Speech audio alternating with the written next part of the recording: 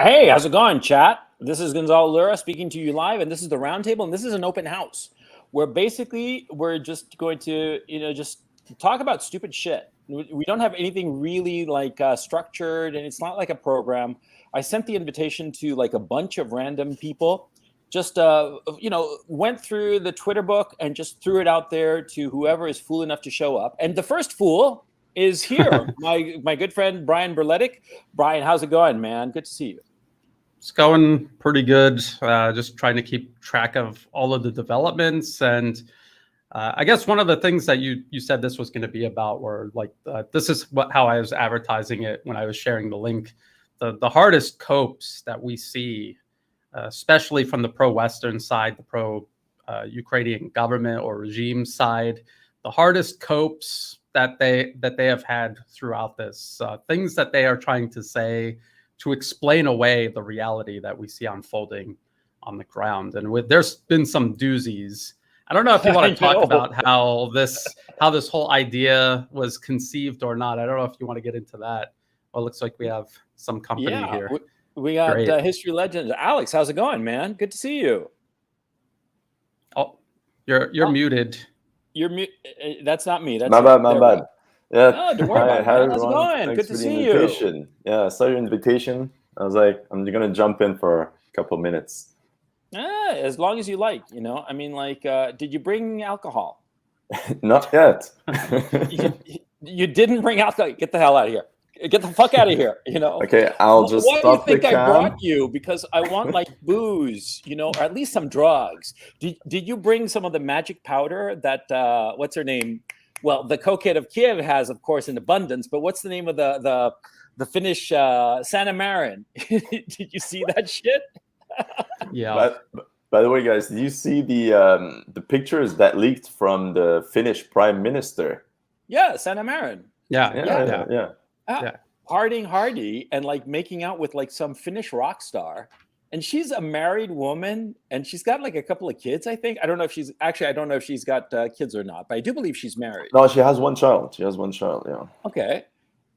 How can I put it? Look, there's an age. We were just talking about this with Brian, that you go through stages in life, and Brian, you look at him now, right? And he seems like this very sober guy, but it turns out he was telling me about like his bad old days before he settled down, that he was just a party animal, and he was hanging out with all the bad people with the loud music, right? And there's an age for all this shit. And what the hell happened, Brian? What do you think of that shit, man? You got to grow out of it. And like for me, when I started my family, it's time to grow up and get serious. You've got major responsibilities, and I'd say if you're the prime minister of an entire country, it's really really time to grow up very quickly, put away your toys, and take all of this seriously, because you literally have people's lives in your hands, like a lot of lives too. I mean, if you have a family, you've got a couple of lives. If you're prime minister, you have millions of lives. So it just goes to show you the mindset that prevails in the West. This wouldn't even be something you'd have to explain to people. Now you kind of have to. Check it out, man. I mean, like, this woman is leading her country off a geopolitical cliff by, basically goading the Russians. Like, I'm going to stick it to you. I'm going to join NATO. And then she's off partying like a fucking, like she's still pretending to be like 22 and in college.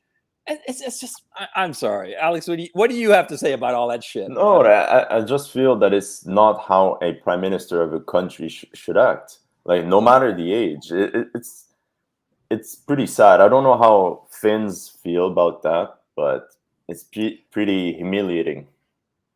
Well, that's, by the way, the name of it is Flower Gang, because it turns out that in the video they were all saying, apparently in Finnish, I didn't catch this myself, this is secondhand, so I could be wrong, but apparently in Finnish they were saying that they're all members of the Flower Gang, and apparently a flower gang is the code word for people who do a lot of cocaine. I'm not kidding. Flour, like baking flour that has a very similar appearance to some other white substance. Ryan, how do you know that? How do you know that? I heard somebody else explain it. Oh, sure. You saw it on a YouTube video. I was Yeah. heavily involved in the underground Finnish cocaine counterculture. Yeah, I look at you and that's what I think, man. A Finnish figure in the Finnish underworld. Yeah, that's exactly. Yeah. Nice So, try. Nice try. Nice yeah, try. but I mean, I think it's just absurd. And it's But embarrassing. Gonzalo, I feel Yeah. so bad for her husband. Like, he's been caught publicly. Do you guys know the symbol? Because in Latin America, this is what we use. They put the horns on. She put the horns on that poor bastard. I feel bad because it probably happens on a daily basis with many people, but you're the prime minister and it's public. I mean, it's not good. It's not good. No, it's like, and what was the thing that she was doing? Right, she was going to take a drug test, or she took it, or she was to take it, or something like that, to prove that she had been doing cocaine. What the hell, man? I mean, it just seems. Where did the grown-ups go? I mean, this is a sincere question, because it seemed to me that up to a certain point we had grown-ups running the show, but all of a sudden, I mean, in my own case, I think it was when Bill Clinton became president. Because that's when everybody started acting like in this bizarre, infantile manner, especially the political leadership started acting like children. What's the reason, you think? I have to be politically correct, of course, but I'm demonetized, man. Go for it. Don't worry. But I feel that in the last 30 years, more and more presidents have to be like celebrities, because a huge part of the population can vote. Like, anyone can vote, actually. So you have to make politics like into a telenovela, a drama show for people to vote. So politicians, think about it, in the 1900s used to be old, fat, whatever, Yeah. And they were not good looking. People didn't even know what they looked like most of the time. They would read their program in the newspapers and that's it. But now they're like actors, celebrities, and surprise, surprise, more and more of them, more and more actors are becoming presidents or leaders, because this is what people want. This is what people vote for. And I think we see this more and more in the West, because this is where people vote. They want that. I think it's kind of also, I mean, me personally, I don't really pay a lot of attention to internal politics in the West, because I think mostly these offices are symbolic in nature. I think a lot of the decisions, the policies, we see them. It's formed in these think tanks, funded by these corporate interests. It goes with lobbyists to the legislation branch, whatever, and then it becomes a bill, because these people were paid to just sign it. Most of the time, they don't even read it. Yeah. And the executive office, they're just signing off on this also. You see people come into office promising all of these things when they're campaigning. They never make good on any of it. They end up usually doing the exact opposite. And when you really think about it, they're not really the ones day to day making the decisions. They should be, but it doesn't really seem like they are. And if they are, they're just going along with kind of an oligarchy of decision makers that elected, unelected, who are making these decisions. That's at least how I see it. So I completely agree. Yeah, and they have to appeal to ordinary people and put on this drama to keep people's attention, keep them invested, keep them fighting over who's in office, who should have been in office. And that distracts people from seeing the real problems and the real solutions. But Brian, for example, I don't know how it is everywhere in the world, but here in Canada, a lot of people, especially women, older women, they vote for somebody who's good looking. Sometimes it's just, I vote for him because he's old, good looking. A lot of old women voted for Trudeau in Canada because he's so handsome. All right. Well, this is a beauty contest, a beauty pageant at this point. So how do you put the hands of a country into just the most handsome person? This is ridiculous. Yeah, I'd be dictator of the world, I mean, what the hell? But, and seriously, I think there's a big problem also that's a little apart from the fact that I completely agree, Alex, that it's like a beauty pageant, right? But there's also the issue that the leadership class is so disconnected from the ordinary people. They don't give a shit about the ordinary man. I mean, to them, it's like a foreign people.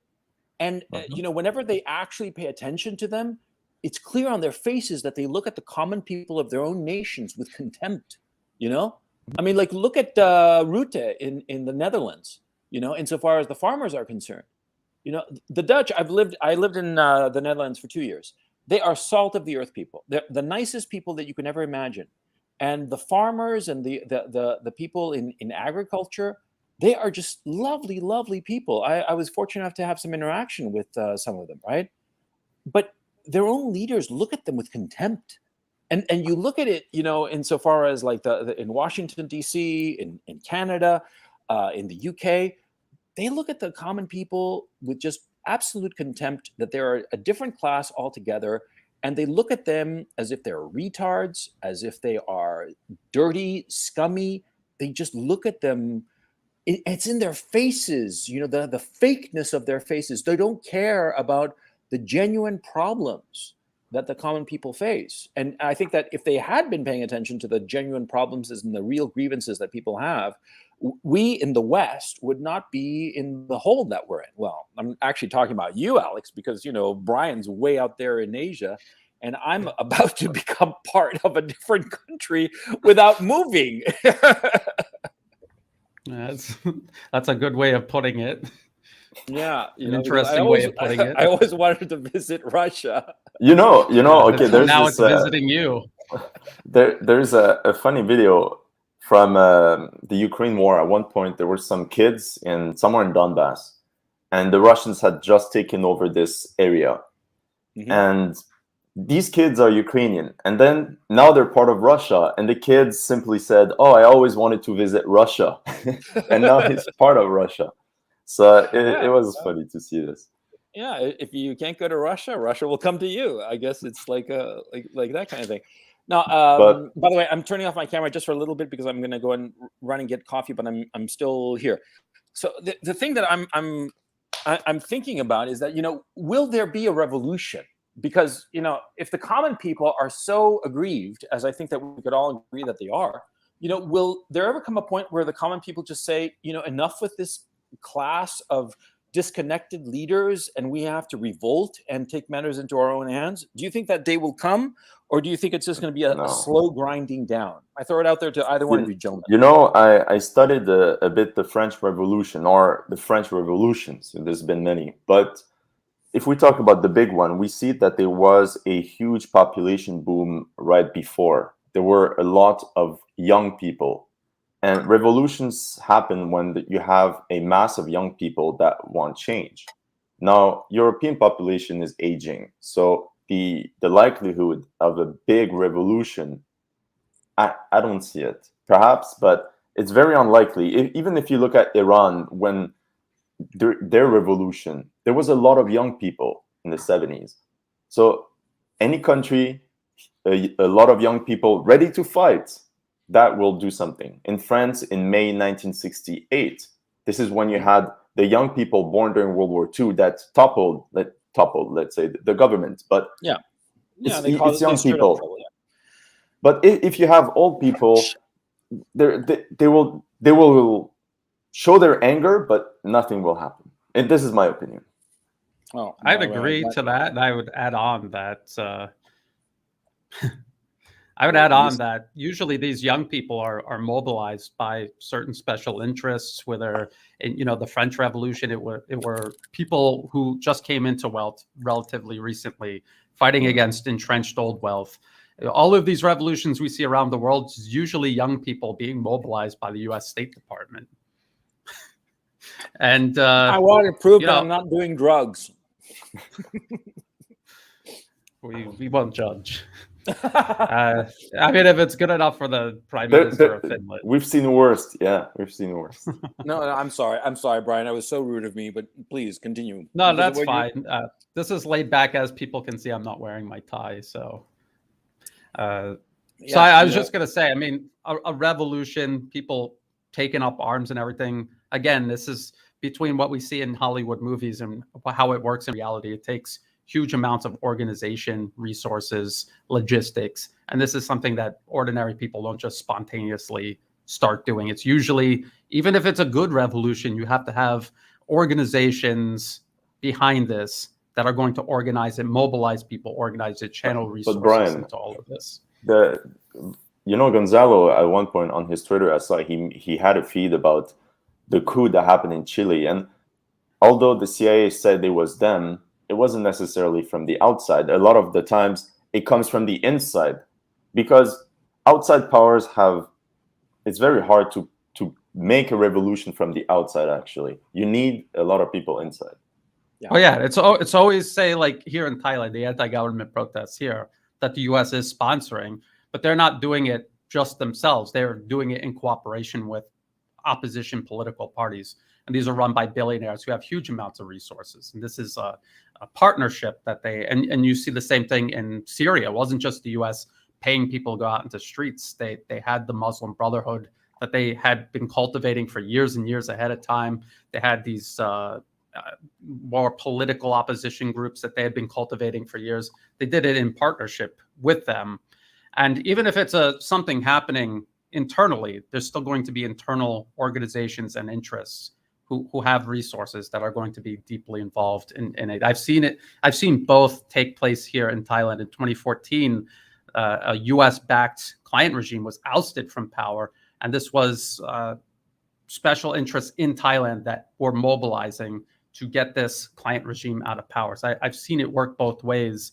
And you're right, that the U.S. cannot just do it from the outside in. They have to have partners with significant standing and resources inside to work with that will help it, the chances of success at least.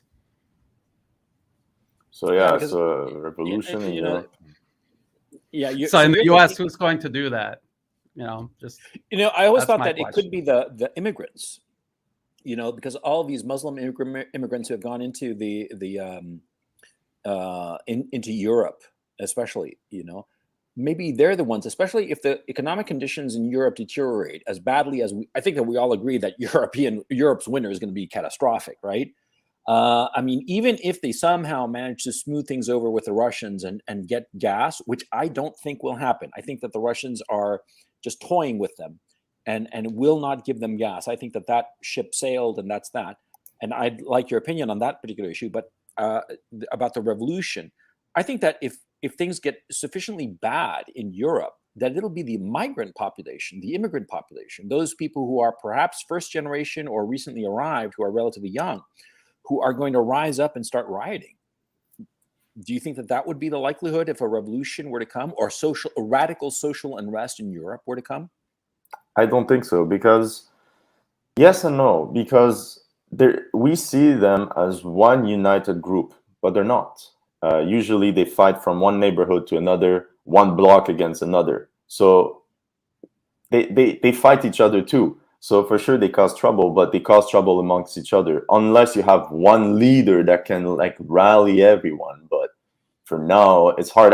I see more some sort of, I call it a puree, just melting down, marshmallow, because we always think about huge events like Hollywood, they're going to topple, they're going to take the government and all this. But it might just be like Brazil, a favelas, just insecurity everywhere and small groups attacking you for your watch and small stuff like that. It's just going to be rampant crime, but no huge organization. You have a lot of drug lords, cartels fighting each other already. The day there's only one leader, it's gone too far already. So you're Brian, you're nodding along. Yeah, I agree with that. I think you'll have a lot of social unrest.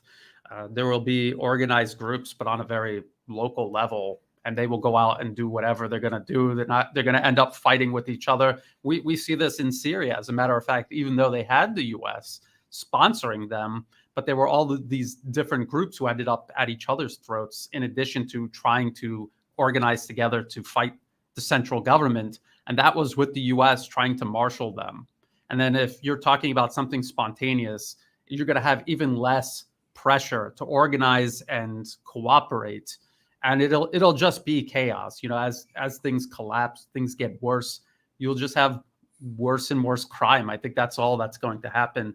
It'll take special interests, maybe like newer companies that are, starting up.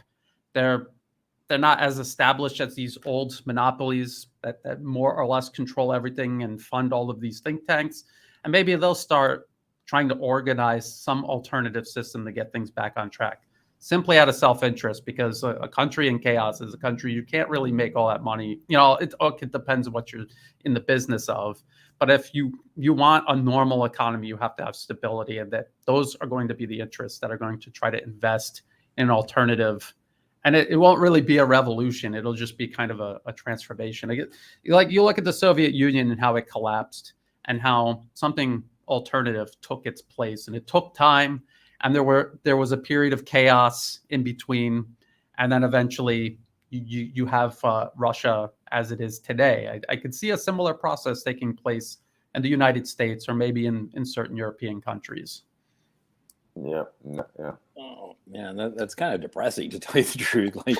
Because it would be more cool if it was just like a revolution and civil war, like across Europe and America. That would be a lot more cool than just just a marshmallowing, a melting marshmallow kind of thing. Yeah, that's sad. What Alex was saying.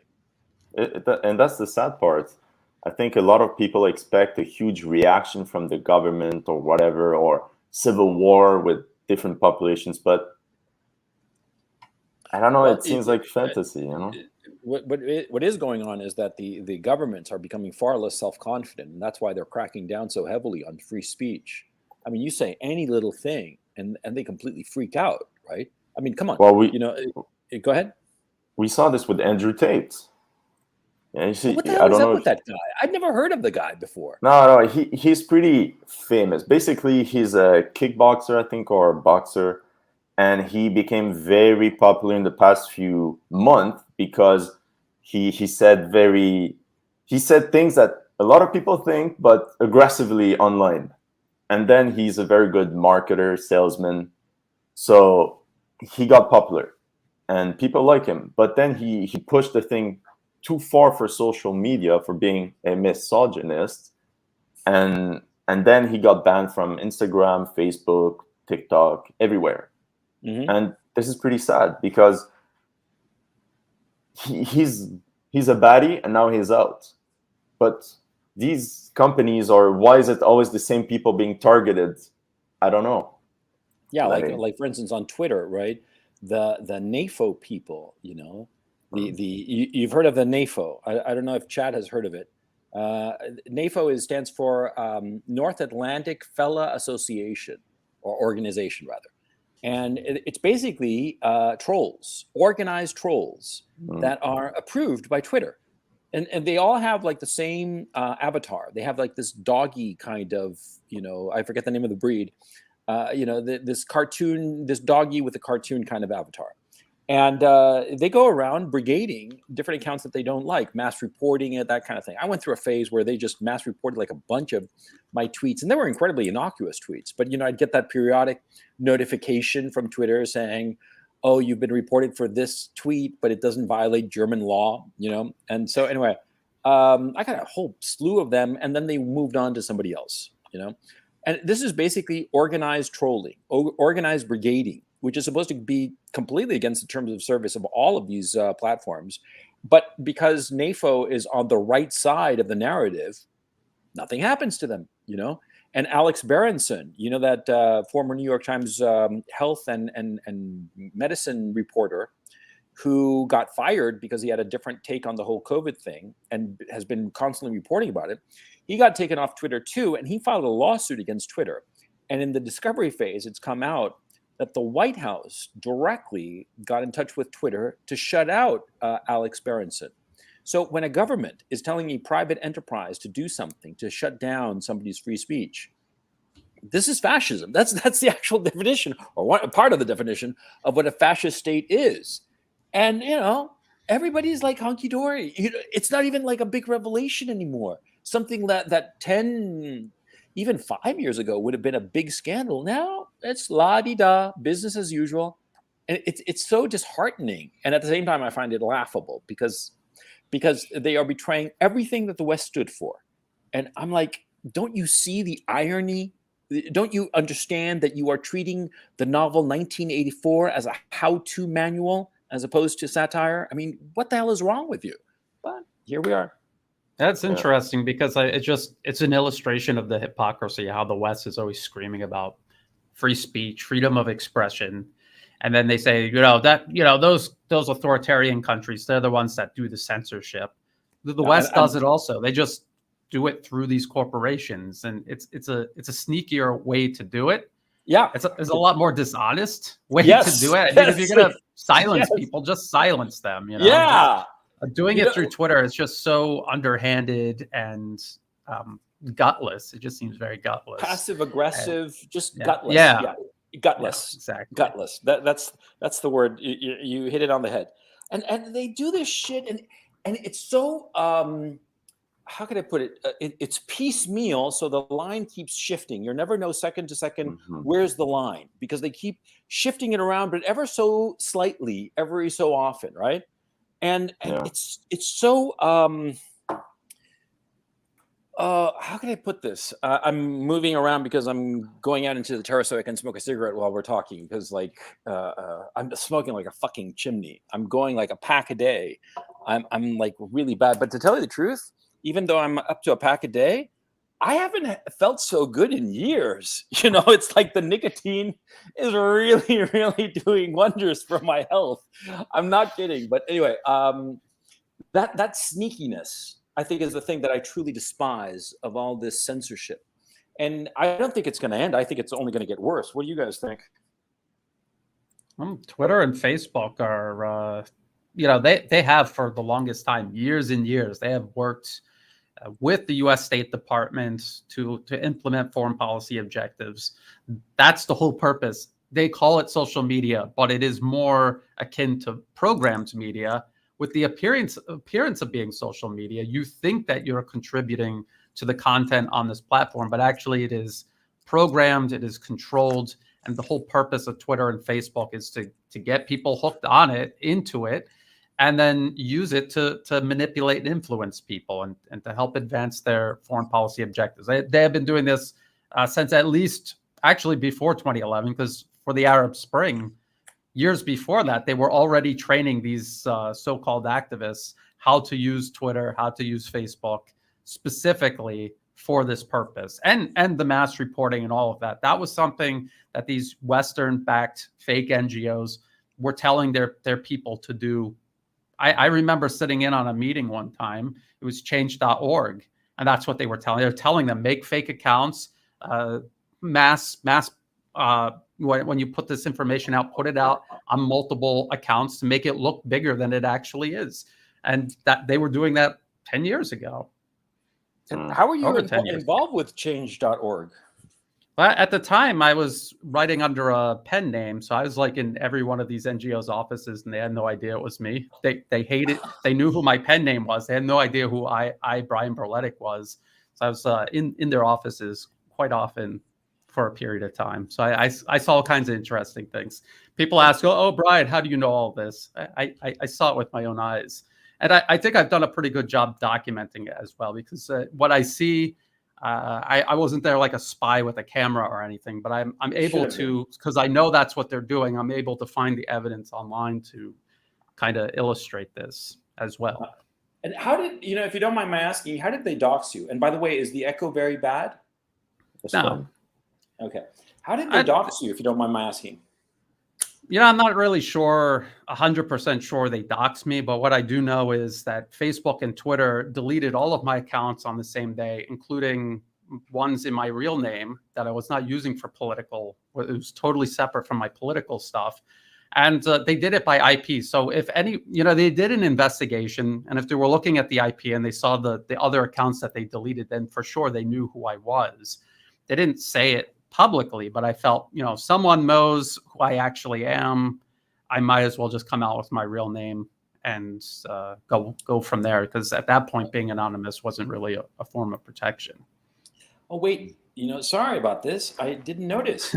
I had got a lot of people coming in. Yes. Wow. Yeah. The great Alexander Mercouris and the lovely Hello, Gonzalo. Very good to see you all. Hello, Alex. Gonzalo, Hello, I'm afraid to today I won't be able to stay for very long.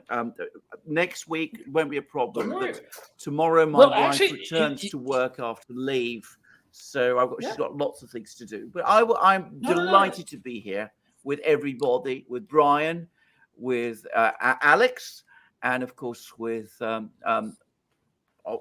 yourself and Mike. with Gary, Mike, that's right. Yes, my eyes are never very good, so there we go. No, don't worry about it. Mine aren't either. It's so good to see you. And by the way, I had no intention of doing this as a weekly thing. It was just a spur of the moment thing. I was talking to Brian, and he suggested this, and here we are. And so it's great to see you. And Mike, it's a pleasure, man. But it's great to see you, see all of you. And I always go very well, I have to say. I mean, I'm sure you're all up to date with the news. I mean, we've had tragedy because murders and deaths going on all at the same time, but we've also got a Kherson counteroffensive, which is going in reverse, it seems. Instead of advancing, Ukraine appears to be retreating, which seems quite remarkable. After all we've been hearing for weeks after week, month after month. Can I just say, Brian, on this, like on everything else, all these weapon systems that you analyze so brilliantly. I mean, you've been way ahead of the curve, brilliantly so. Alexander, I told you, don't feed his ego. Look at the size of his head already. I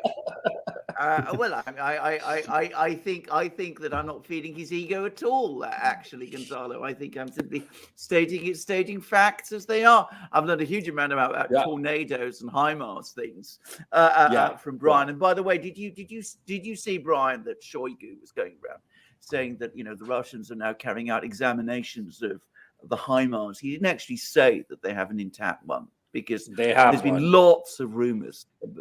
But anyway, there's been hints at this. I don't think you can talk about corroboration so far. But clearly, I mean, they've learned quite a lot, even if it's presumably only from the things being fired at them. They've probably learned an awful lot about them by now.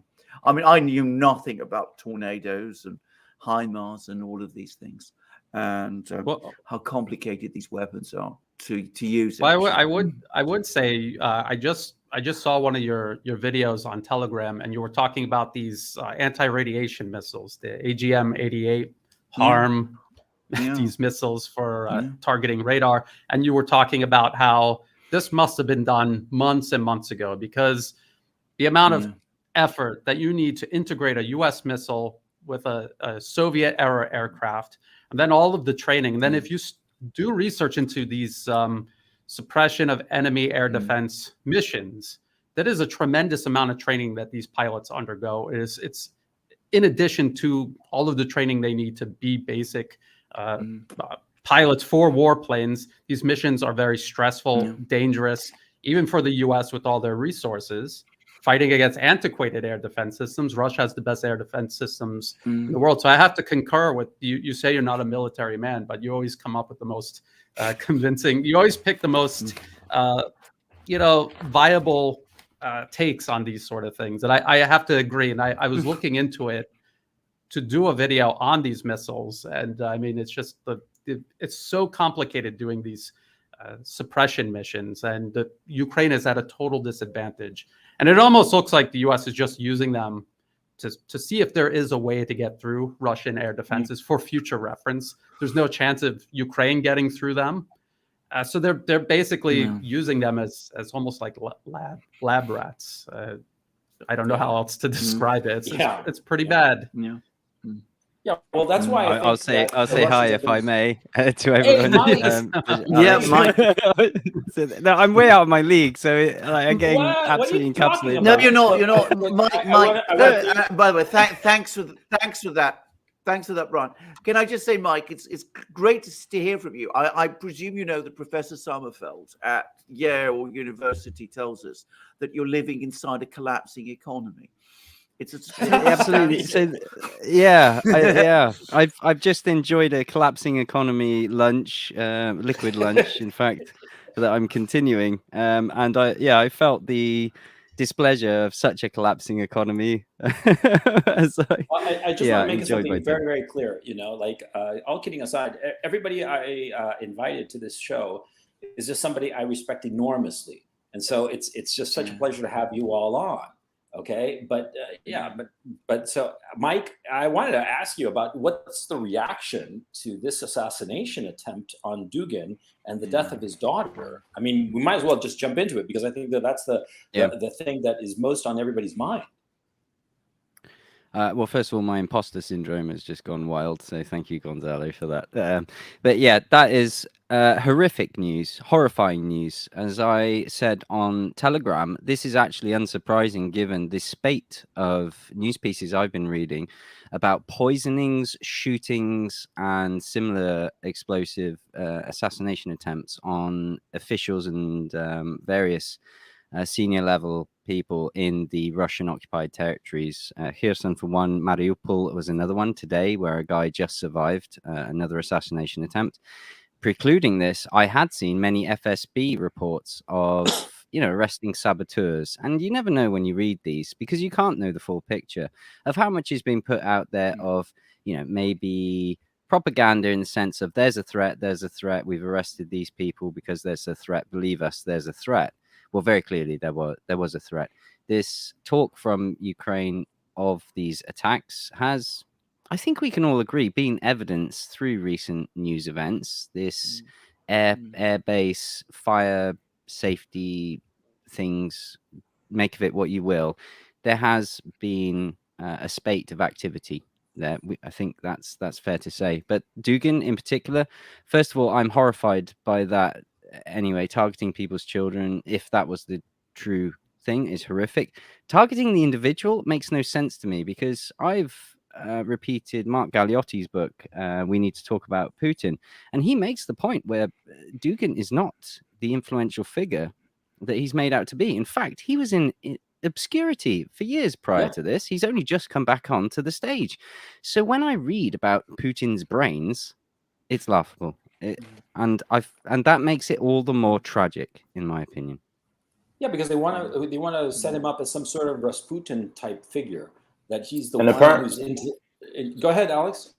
And apparently they tried to target him, but he changed cars, and his daughter took his car instead, and that's how it happened. Apparently.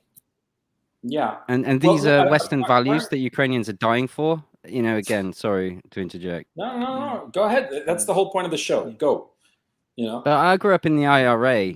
Lord Mountbatten, make of him what you will, died in similar circumstances. I've grown up through this. It's horrific. It's disgusting. So if the Ukraine wants to take responsibility for this, by all means, please do. But it really shows the darkness of the character. It's not a victory. I mean, what? Yeah, I mean, Go just to say, in fairness, Ukraine so far has denied that it's been involved. Now, of course, we don't yet know the whole story, but of course, I will say something else. I mean, Dugin has been identified on these awful sites that you see, which have been saying all sorts of terrible things about people. And, I do wonder whether that may have a connection. But, it is important to say at the moment, I maybe this is the ex-lawyer's part in me, that this is still only, speculation on our part that it was. But it is a terrible it's a reasonable inference. It is awful what's it's happened. A reasonable inference. It's a reasonable inference. It is a reasonable inference. But I also want to say something else quickly, that, of course, if this is the start of some sort of campaign connected to the war, and everything makes us suspect that it must be, I have lived through Moscow. I've been through Moscow during a very similar time, during the Chechen wars, when the Chechens were planting bombs in Moscow and doing all sorts of things like that. And I'm going to tell you something. And of course, I've also lived through IRA campaigns in London in the 70s. And I'm going to say this. Not only do those sort of things never succeed, in both cities, they lead to a stiffening. And in Moscow, even more so, much more so than in London. This is the kind of society, Russian society, tends to consolidating these things. And I remember I was in Moscow when I think it was 2 metro stations were attacked with bombs. And I remember being staggered that they were back in operation later the same day. Now, when we had a bomb attack in a metro station in London a couple of years, about 10, 20, during the, about 10, 15 years ago, I mean, it took weeks before that metro station was reopened. In Russia, there's a kind of determination, a willpower to just get through these things. And these sort of attacks tend to feed it.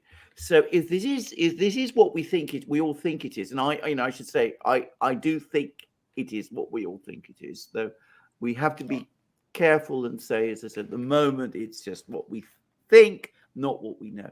But if it is what we think it is, whoever is doing it, whoever is the mastermind behind it, is making a catastrophic mistake. They are completely misjudging the mood of the society that they're up against. I would say it's as counterproductive as the Blitz, the idea behind the Blitz. Yeah, and actually that. Oh, sorry. I was just going to say that was the point that I was going to make. and then Alexander made the point, and I want to add to that, kind of what you were just saying at the end there. They're doing the exact opposite. They are going to galvanize everyone against them. We saw the same thing happen in Syria. They tried to use terror to intimidate the Syrian people. All it did was galvanize them. It hastened the end of the main part of that conflict. And then people will say, well, how could they be so stupid? But just ask yourself, who would lend themselves to be proxies for the United States in yet another geopolitical adventure? And you've seen how all of the others have started, were conducted, and ended. Who's the type of person that would sign up for that? The same type of people who would think this type of campaign of terror would work. Go ahead, Alex. Sorry. Yeah, and also, sometimes I look at YouTubers that are more on the liberal side in Russia, and they feel that, how can I say, exactly like you guys said, they're galvanized, even though they don't support the war in Ukraine. They're actually against Putin. They're against it. They don't like to see on Reddit how people mock the death of Russian soldiers. So they feel attacked when people literally mock. There's even YouTube videos of people mocking the death of these Russian soldiers, these poor guys, and they're mocking them. And the Russians see this, even the liberals, they're like, this is weird. They feel something inside them. They don't like it. And now with these attacks, it's even more into their heart. So like exactly like you guys said, it's going to galvanize a lot of people who were unsure. A lot of people were in the middle. Yeah, I want to follow up on what you just said, Alex. 2 issues. Number one, on Twitter, there are a whole bunch of people who are happy about the death of this poor young woman. And they're celebrating it with all kinds of memes and all kinds of bullshit. Some of these accounts have been banned because it's just egregious, right? But it'll feed back to Russia and galvanize them more, as you say. And the second point I want to make is, you see, these kinds of attacks, pinprick attacks, shelling of the Zaporozhye nuclear power station, this assassination, all of this, they are the lashing out of a group that knows that it's over, that they are losing, and that there is no way for them to survive the situation. And so they're lashing out with the last of their energy. I mean, they say that, what was it? A dying horse kicks hardest near the end, or something like that. I'm butchering the aphorism. But that's basically what's going on. I mean, would you agree? Because once the Donbass the battle of the Donbass is over, which seems to be imminent, that's it. Or am I wrong? I talked, because of my videos, a lot of interesting people message me in private. So I'm not going to disclose any one of them. But one of them, he said that exactly that. Ukraine at the moment sees that they have trouble defending the ground and they can't launch a counterattack. So they resort to terrorist attacks. In Zaporozhye, he said basically, and he's on TV in Canada, but he said that they want to make a big mess in Zaporozhye to provoke the world to intervene, because Europe, the thing that's going on is that Europe and the United States are giving them less and less ammunition.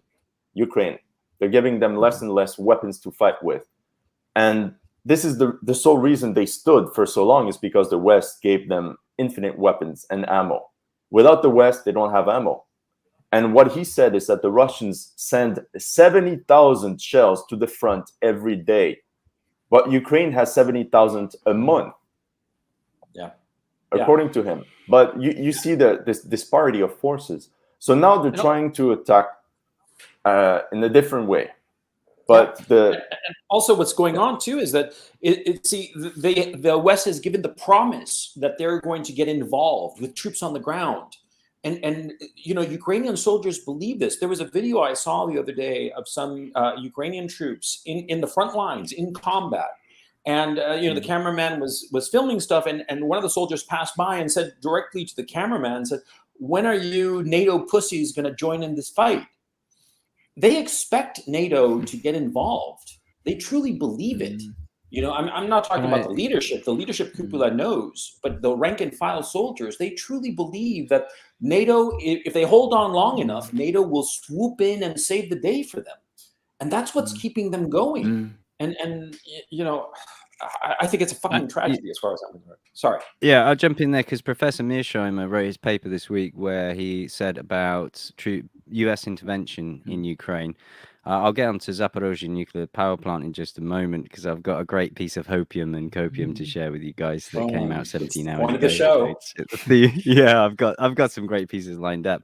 But Professor Mearsheimer mentioned about U.S. intervention may take place if a red line was crossed. And when I reported that, I had that sinking feeling in my stomach. The Zaporozhye nuclear power plant was maybe that red line.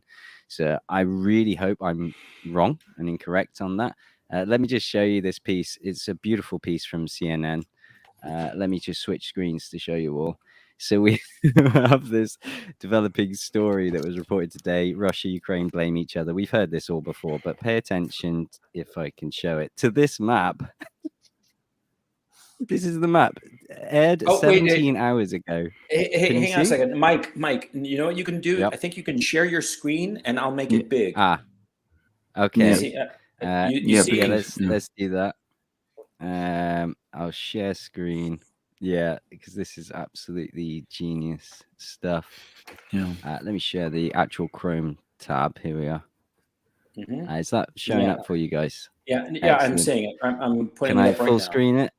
Does that help? Yeah. Go ahead. There it is. It's right there. So can you guys make out this yellow section? Aired 17 hours ago. So you mean to tell me after 6 months, the Zaporozhye nuclear power plant is sitting in the middle of Ukrainian territory very clearly, because we can see, as per CNN's indications, nowhere near Kharkiv, I'll stress. So you mean to tell me Vladimir Zelensky is appealing for Russia to hand back a Zaporozhye nuclear power plant that is very squarely, according to CNN, in his control? So how is Russia controlling this? You see where you get my point. Yeah. 17 hours ago, people saw this on CNN. I would ask, like, how come nobody noticed that? But I saw someone from a prominent Western newspaper asking the Pentagon, are you sending any 155 millimeter Excalibur GPS guided rounds to go with the 105 millimeter howitzers? It's like that doesn't fit. It's common sense. You don't even have to be even vaguely familiar with military matters to know that those are the type of people who look at a map like that and maybe miss it. Or are you suggesting it's intentional? Because maybe.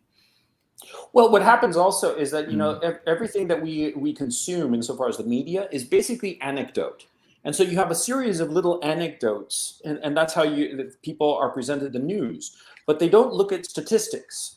And when you're talking about an industrial war like this, it's really an issue of statistics, of gross numbers, because we're talking about a front line of 1,200 kilometers, as I recall. I think it's 1,200 kilometers. I could be wrong on the specifics of that, but it's over 1,000 kilometers. And so it's industrial warfare. It's statistics. It's not, sending 1 or 2 or even 20 HIMARS. How many, Brian? How many HIMARS would they realistically need?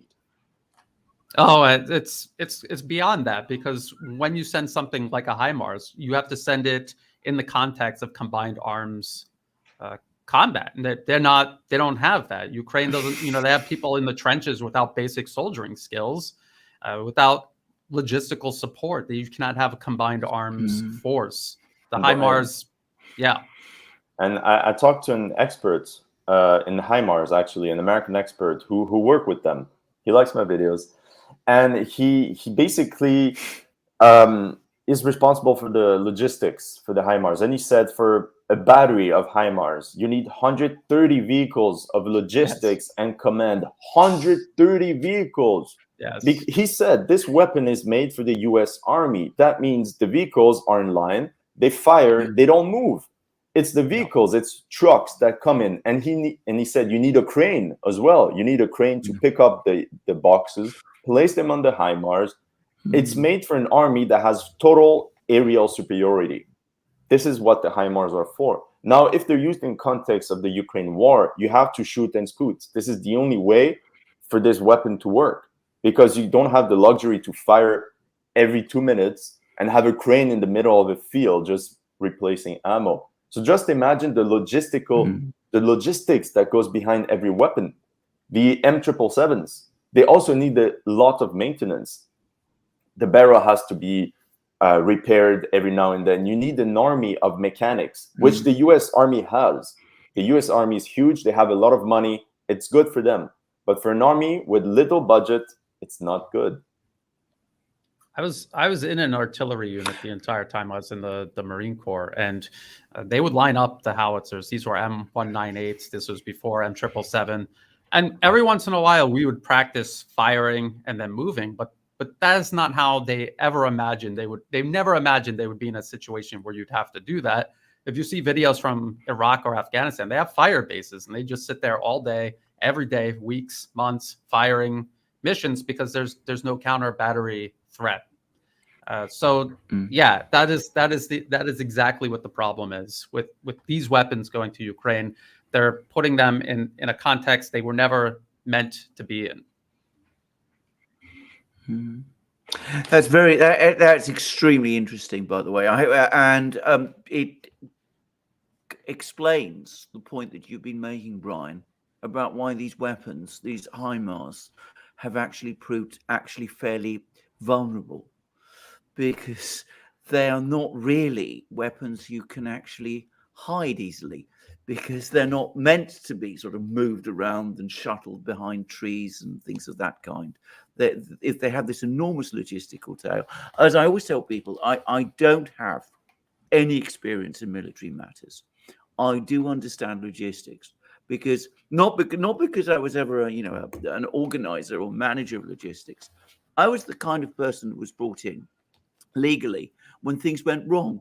That was what I did. I mean, I was, but you learned an awful lot about how things can go wrong in a logistic sense. If you have to have 130 vehicles to support one, then that is an enormous logistics tail.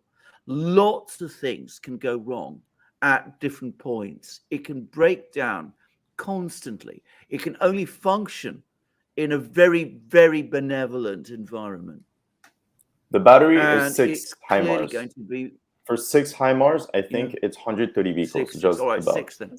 6 or 9, okay, but okay, it's okay. still the same point. It's still the same point. It's a huge amount of support required. Yeah, it's a huge. Exactly. I mean, the logistics tail is enormous, and of course, if you don't have a air defense system, Yeah.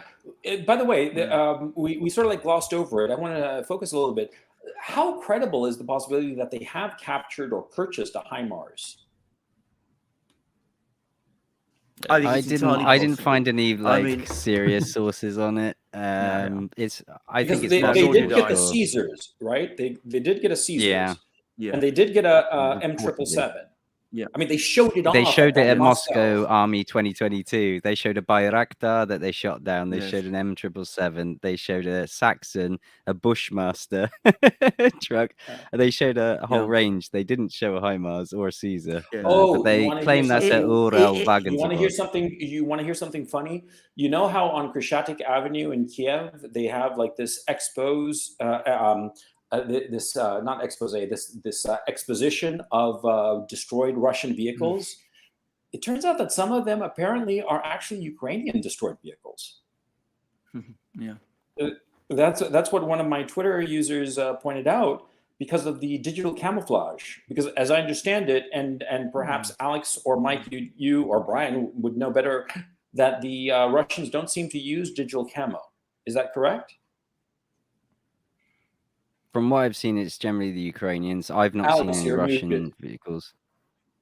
Oh no, I know. I just you already made a video a long time about it with James Vasquez. So No. But they brought it to Khreshchatyk. You know, the main but avenue. The camo is Ukrainian. The camo is Ukraine. Yeah. So it's known.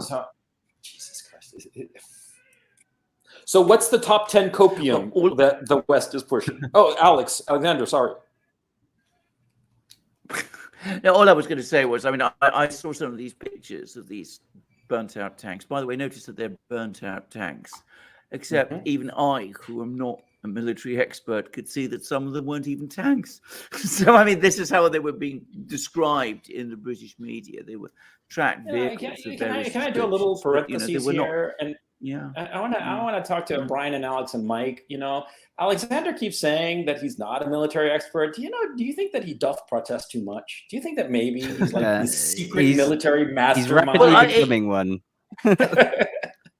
I'm sorry, Alexander. I'm just totally teasing you. Can I? You are. Can I just say? I mean, you know, I have learned a huge amount about war. Oh yeah, from this from this conflict. I mean, compared to what I knew or thought I knew 6 months ago, I mean, I've completely changed my whole understanding of how war is conducted. In some ways, and I mean, only in some ways, it is much closer to being, a kind of logistical industrial enterprise than I'd ever imagined. At least this war is. Maybe other wars are different. But the other thing is, everyone gets pictures of, ground fighting, and again, that is so different from what I imagine ground fighting to actually be like. And probably Brian, Alex, those of you who've had experience in war would have known that already. But Hollywood has a huge amount to answer for. Even those of us who are skeptics about it. Something to interesting. To an extent we never imagined our views are formed by it.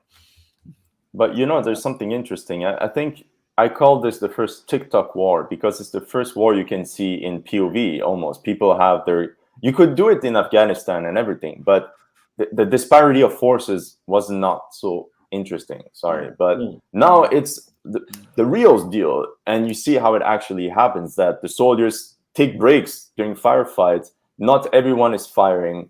And it's just interesting to see it almost live.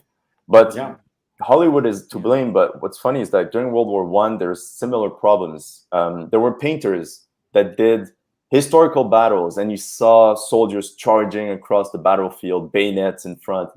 And young guys in 1914 thought that this is how war was fought. And once they opened the field, they got obliterated by artillery they couldn't even see.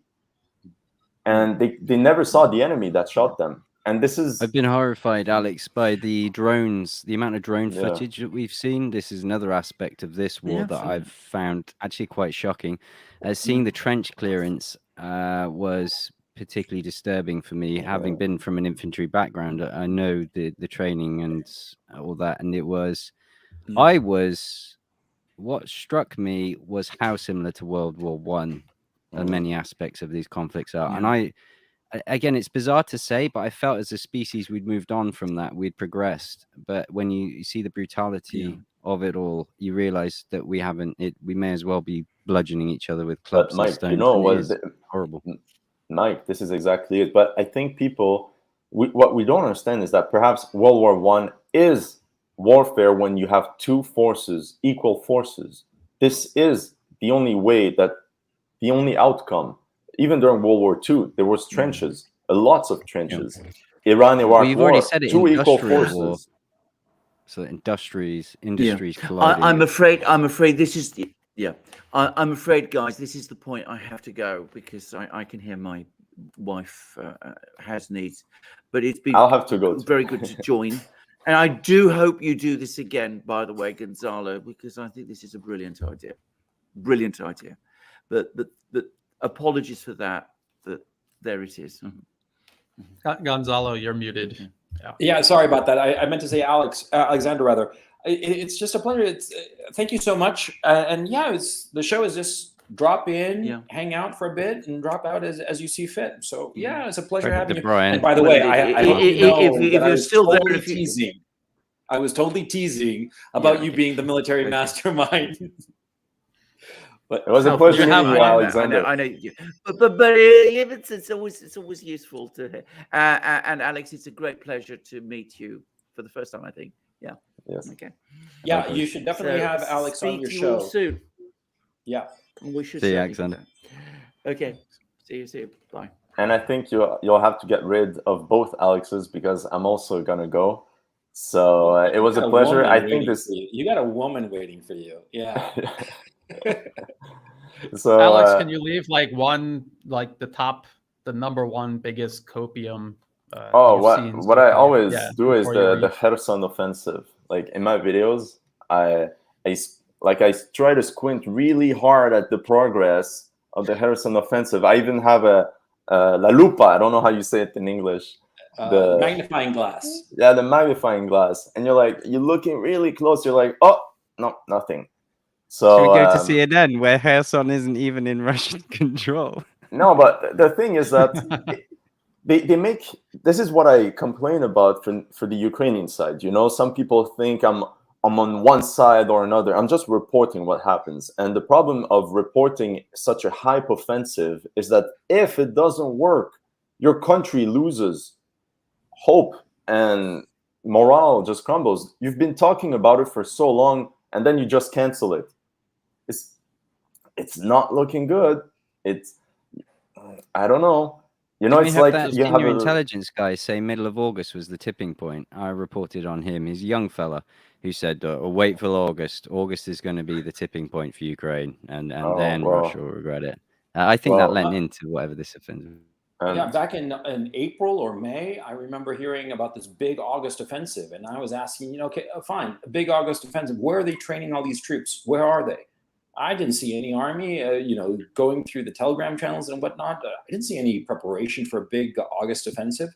And August is, we're basically a week away from the end of August, and that's that. It's all bullshit. It's all smoke and mirrors. But now, how do Ukrainian soldiers, the population, feel about it? That, it just didn't happen. And that's the problem of this hype PR war, is that you put a lot of hope, and people, I've read blogs or stuff like that people in Ukraine start to realize that perhaps they've been misled. Perhaps the war is not going as well as they've been told. And my empathy is, what do you do in that situation? As a Ukrainian, well, the problem is, I understand a lot of Ukrainians why they would hate or fight Russia. There's a history, like in every relationship, a lot of Ukrainians are pissed at Russia. I understand. The problem is the way their leaders led this war, or how it was done. It's not good. They made mistakes. They made mistakes, and that's the thing we forget about war, is that mistakes are costly. I wanted to make a video about it, about what happened, why suddenly they were winning and then they're not winning anymore. What happened? So my theory is that the Ukrainians are very good at guerrilla warfare, like small war, because they have a lot of little groups that don't need central command. They see a Russian come, they attack, and they go away. The Russians can't use their artillery against such attacks. So it was very hard for them. And they were in Ukrainian territory. So any civilian call, say, oh, I see a Russian tank. And then you have a crew attacking them. Everything changed when they started going to Donbass. The population was not with the Ukrainians anymore. It's the Ukrainians that were snitched. The population would say, oh, we see Ukrainian troops here, and they would bomb. And the static front line would just make it excellent for Russian artillery to just bomb the place. You don't need fancy coordinates. You fire at the same place every day. It's very simple. You need no training. Like the guy just takes a shell, shoves it in, and that's it. And I think that was the turning point. When the front stagnated and everybody mocked the Russians, I was like, there's something. And now we see it. The Russians have a lot of artillery shell. They fire. Ukrainians can do. Also, what seems to have happened is that so many people misinterpreted the fact that the front lines seemed to be stagnant. And they weren't. I mean, we've all followed the military summary channel where, every day, just a little bit more, that they're chewing through all these fortifications, right? But from the point of view of the average viewer, it seemed, oh yeah, they're just, holding on. So eventually the tide will turn. And I think that the Western leadership and the Kiev regime, they all sold the public, both in Ukraine and in the West, that, yeah, the Ukrainians are holding on and then they're going to push back. But they were fundamentally mischaracterizing the situation in a way that gave everybody a false sense of security, a false hope as to how this would end. And I think that the psychological blow of the realization of what has actually happened is going to be catastrophic for the Ukraine nation. Because the people here, they truly believe that the Russians are going to be pushed out, that the Zelensky regime forces are going to go all the way to Crimea and all the way to Sevastopol and just take it all back. And that's just not going to happen. I mean, does anybody believe that such a thing could happen, realistically? But they believe it because they've been sold that.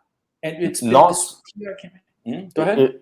It cannot happen with the current Ukrainian army. Now, if NATO intervenes in all this, I don't know, honestly, but we're in another in a shit fest. But that's my concern. Is after, like, we're laughing about hopium and copium, but okay, so we're high on hopium, and I've got even more examples of this hopium and copium. But what about the morning after? Once the cancelled offensive. What about the ramifications? We're already seeing splits. We're seeing these high-profile dismissals of this paranoia that it appears to me from Zelensky. As the cards start crumbling, how long is it before the people then? I don't know what they do. Again, wake up.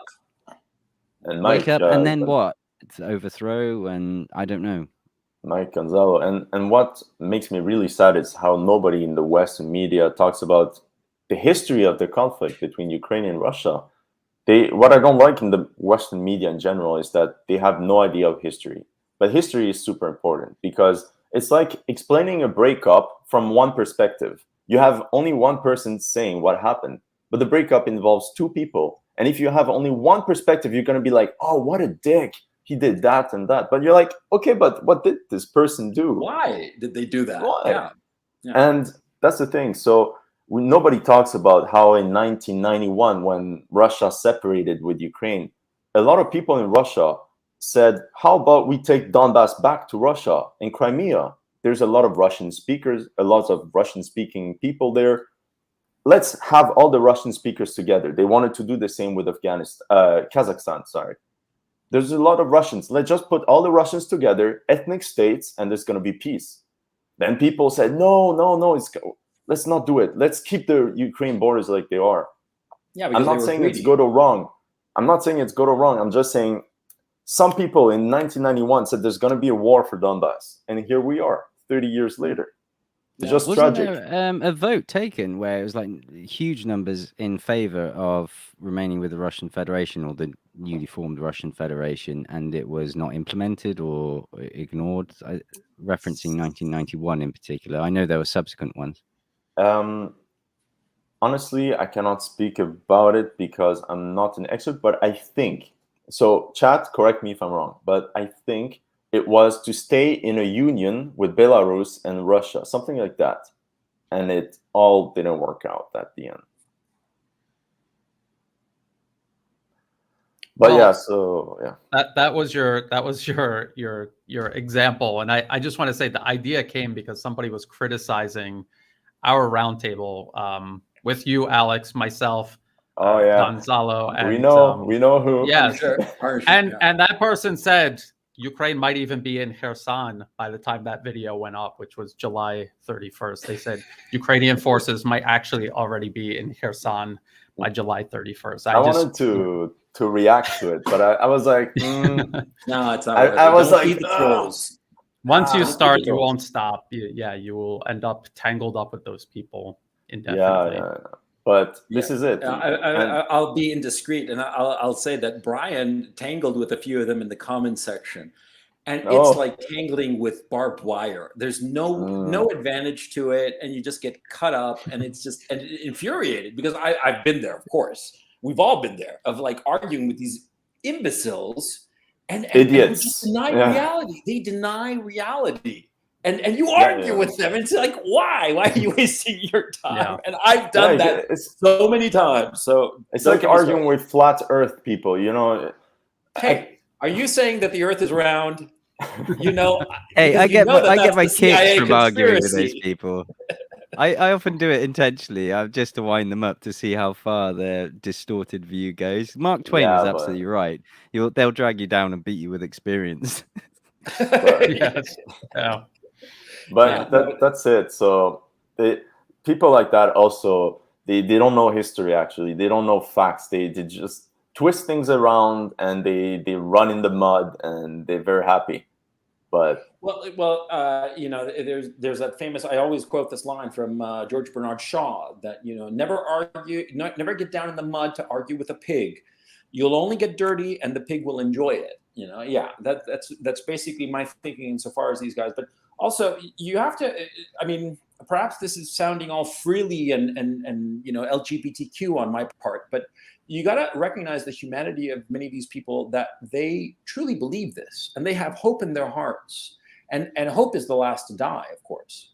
And hope can be a very dangerous thing, because if you hope for some outcome and you're totally convinced that this can be achieved, no matter how unrealistic, you know, you will argue until your dying breath, and then when the realization finally hits you, it's going to be a collapse of your morale.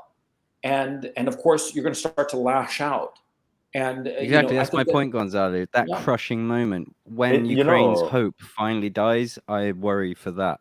It's like, you know, imagine a World Cup final, and it's the other side has one goal, and you're approaching that 90-minute mark, and you're still hopeful, right? But then you have the extra time, and you see the time running low, and because I compare it to football, because this war is clearly, people act as if it's a football game. You have one team and you have the other, and you have hooligans on both sides just yelling at each other. People are dying, guys. But the hope is that the time you see people see that, oh, it's slowly coming to an end. And, you know, the stadium is going silent. Yeah. You know, we've all had that feeling, you know, when you're like, oh, it's not going as well. I hate to make it like serious, but, you know, think of the parents of some of these soldiers who are dead. You know, they carry this hope in their heart that the suffering that they have experienced, the loss of their child, will not have been for nothing. And I think that's the thing that will be worst of all. It kills the spirit to realize all of a sudden that this supreme sacrifice that has befallen you was for nothing. And I think that it truly breaks my heart. I mean, we laugh at the copium and all that, but we have to think too, and I don't want to be a downer about it, but you have to recognize how horrible this will be for the Ukraine nation and all those people who've lost their sons, their husbands, their fathers. You know, it's going to be catastrophic. And I think that it will kill the Ukraine nation, the spirit of it, because every nation has a spirit, a collective spirit, you know, I don't want to sound like all absolutely. like Buddhist and shit, but you know what I'm talking about, right? And I don't Yeah, think that the Ukrainian nation will recover from this. I mean, Brian, what do you think of that? Well, it's a good point, but maybe if this snaps Ukraine out of this psychosis that they've been locked into with the coaxing of NATO, the US and NATO, if this snaps them out of it finally, then maybe they didn't die in vain. Maybe that there is a point to all of this. You just have to hope about that. But we're just talking about hope. It's the first step on the road to disappointment, and it would be a shame if all of these people died for nothing. We can see it, at least on Russia's side. I was just revisiting that Rand Corporation document extending Russia. I mean, this was the whole plan, was to push Russia's buttons. This wasn't Russia picking a war. They just deliberately left Russia no choice whatsoever. And what's interesting, because someone in the comment section of one of my videos said about the risks, we all looked at Rand Corporation talking about the benefits of this strategy. It seems like nobody looked at the risk, because the risk was what is exactly happening right now. Russia taking the risk, escalating, going into Ukraine, taking territory, hollowing out Ukraine. They didn't have a plan for that. They didn't know what to do if that happened, and now it's happening. So at least from Russia's point of view, this is something that they have to do. The people on their side are not going to die in vain.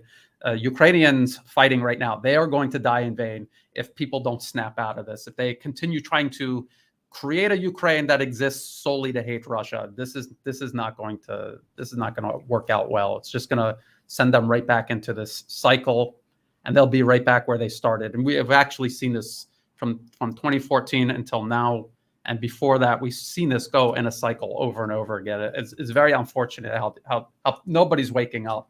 And I said, people say, who are these people in Kiev making these decisions? How come they can't see this? So if you're the type of person that will lend yourself to NATO, you're the kind of person that's not going to see this. They cultivate people specifically who are blinded by their ego, by their thirst for power.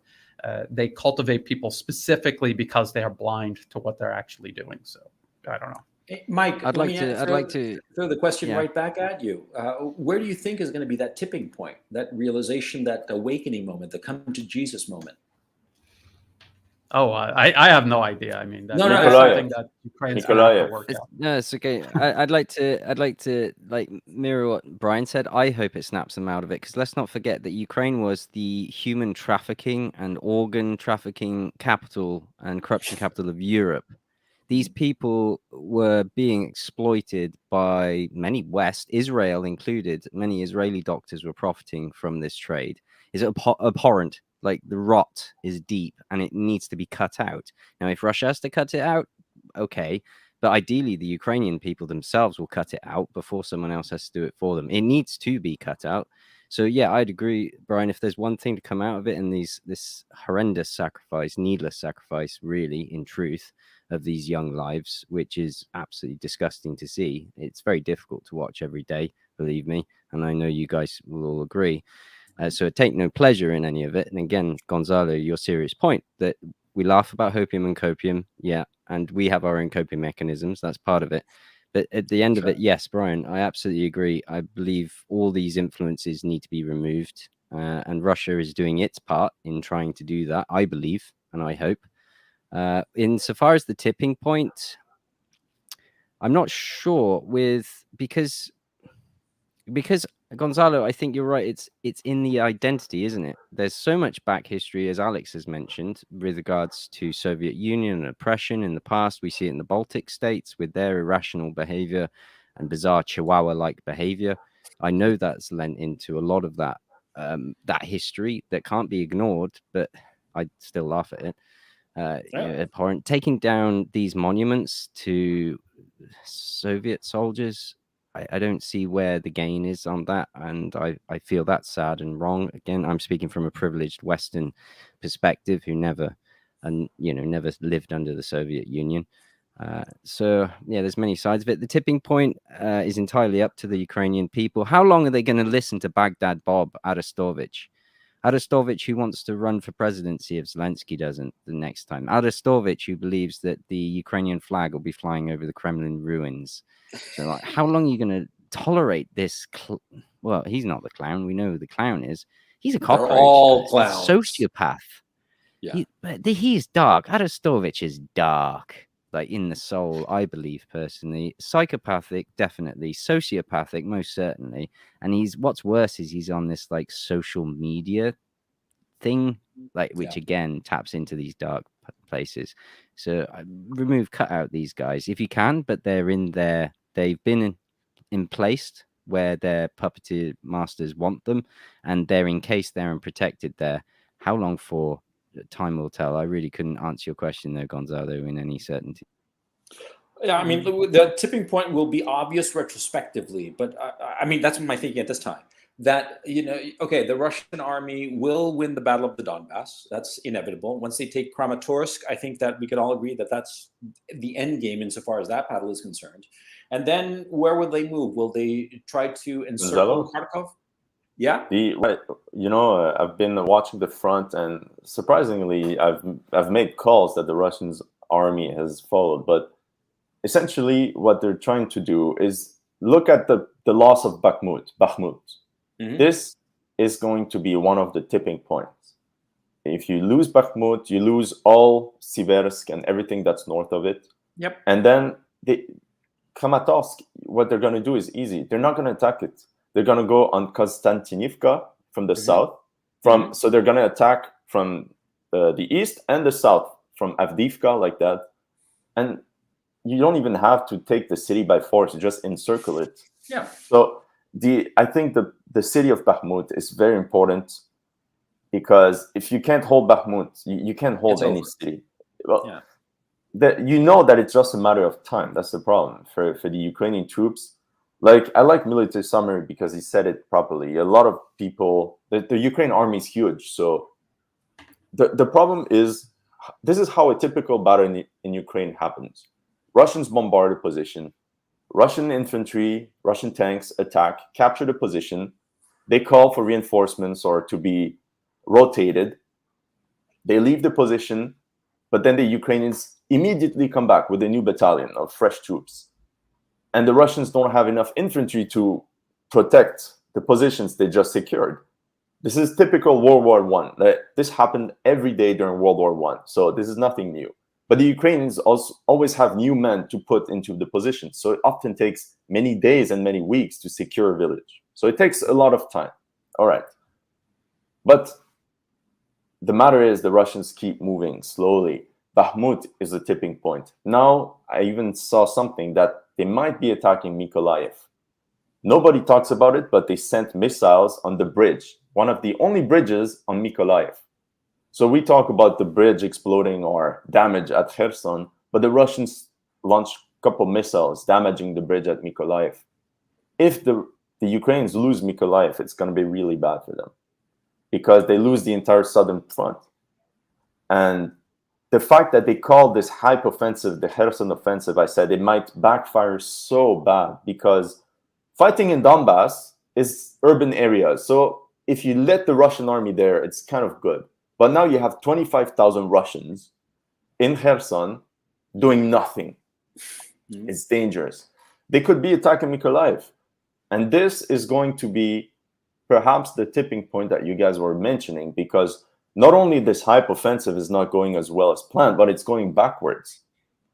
And then a lot of Ukrainians might be, all right, let's stop this before we lose more. This could be it. With that being said, I have to go. Yeah, go. Sure, Alex. Yeah, you got rid of one Alexander. Now it's the second one. I hope many more people come to your show. This is an excellent idea. I think just people come in and come when they go. Brilliant idea, Gonzalo. Brian, I think it was your idea. So thank you for this idea. It was wonderful. And as always, it's a pleasure to talk to you guys. I think it's the first time I met Mike. So nice to meet you, Mike. Pleasure, Alex. See you sometime else. Oh, and Alex, you've got Alexander Mercouris and Alex Christophorou's email, because it was in that chain that I sent the invites to. Get in touch with them, because I know that they want to have you on the Duran. Yeah. Okay. I'll Yeah. message them. Highly recommend So it. definitely, yeah. Everybody has a good time on that show. So take it easy, All man. right. Good seeing you. Thanks. All right. Have fun. Bye. Take care. No, like my thinking is there's going to be this moment where everybody breaks. You know, when there's that moment, like when you're in a gambler or something that, or playing some sport or whatever it is, that your will breaks. That, you know, you're trying and you're hanging in there, but then there's that moment of capitulation, and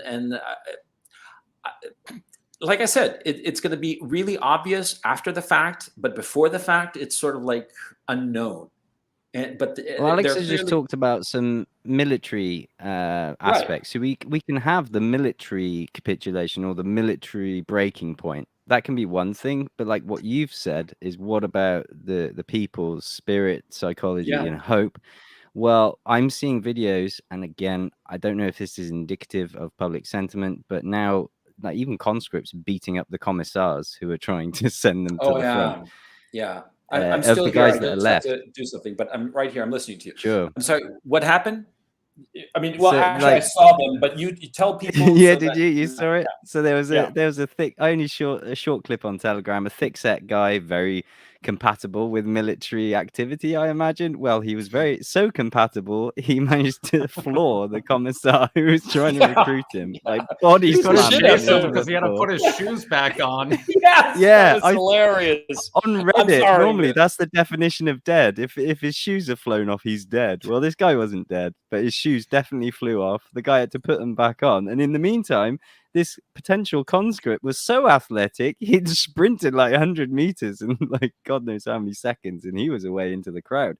So as funny as that was, it's kind of not funny as well. So there's obviously this pushback. We all know that even in the UK in World War I and II, conscientious objectors and so forth. But I've seen for a long time these like angry videos of, well, what's like the mayor of Kiev, who's of conscription age, doing, you know, as a bureaucrat. I don't agree with that criticism. You need some people in charge. But, you know, there's people in gyms like going around, what are you doing here? You should be on the front. And clearly these people have no interest whatsoever in getting obliterated by artillery. So I see some aspect of that pushback from the public, but at what point that becomes a problem for Ukraine, I don't know. We heard this rumor about women being press ganged effectively, and again, I can't speak for how much truth was in there. But again, that shows about scraping the barrel of resources, of fighting to the last Ukrainian. Once we run out, is that when we're going to see Mearsheimer's theory of intervention somewhere? Because the West has the ability to prolong this, as they have done already. The question I wanted to broaden out, and again, when we said about hopium and copium, we've laughed about some Ukrainian sources. I've got a clip from the Kiev Independent of some hilarious figures that they claim of Russian losses. But I've reported on a brilliant story from Germany about how gas shortages and rising food prices are Russian fakes. No, they're good for you. What? These are Russian fakes spread by Russian intelligence to drive a wedge in German society, according to German intelligence. And I was like, what? How do you unpick that mess? So there are literally people in the comments who are like, sorry, but I'm from Germany and the prices have definitely gone up. You know, you go to this supermarket. So according to German intelligence, the extra euro that you're paying, now that's an illusion planted there by Putin's agents. It's not actually more expensive. Like that gas shortage, that's an illusion in your mind. The pilot light is actually on. It's, you know, you just think you're cold. Okay, It's let's the chill do the that point Russia of is setting up your spine. You know, That's it's why like you feel colder. I can't. How can I put it? Look, I understand propaganda. I understand massaging the news so it's not that bad, right? But the detachment from reality, that's just becoming absurd. And the thing that struck me, of course, at the beginning of this conflict was the ghost of Kiev, the famous ghost of Kiev, right? And you all saw that meme where they had the picture of the pilot and they'd Photoshop the face of Sam Hyde onto it. and they called him Samuelski, Heidsky, or something like that, and everybody bought it. Some congressman retweeted the picture. I think it was Kinzinger actually. But anyway, the copium is becoming just delusional at this point. I mean, what's the most deluded take that you guys have so far come across? I mean, the one that you're like, okay, Mike, you're winning there with the whole, the gas prices are a Putin illusion. But what I other? could even get a link for you. Yeah, sure. Post it in the chat so that everybody can see it. But Brian, what do you have to compete with that? I don't know if I could top that, but I like the one where they say Ukraine has more tanks now than when they started the war, because they've captured so many Russian tanks, plus they had so many sent to them. And what the people developing this theory forget is that they were sent tanks because the tanks they already had were gone. And they're all basing this myth on these open source intelligence people on Twitter who are just repackaged war propagandists, who are just counting how they want to count to make the number come out the way they want.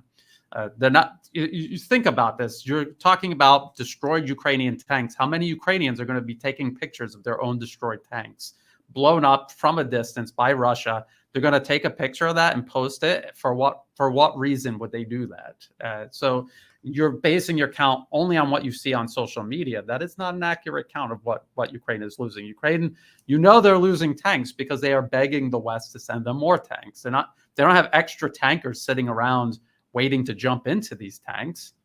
And then I saw an article, I think it was from maybe Forbes or something, and they said now they've got all of these tanks, but they don't have enough tankers. So do you see how it's all jumbled up, and it's flips flops back and forth, trying to make it make sense, and it doesn't make any sense. If they had an abundance of tanks, they were not losing all of this heavy equipment like they actually are, the West wouldn't be so desperate trying to send more.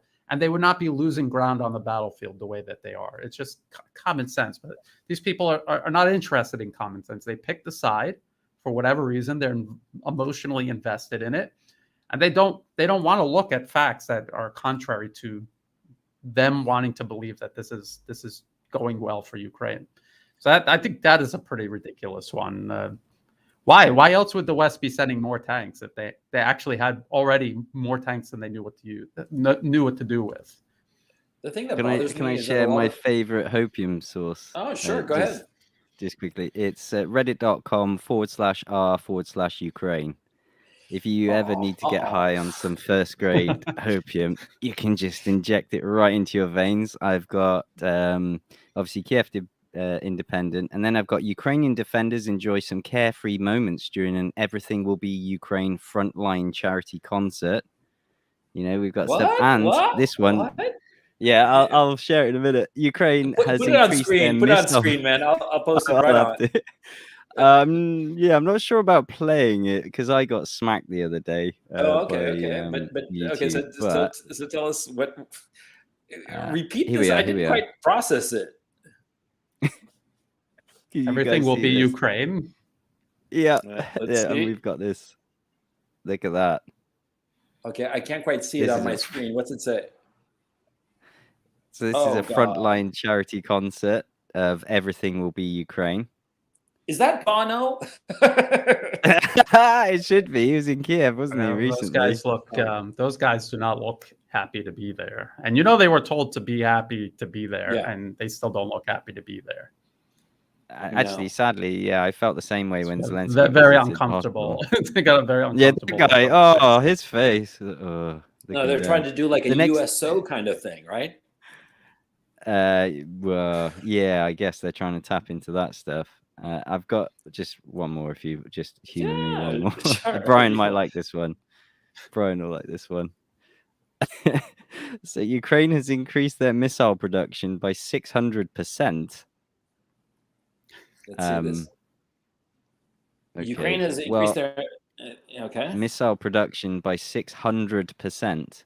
Well, if you were only producing one, it's not 6. Yeah, that's 600%, isn't it? So okay, I think Brian, I think that Mike here is the copium master. Yeah, He really rounded up some good ones. Yeah. Oh yeah, I've only got Jesus. the best stuff. Yeah, I mean, like you should set up like a just go out there and deal this stuff, man. You'd make a fortune. Well, that's funny because that's where we that's how we started. There are people who are making a career on YouTube, just feeding this to desperate people who want to believe that somehow Ukraine is going to make it through this and win of all things. And they're just totally taking advantage of people with that desperate desire to believe in all of this. It's kind of sad, really. And you see these people, how angry they are. And it's not sad. Sorry, it's cynical, because a lot of these people know exactly the true score, and they're pushing these lies and bullshit because they hope to get some money. Because look, it's very clear that in the West, the Americans have opened up the checkbook for a lot of propagandizing, and they're throwing money around. And a lot of these people, these commentators, a lot of whom I used to think, relatively well of, and a lot of them are positioning themselves to get money. It seems that some of them have started to get money to keep pushing bullshit.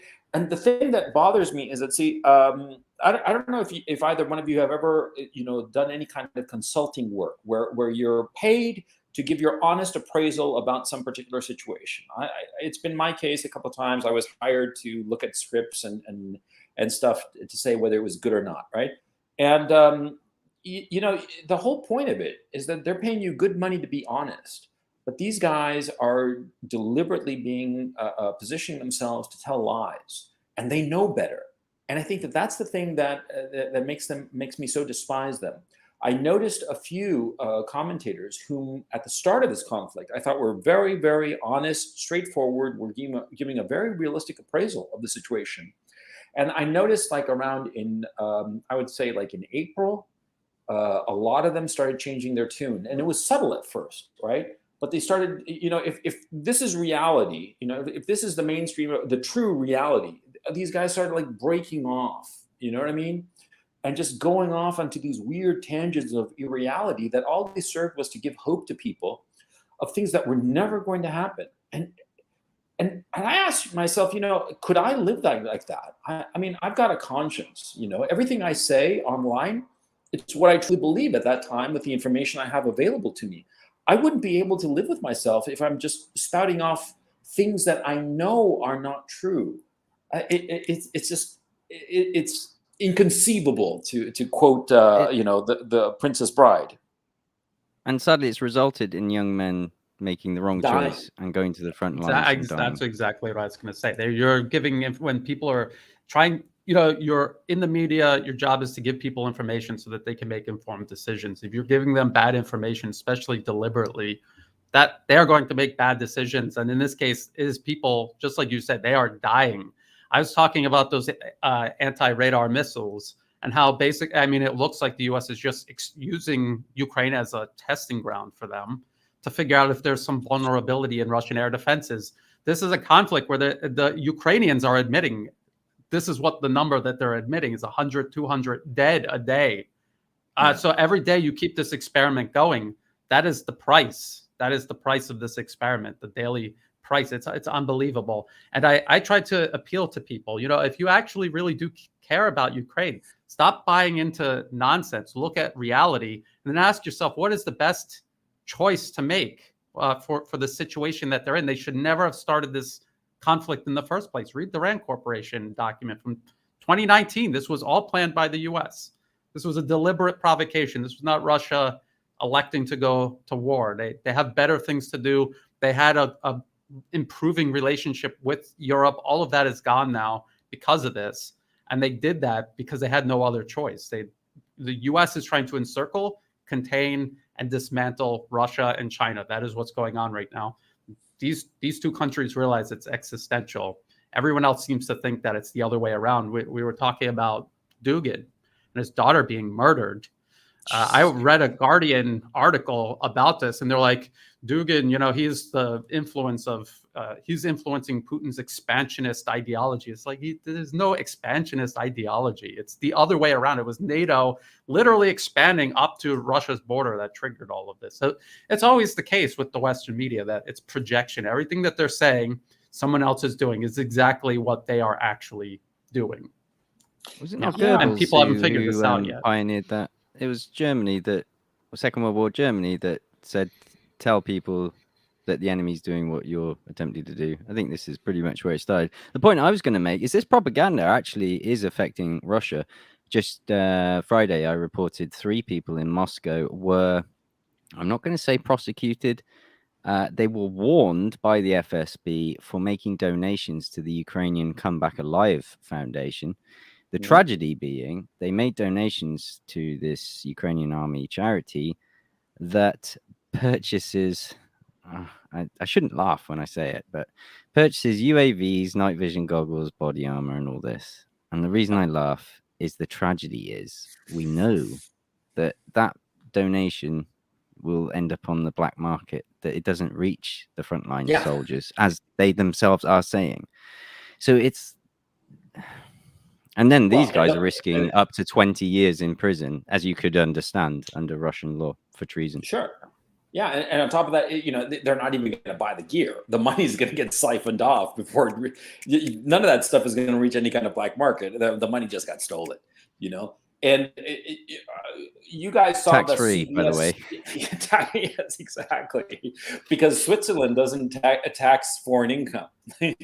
But that CBS News report, Mike. You're British, so maybe you don't know. CBS News is like a big deal in the United States, and they had this report. They put out a trailer of this report where they were interviewing people on the ground in Ukraine.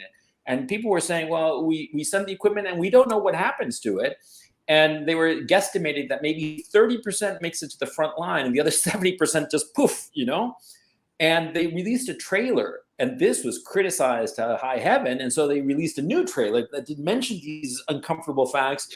And all of a sudden, the whole report got, the kibosh, and they'll put it up later, maybe never, it's like, even when they try a little bit to be a little bit honest, the corrupt people, the dishonest people have their way and warp everything so that nobody hears about it. It's two things.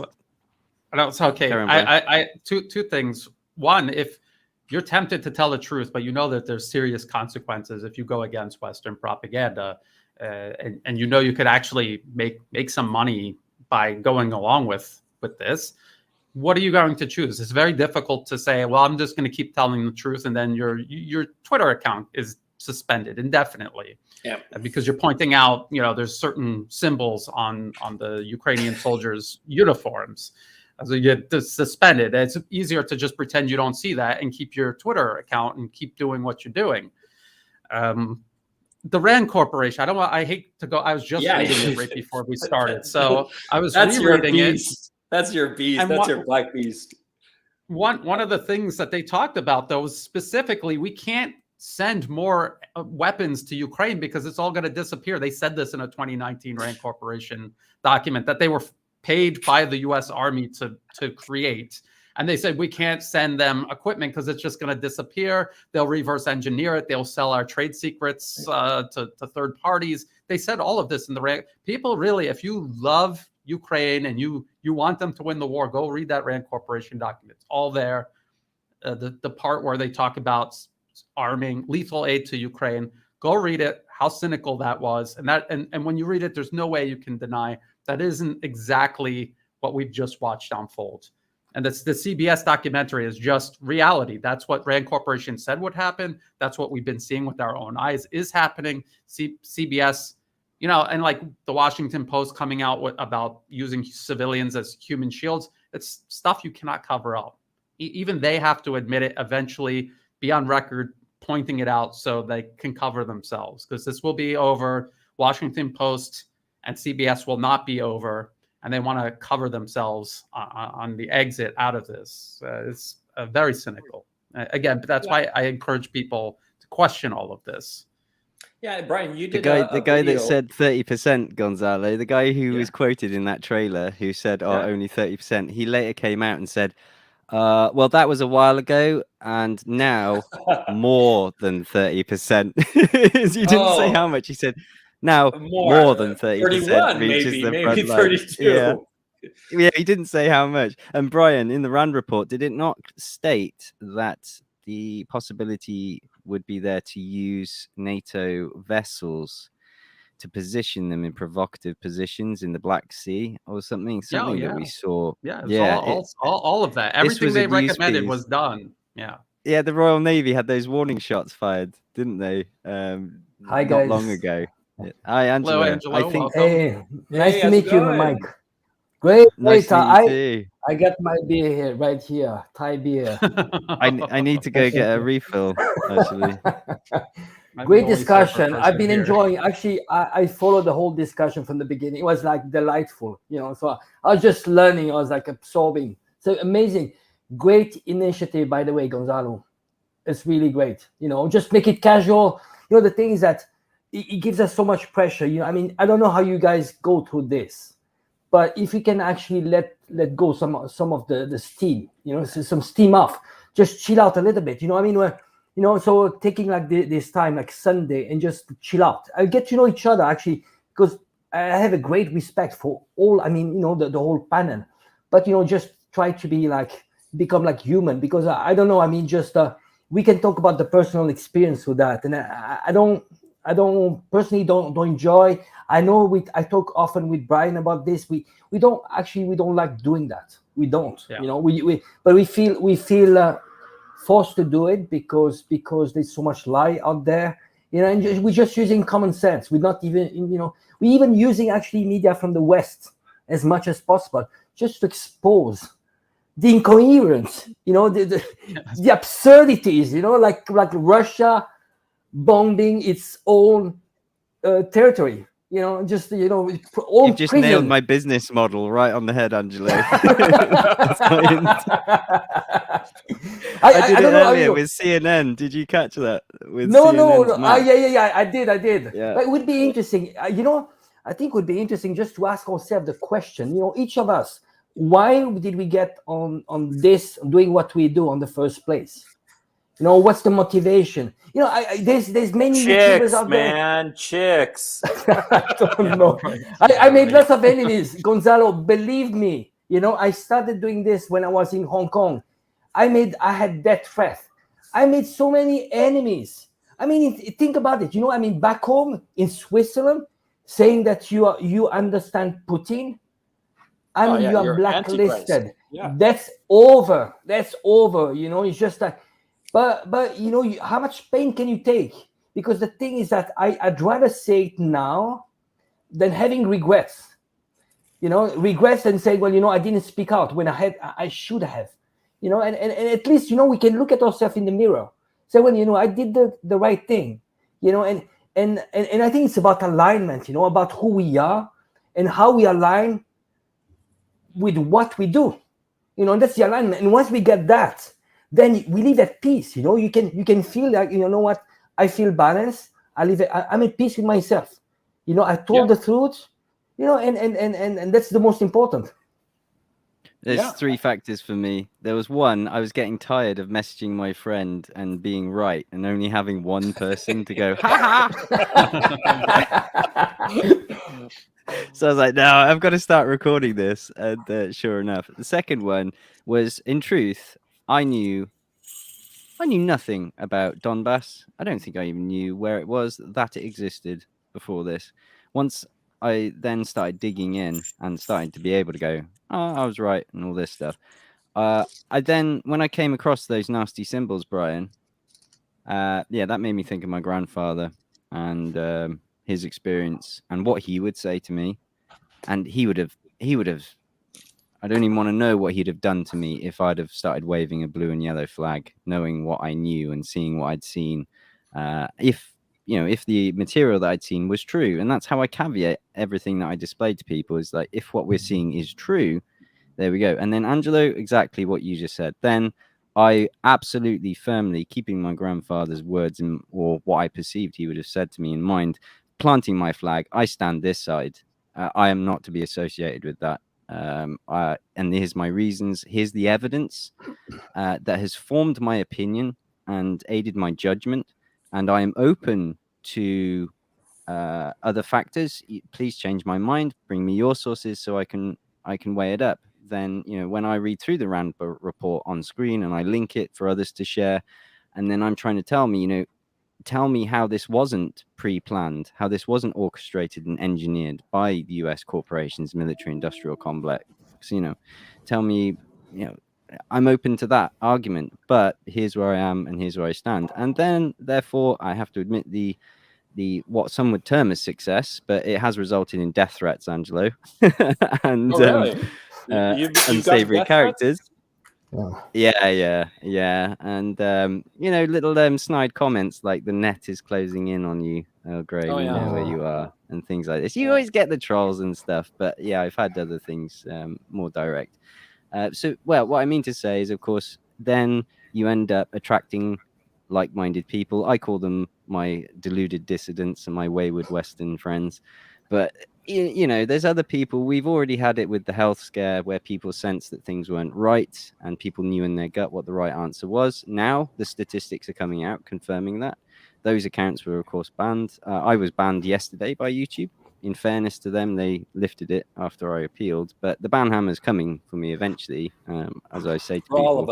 For all of us. Yeah, absolutely. And I'm enjoying the ride whilst it lasts and trying to gather those like-minded people in the time that I'm permitted by these big tech platforms.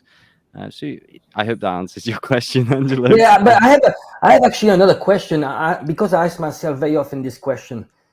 So I'm Swiss and Italian, but let's say, what if that day there's a direct confrontation between Russia and Italy? What do I do? I mean, the thing is that it's one thing to say it now, expose this injustice, we want to tell the truth. But then what do you do if tomorrow, our country goes into direct confrontation with Russia? And that's a very difficult question, because ultimately I'm Italian. Alex, nice to meet you. Hello, Alex. How's it going? Big fan of your work. Sorry, I turned my camera off, but I'm actually making popcorn. I'm not kidding. I mean, can you see that? So while we're talking, I'm just sorry, man. I mean, like, I don't have a hell of a lot to do except listen to you guys, which I adore.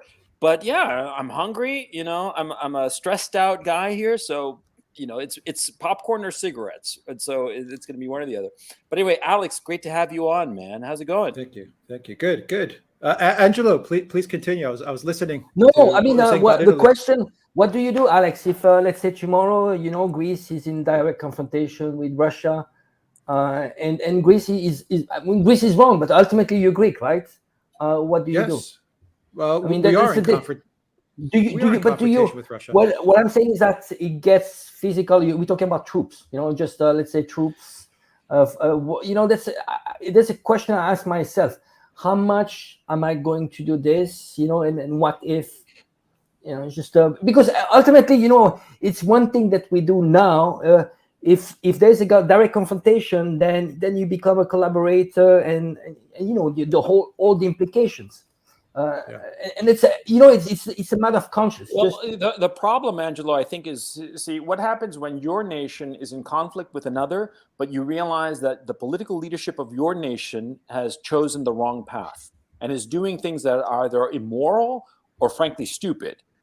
Stupid in the sense that, like, for instance, to give a hypothetical, if Estonia, tries to pick a war with Russia, and I'm Estonian, I'd be against it because it's so stupid, because Estonia is a chihuahua next to a pit bull. It's insane.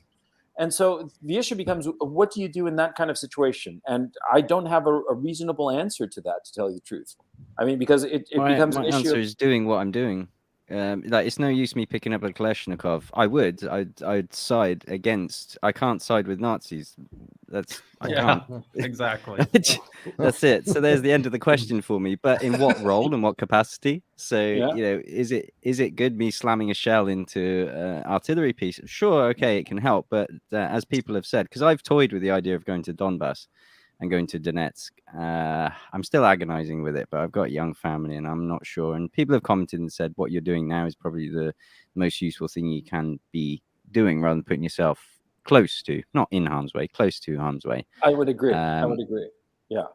So that, I feel, is the answer really to Angelo. I think that's the sensible question. And I'm privileged in two ways. Of course, I've said I'm privileged from my Western background and Western upbringing, but now I'm privileged because I'm this side of the Iron Curtain, so to speak, where I can be happy. I don't have 217% energy bills because of a stupid privatized energy system in the UK, whereas France is 4%, and I think Germany's up 23%. People in the UK, if they just sit tight, they're going to be frogs in boiling water. Yeah. What a great friendship that Italy had with Russia. I remember when I was in Moscow. Berlusconi, right? Especially with Berlusconi. Even when I was there from like 2017 onwards, so many Italian businesses were operating in Russia and in Moscow. And I mean, all my friends who were from Italy living in Moscow at the time, they really, really loved it there. I mean, they really enjoyed living in Moscow. And they would tell me that Italy and Russia really had a good friendship. And what a shame. And I say the same for Greece. What a shame. Family friend of mine married an Italian as well, and he was looking to start a restaurant here. I think he's gone back to Italy now. Yeah. What a tragedy. But Greece is going back to what you were saying, Angelo. For Greece, we have the problem of Turkey. For Cyprus, we have the problem of Turkey, and for Cyprus, it has always been Russia and even the Soviet Union. Going back further, that kept things balanced in Cyprus and did put some pressure on Turkey and provided a type of deterrent from things escalating. That's all been thrown out the window now. I mean, that's gone. And Russia doesn't really need to do anything with regards to Greece or Cyprus. All they have to do is just support Turkey. That's it. That's all they have to do. Cyprus has been better in their stance towards Russia. They haven't been as outspoken, and they haven't been as belligerent as the Greek government has. And I always stress the government, not the people, because the polls show that in Greece, an overwhelming amount of Greeks, I believe the last poll about a month ago was 75% of the Greek population is completely opposed to the sanctions against Russia. But the government is completely absorbed into the NATO system, completely. The last Alex, year, can I ask you, because we were talking I've seen about more NATO. No, I just want to say the last year I've seen more NATO bases and American presence, more American bases here than I've probably seen in 10 years pop up. Yeah, go ahead. We were talking about hopium and copium, obviously, like Ukraine, and then I expanded it out to laughing at that German intelligence that said that it was Russia's efforts to split German society with false claims of gas shortages and rising food prices. So my point was, how long before the hopium and copium runs out in the further countries that are supporting prolonging this conflict, or their governments, as you rightly said, the governments, not the countries that are doing this? You've just said 75%. Yeah, that was like about Greeks, a month ago too. Of the population was completely opposed to UK with these ridiculous. One of the biggest problems that the U.S. has always had with Greeks, and this goes back decades and decades, is the Greeks' support of Russia. And I don't mean like on a geopolitical support, just their affinity to it. I mean, we just like Russian people. Maybe you could chalk it up to orthodoxy. Maybe you can chalk it up to just we have very similar characters, which I say that and people are like, what, Greeks and Russians? We do. We actually have very similar types of characters. But the United States and NATO, they've always had this problem every time they run polls. The polls keep on coming back. 90% in support of Russia, 95% in support of Russia, 80% support Putin. And it's been driving the US absolutely crazy. How do we create a wedge? How do we put a wedge between Greece and Russia? In comes the new ambassador to Greece 4 years ago by the name of Jeffrey Pyatt. Oh, yeah, the Ukraine ambassador back in the day of the coup. He went to work. Boy, did he go to work. End of story. Yeah. And it's the same plan. It's the same playbook that the U.S. uses everywhere. And I try to explain to people, like Angelo and I talk about Taiwan all the time. And we talk about, what is actually in the best interest of the people on that island? Is it to be independent and get closer to the United States?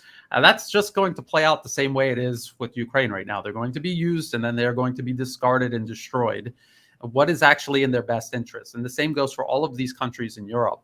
They were prospering when they had a good relationship with Russia. The U.S. just literally went in there and they put all of these wedges between Europe and Russia. I mean, you remember the pressure they were putting on Germany to cancel the Nord Stream 2. And you could see that it doesn't serve Germany's interest to cancel that.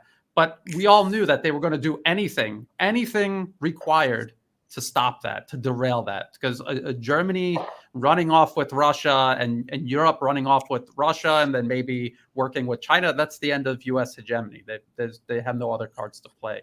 We knew they were going to do anything necessary to derail that, and they have. That's what we're looking at, and everything is collapsing. Everything is being turned upside down needlessly. I see that. Gonzalo, we heard you making it. Oh, sorry, man. I mean, I what can I say? But I'd share it. I'd happily share it. But no. Look, I saw Alex's video this morning or yesterday morning, where he said that ultimately the goal of NATO is keep Russia out, America up, Russia out, and Germany down. And all this. By the way, they're talking in Germany about opening Nord Stream 2 because to fill up their reserves and whatnot. I think at this point that the Russians are just screwing with their heads. I think that the Russians have made up their minds that they have no intention whatsoever of sending any more gas to Europe, and that anything. They will come up with artificial excuses as to why the gas. Gonzalo, have you not heard the latest news that they've got another unscheduled maintenance for Nord Stream 1? Yeah, yeah, at the end of August, right? Yeah, I was like, there it is. Yeah, they're just totally I've joked. But I've joked in my videos this week that every time, so there's a call to open Nord Stream 2. The government responds, we will never open Nord Stream 2. Don't talk about it anymore. Next day, open Nord Stream 2, and it's carried on pretty much every day last week, and certainly once a week, like prior to that. And I think Alex also reported it on as well. It's become, I want to say amusing at this point, but it's not. It's quite clear. But the caveat to that is I've been surprised by the levels that the Germans have actually achieved with increasing their gas storage. I think it's at 74 or 77 last I heard. So they have made it, but people have explained in my comments that literally means nothing. So the 100%, even if they hit that, doesn't guarantee that they can see through the winter. This was all based on 100% flow through Nord Stream 1. That as a basis. If that's still at 20% or 0, then they're not going to survive. And Nord Stream 2 was brought in because Nord Stream 1 was no longer sufficient to supply them through. So the numbers are much worse than that, actually, Mike. Much worse than that. And I've had the numbers sent to me, and one day I'll go through them in a video, but it's much worse than even this 75% of storage. I've heard the story that they are actually setting up these shelters so that people will be able to go there during the winter time because they're not going to have enough heating in their homes, and so they're going to have to camp That's Russian propaganda, Gonzalo. Remember the German intelligence officer? He said that's an illusion. Habeck is gone. He's toast. He's not going to last. That's what I believe. He's not Habeck. He's still there. Schultz. Schultz. Yeah, Schultz. Sorry, Schultz. Because Habeck failed in Qatar with LNG. That's not coming till after winter. Well, he lied. He lied so lied. blatantly about something. So, I mean, and the Qataris said right away, "You're lying," and nobody called him out on it. There was no responsibility. That's the thing that drives me nuts, because we have this leadership class, the political leadership and the press. The politicians lie through their teeth with the other guy, the guy they were negotiating, saying, "No, that's not true. We didn't agree to this." And the Saudi press, Arabia, the other one, yeah, and the Biden press, lied. the German press, doesn't say anything, doesn't hold them to account, and so they're all like in cahoots. And so what kind of fucking democracy is this shit if you don't have your leaders taking any kind of responsibility and getting away with blatant lies that affect the lives of everybody? Because this isn't lying about getting a blowjob under the presidential table. This is a lie about getting heating gas for the people of your country, for crying out loud. And if you're the Prime Minister of Finland, was it? It's not about lying whether that was your husband who was dirty dancing with you or not, or whether you took part of the flower gang or not. What a mess. What a mess these people are. I was wondering, Mike, was it you who kept saying that John Mearsheimer, he's got this theory that the U.S. will eventually intervene in Ukraine, and I've kind of suspected that there might be some idea to create some kind of buffer zone like they did in Syria. But looking back at that Rand Corporation document extending Russia just today, and looking at how they warned that if you do this, this is the consequence that might happen. That I don't think that they meant for that to happen. I think they were trying to push Russia's buttons without this happening, but then it happened. I think they might have thought they could just keep doing this to Russia. Russia wouldn't realize how existential all of this actually was. So now that it's happened, I just kind of wonder. I always thought these people had plans, layered plans, but it just seems like they are just horrible people who inherited huge amounts of power. They don't know how to deal with it. They can't even keep up appearances at this point. They're not even like functional. I don't know what this like. They're not even keeping up appearances as if they're professionally leading their countries. They're not even doing that much. They're not even afraid of losing that power, are they? No, because they're not going to. That's the point. They're not going to. I mean, we're talking about Harbeck. We're talking about what's the name of the foreign minister, the Green woman? Brabeck. Yeah, they all like rotate their positions, but they all stay.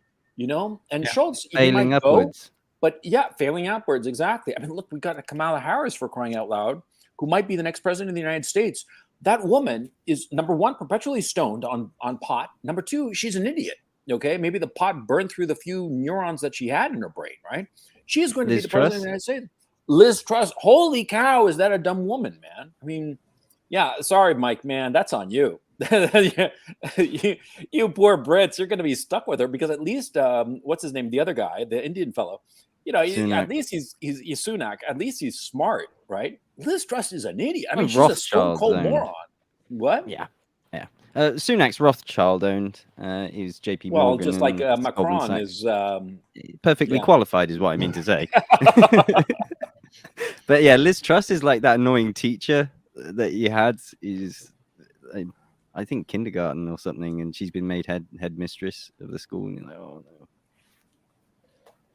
No, well, ultimately, I think that the leadership class has become so detached from the people, and the people have no mechanism to remove these people, these leaders that they have, that we're just not going to have to follow them down the tubes. And Brian, to your point, yeah, I'd always thought that so many of these people had like plans.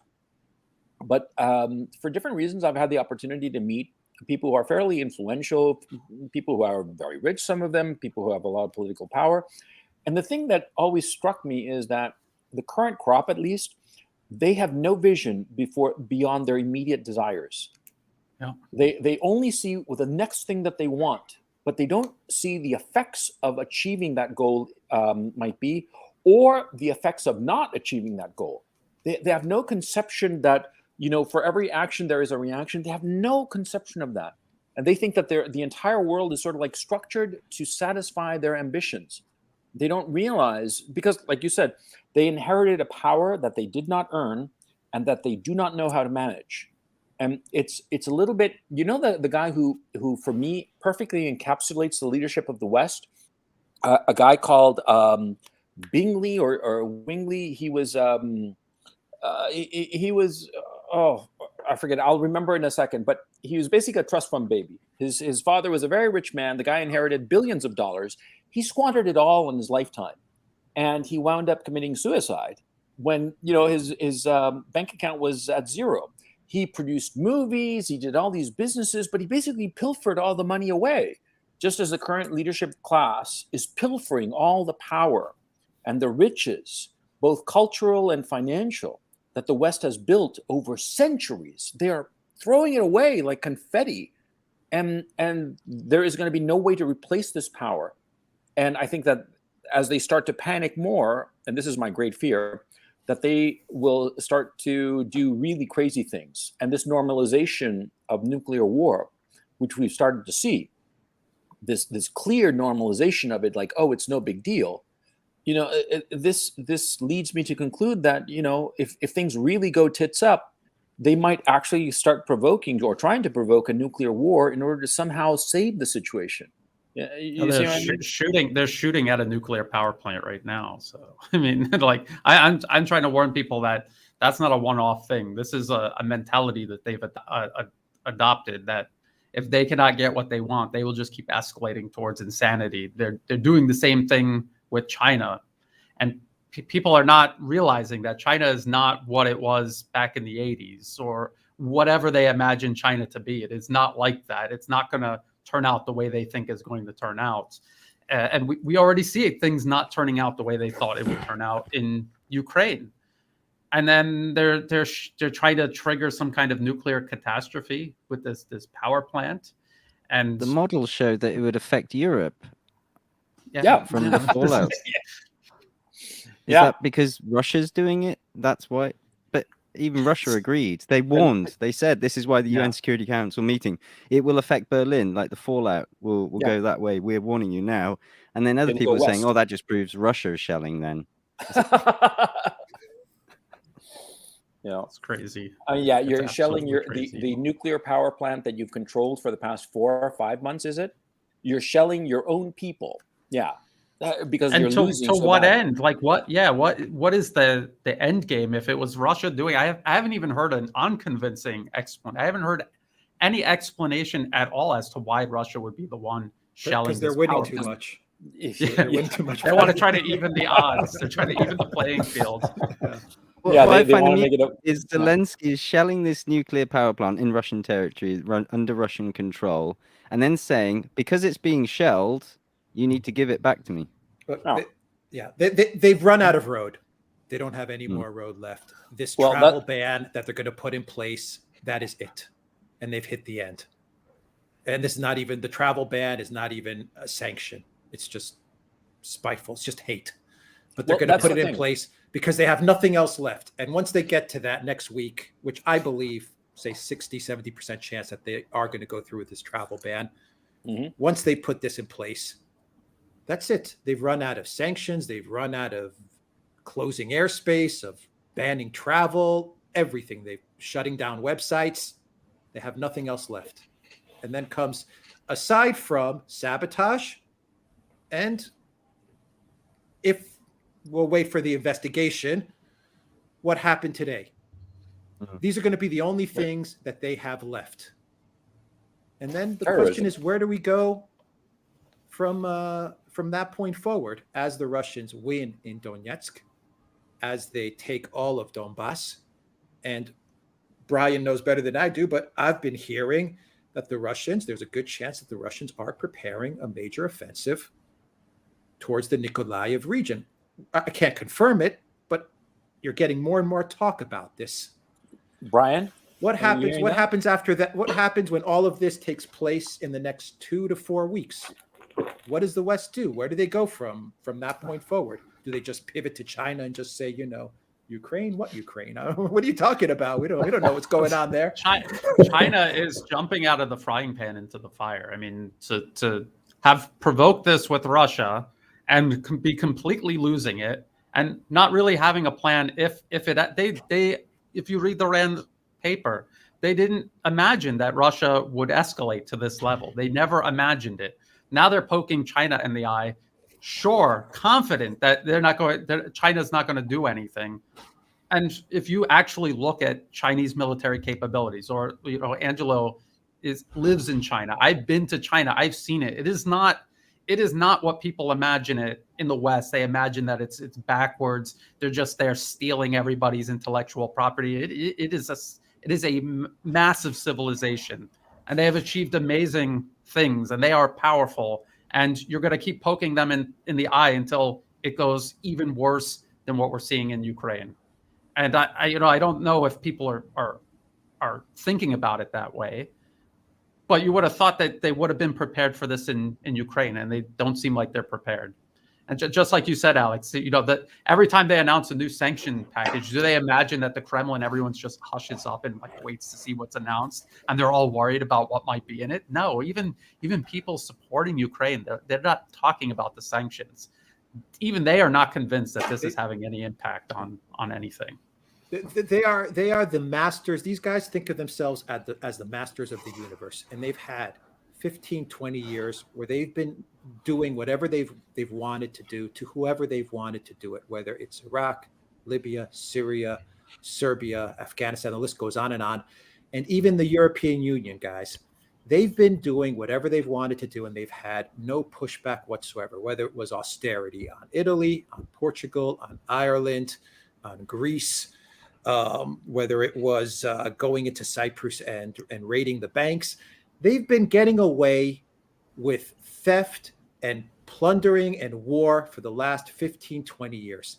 And now they've hit Russia, and they've come across someone who is their level, if not stronger, that has their capabilities, if not better, and is more determined and more motivated to win.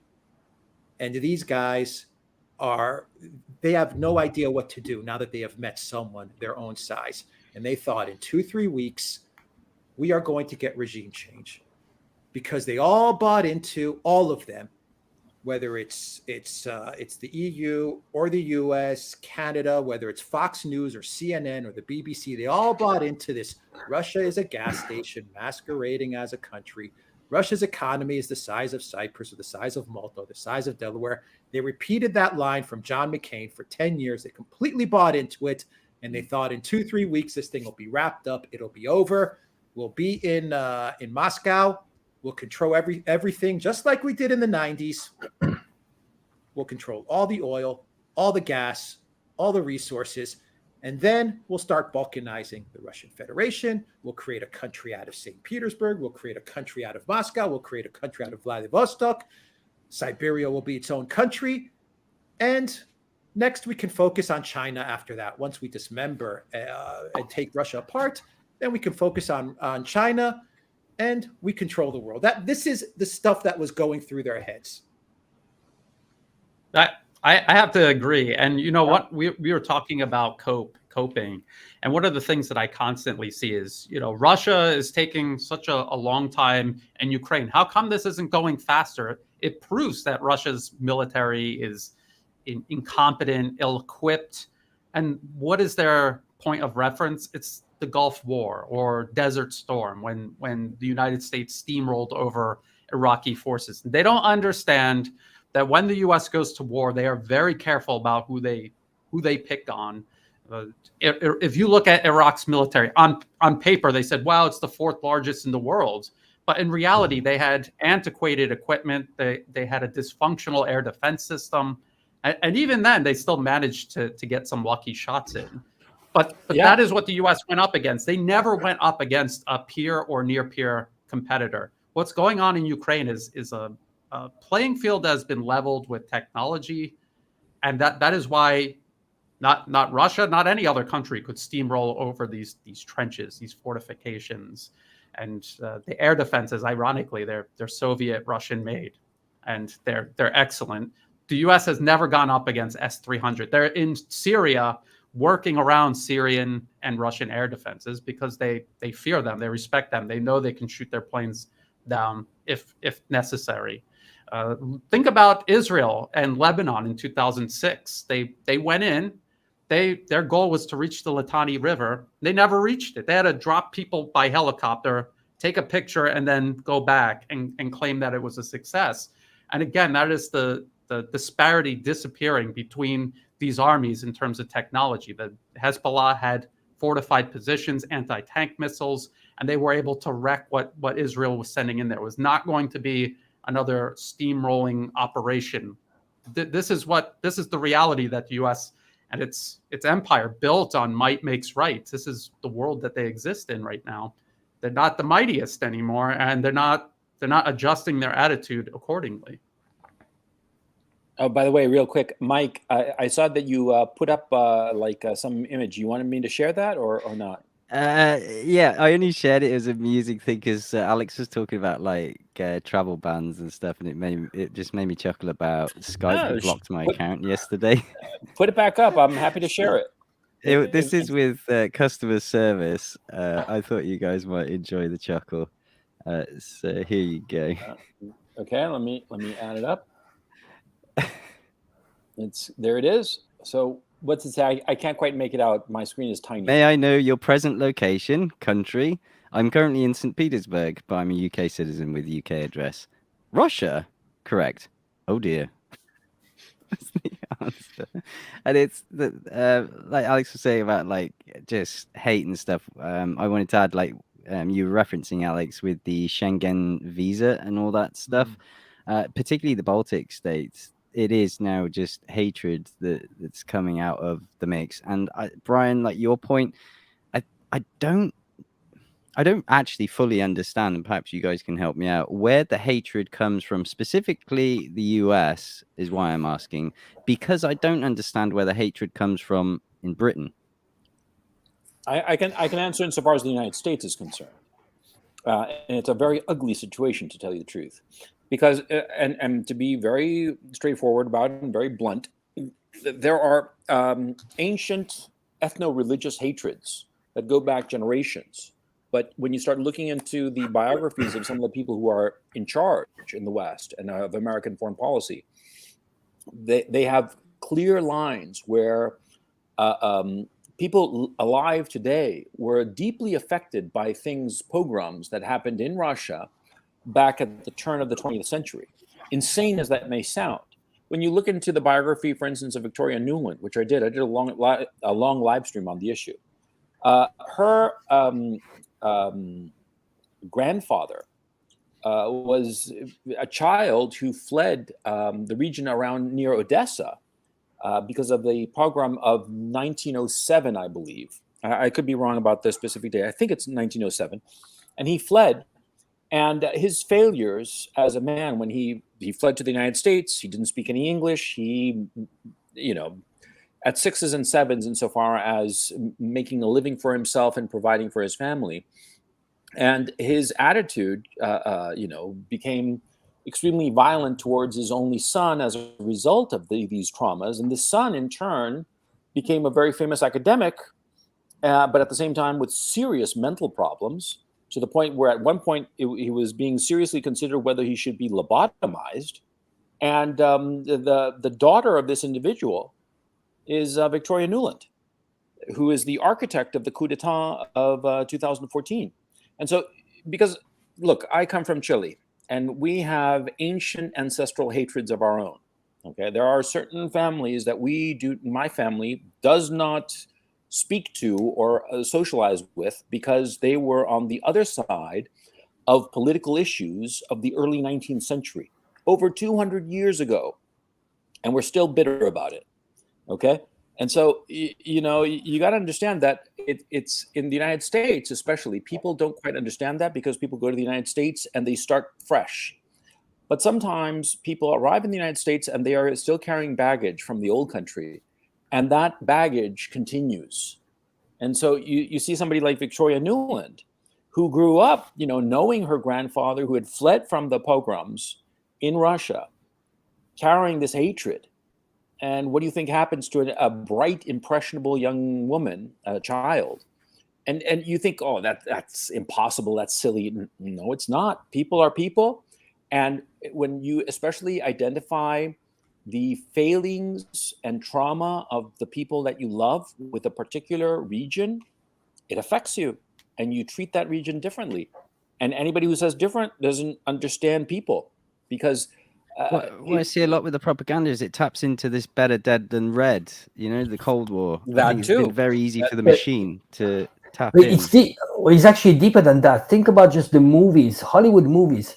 Whenever you've seen a Russian guy, you know, actor, which is the cool guy in the movie, you know, they portrayed, if it's a man, is a mafia guy.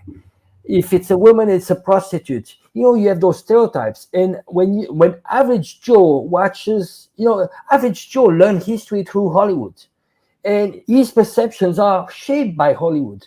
So when you watch movies for 40 years, and every time, if it's a Chinese or Russian, is a bad guy, you know, people have a reptilian mind when it comes to that. So it's so easy. You know, the trip to go from just to say Russia bad, Putin bad. Well, you know, the foundation was already there. They've been, and it's on the subconscious mind. People don't even know it. You know, you have people just saying Putin bad, but they don't even know. You ask the question, why? Can you tell me, what did he do wrong? And then you tell them, oh, why? You know, he's got 80% of popularity in Russia. I mean, he must be doing something right. I mean, we're all brainwashed. I mean, it's simple. We're not brainwashed. Yeah, but you know, it's all those contradictions that we have. You know, it makes me laugh. You know, when I hear the Westerners that they say, well, they brag about their democracy, and it's like, well, just look in terms of perception. Chinese, you know, I mean, like it or not, ultimately, Chinese democracy, it's not to me to like it; it's to Chinese. If I get out of this imperialistic sense of superiority, Chinese need to like it. If they like it, that's fine with me. 90%. We have nothing to teach them. We should actually start to be more humble and start to be saying, well, you know, 40 years, 800 million people left out of poverty. You know, they're in the middle class now, but maybe we have something to learn from them. But the thing is that it's this arrogance. And we, in terms of knowledge, you know, we are at the lowest level. We don't know that we don't know. The first level of wisdom is knowing that you don't know. I mean, at least you become more humble. You're like, fuck, I need to do my homework. And this is what is happening. When you look around, it's all ignorance. And around us, I mean, we're not PhDs, but, you know, when I look at the discussions, you know, on all you guys, what you produce in terms of content, it's way better than all those PhDs that are on CNN and just bragging about, you know, we are the best. And no, you just use common sense. But you know, so I want to point out, I mean, really what shocks me is that ignorance. And people, they, you know, it's like they don't even know why they think like this, and they don't do the journey to who planted the idea in the first place. You know, how does it start? You know, it's the same as in Taiwan. We look at Taiwan. Why is this the last 20 years, there's this new identity? Oh, we are Taiwanese. When I was there 25 years ago, people, they were all saying we are Chinese. How does it start? Well, same as in Ukraine. Since 2014, the kids were taught a different side of history. They were taught that Russia was bad and we need to kill Russians. You know, all this brainwashing. And we are telling, we're saying that Russians and Chinese are brainwashed, authoritarian states. I mean, it's actually the opposite, really. I'm not, you know, I'm not a pro CPC. You know, I'm not even Chinese. What's my, you know? But I want, if only we were to solve our own problem. Look at our own society. Come on, we have so many problems in our own society, and we still want to wage wars. We still want to contain the global south. Yeah. Sorry. And in fairness, no, it's quite right. But in fairness, a popcorn went the wrong way.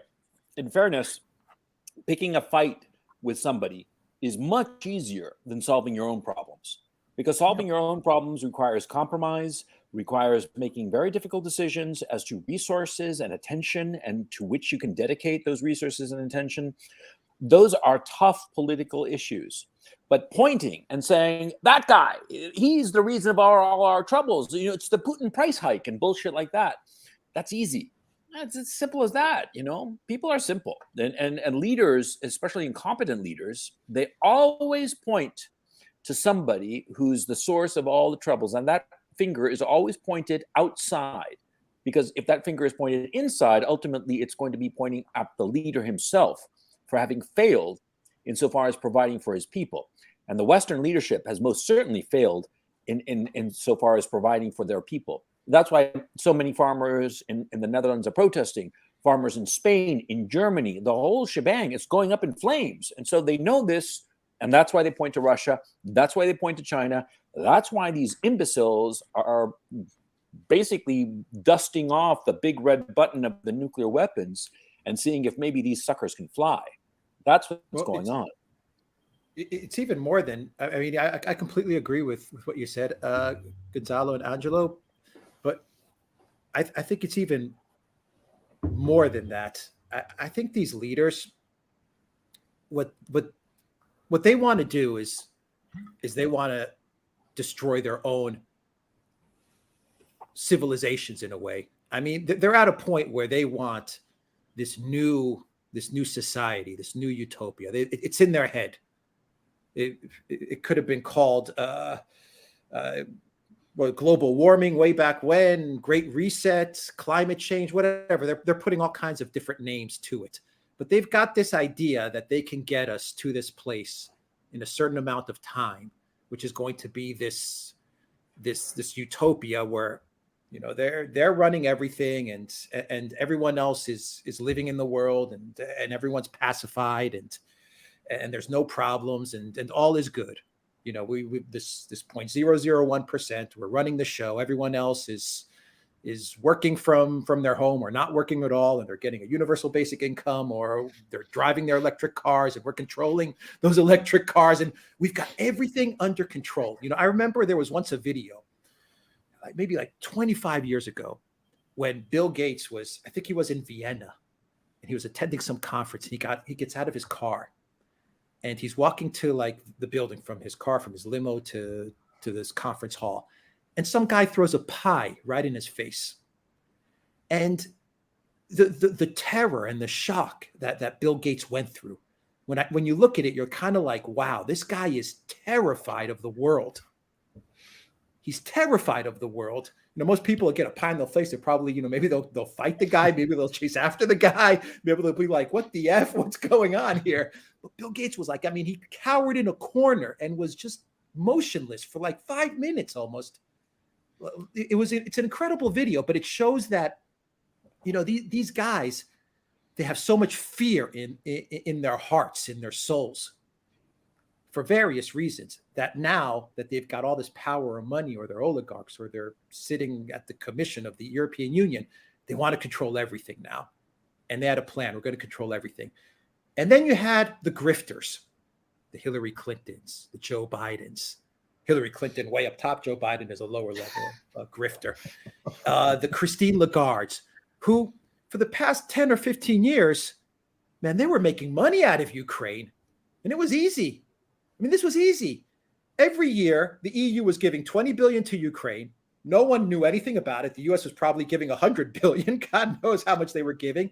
No one had any idea what was going on. Since the Maidan, this was going on. Every year, here's 50 billion to Ukraine, here's 50 billion, here's 10 billion. You know, they were putting it in bills. They were giving this aid. The people weren't saying anything. This money would go into Ukraine. It would go right out the back door, right into their pockets. It would go to some Ukrainian oligarchs as well. And everyone was making out super. You know, Hunter Biden, he was getting $80,000 a month working for Burisma. This is like a lower level guy, but the Clinton Foundation, man, they created a whole foundation. They had Viktor Pinchuk as the #1 donator of this foundation, Ukrainian oligarch. I mean, people were making money in Ukraine, big money for doing nothing. And no one was catching on to anything. But Putin was watching everything. And in his speech on the 24th of February, he hinted at the fact. He says, all of you guys partying in Ukraine, doing your drugs, having a good time, making all the money, game is over. These people are furious now. If you're Biden, if you're Clinton, you're sitting there making 10, 20 million, 50 million every year sitting on your butt doing nothing. And all of a sudden, Vladimir Putin comes in and he ruins your game. I mean, you're furious. We're going to get this guy. We're going to destroy. Oh, yeah, you're going to do that to us? We're going to destroy Russia. You heard that leaked call between Biden and Poroshenko right before Donald Trump took office, and where he's telling Poroshenko not to be asking for money because then Trump will start looking into the details, and essentially Biden, as vice president of the United States, threatened Poroshenko's life, basically telling him, it'll be bad for you financially and perhaps even your physical safety. And Biden's like a mid-level manager. I mean, he's like, he's like a middle-level guy. Yeah. Think of the guys above him. Yeah. What they were up to. I mean, this was easy money. This was really easy money. And Putin spoiled it all. He spoiled everything with this invasion, special military operation, conflict, whatever you want to call it. He ruined their game. Completely blew apart their game. And they're furious.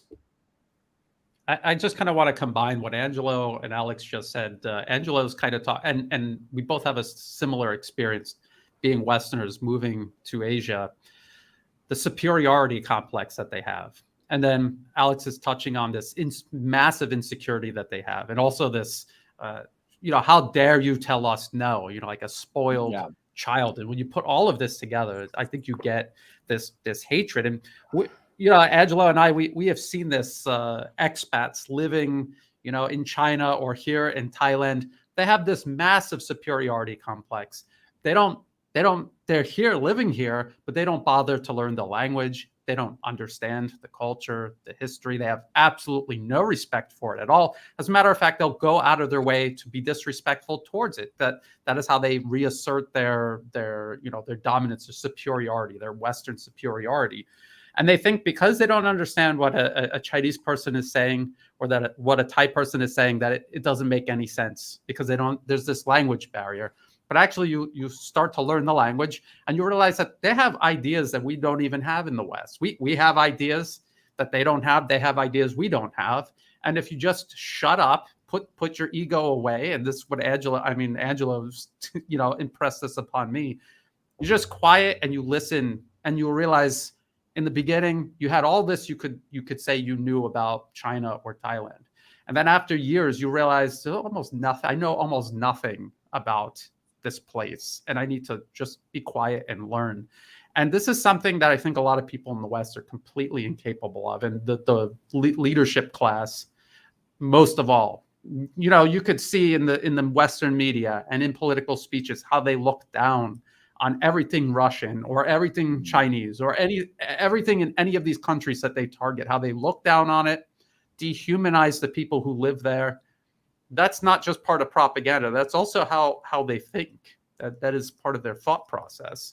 And I think that's I think it's because Mike was asking where does this hatred come from? It comes from ignorance and arrogance. You put those two things together, it becomes a really ugly and I think self-destructive thing. I think we're watching the self-destructive part unfold right now. It's the Dunning-Kruger effect. It's the very basis of the Dunning-Kruger effect. Mike? Yeah, I wanted to expand because Brian picked up on something Angelo said that I really liked. And Angelo, you said the first thing is you have to acknowledge, the first step to wisdom is acknowledging that you don't know, is opening yourself up. It's you know that you don't know, and then you know that you know, and ultimately you don't know that you know. Actually, the whole theory. Exactly. When you really I did a cool little exercise.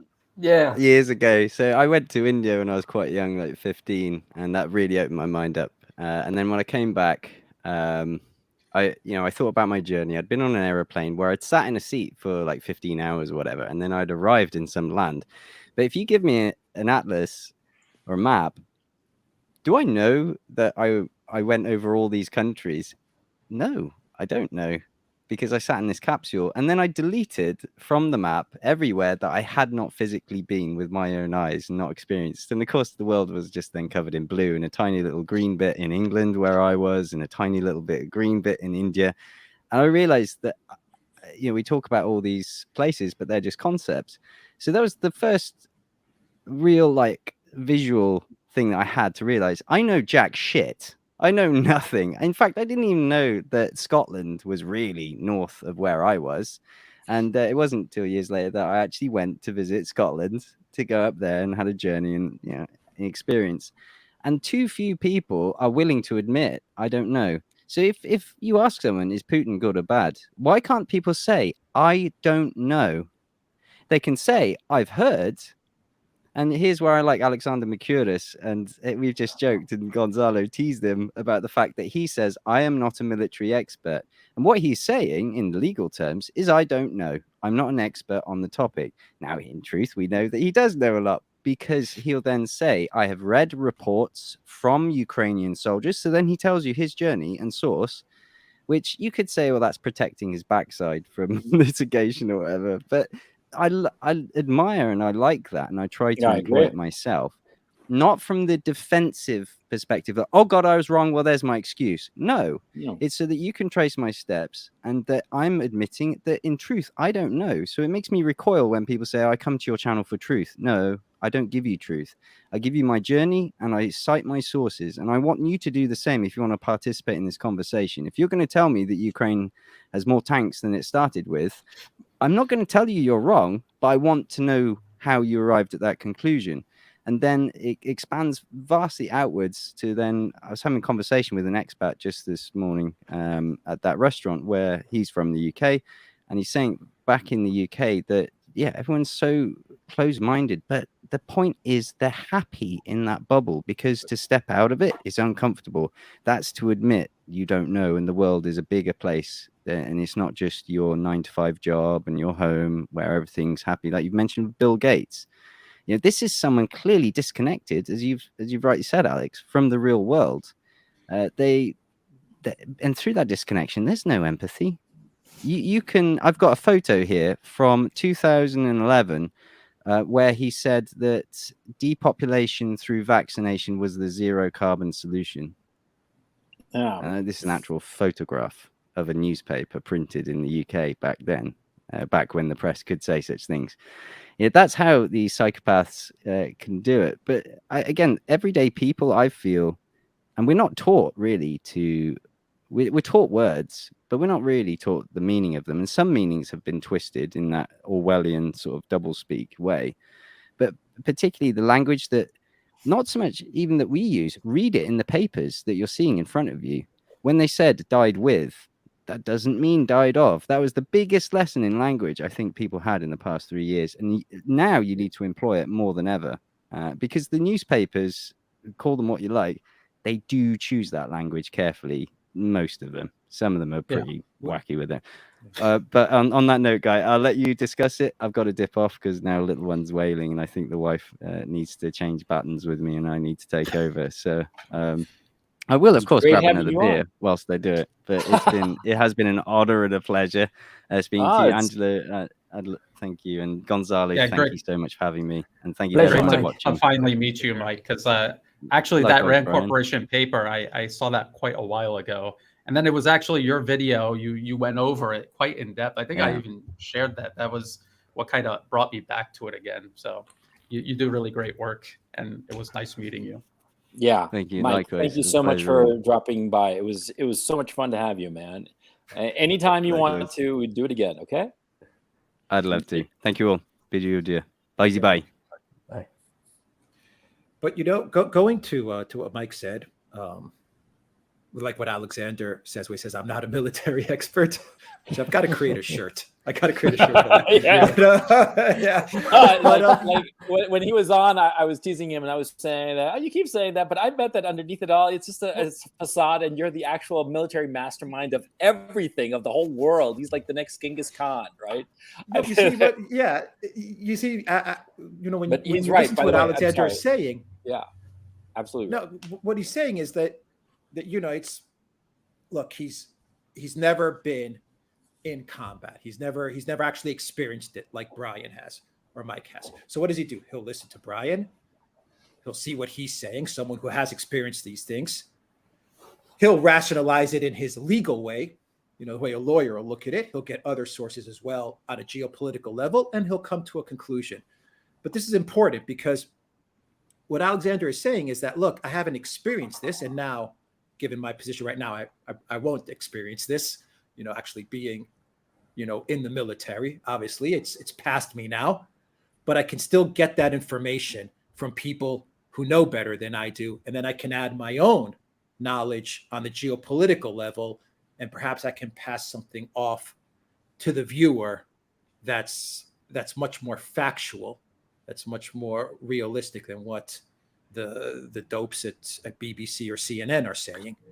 And this is important because when you look at the first actions that the European Union did when this war started, when this special military operation started, is the first thing they wanted to do is they wanted to take away people's contact with each other, people's experience.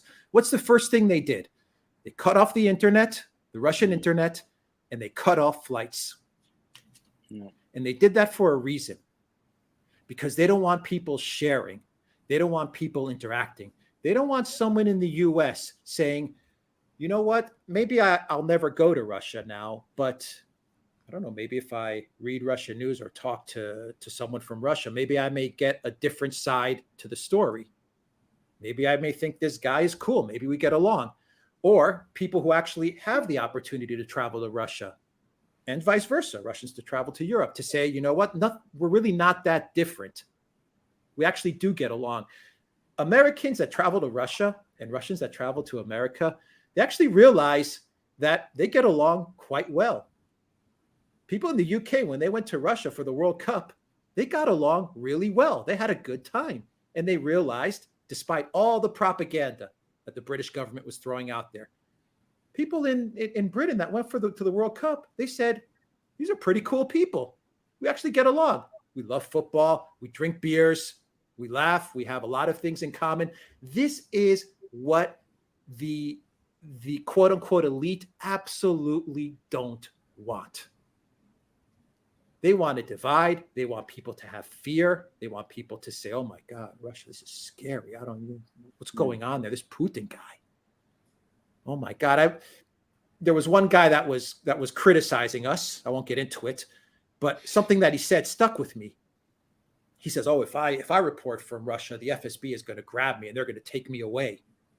If I was, reporting about the war in the way that I see it. And I was like, what are you talking about? If you actually went to Russia, you would realize that 80% of the media in Russia is pretty much against Putin, except for the state media. A lot of the media is anti-Putin, very liberal, very liberal. They don't do anything.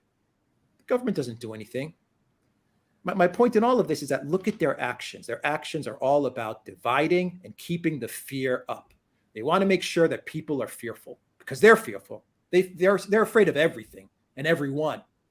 They're afraid of contact. They're afraid of touching people. They're afraid of hugging people. They're afraid of kissing people.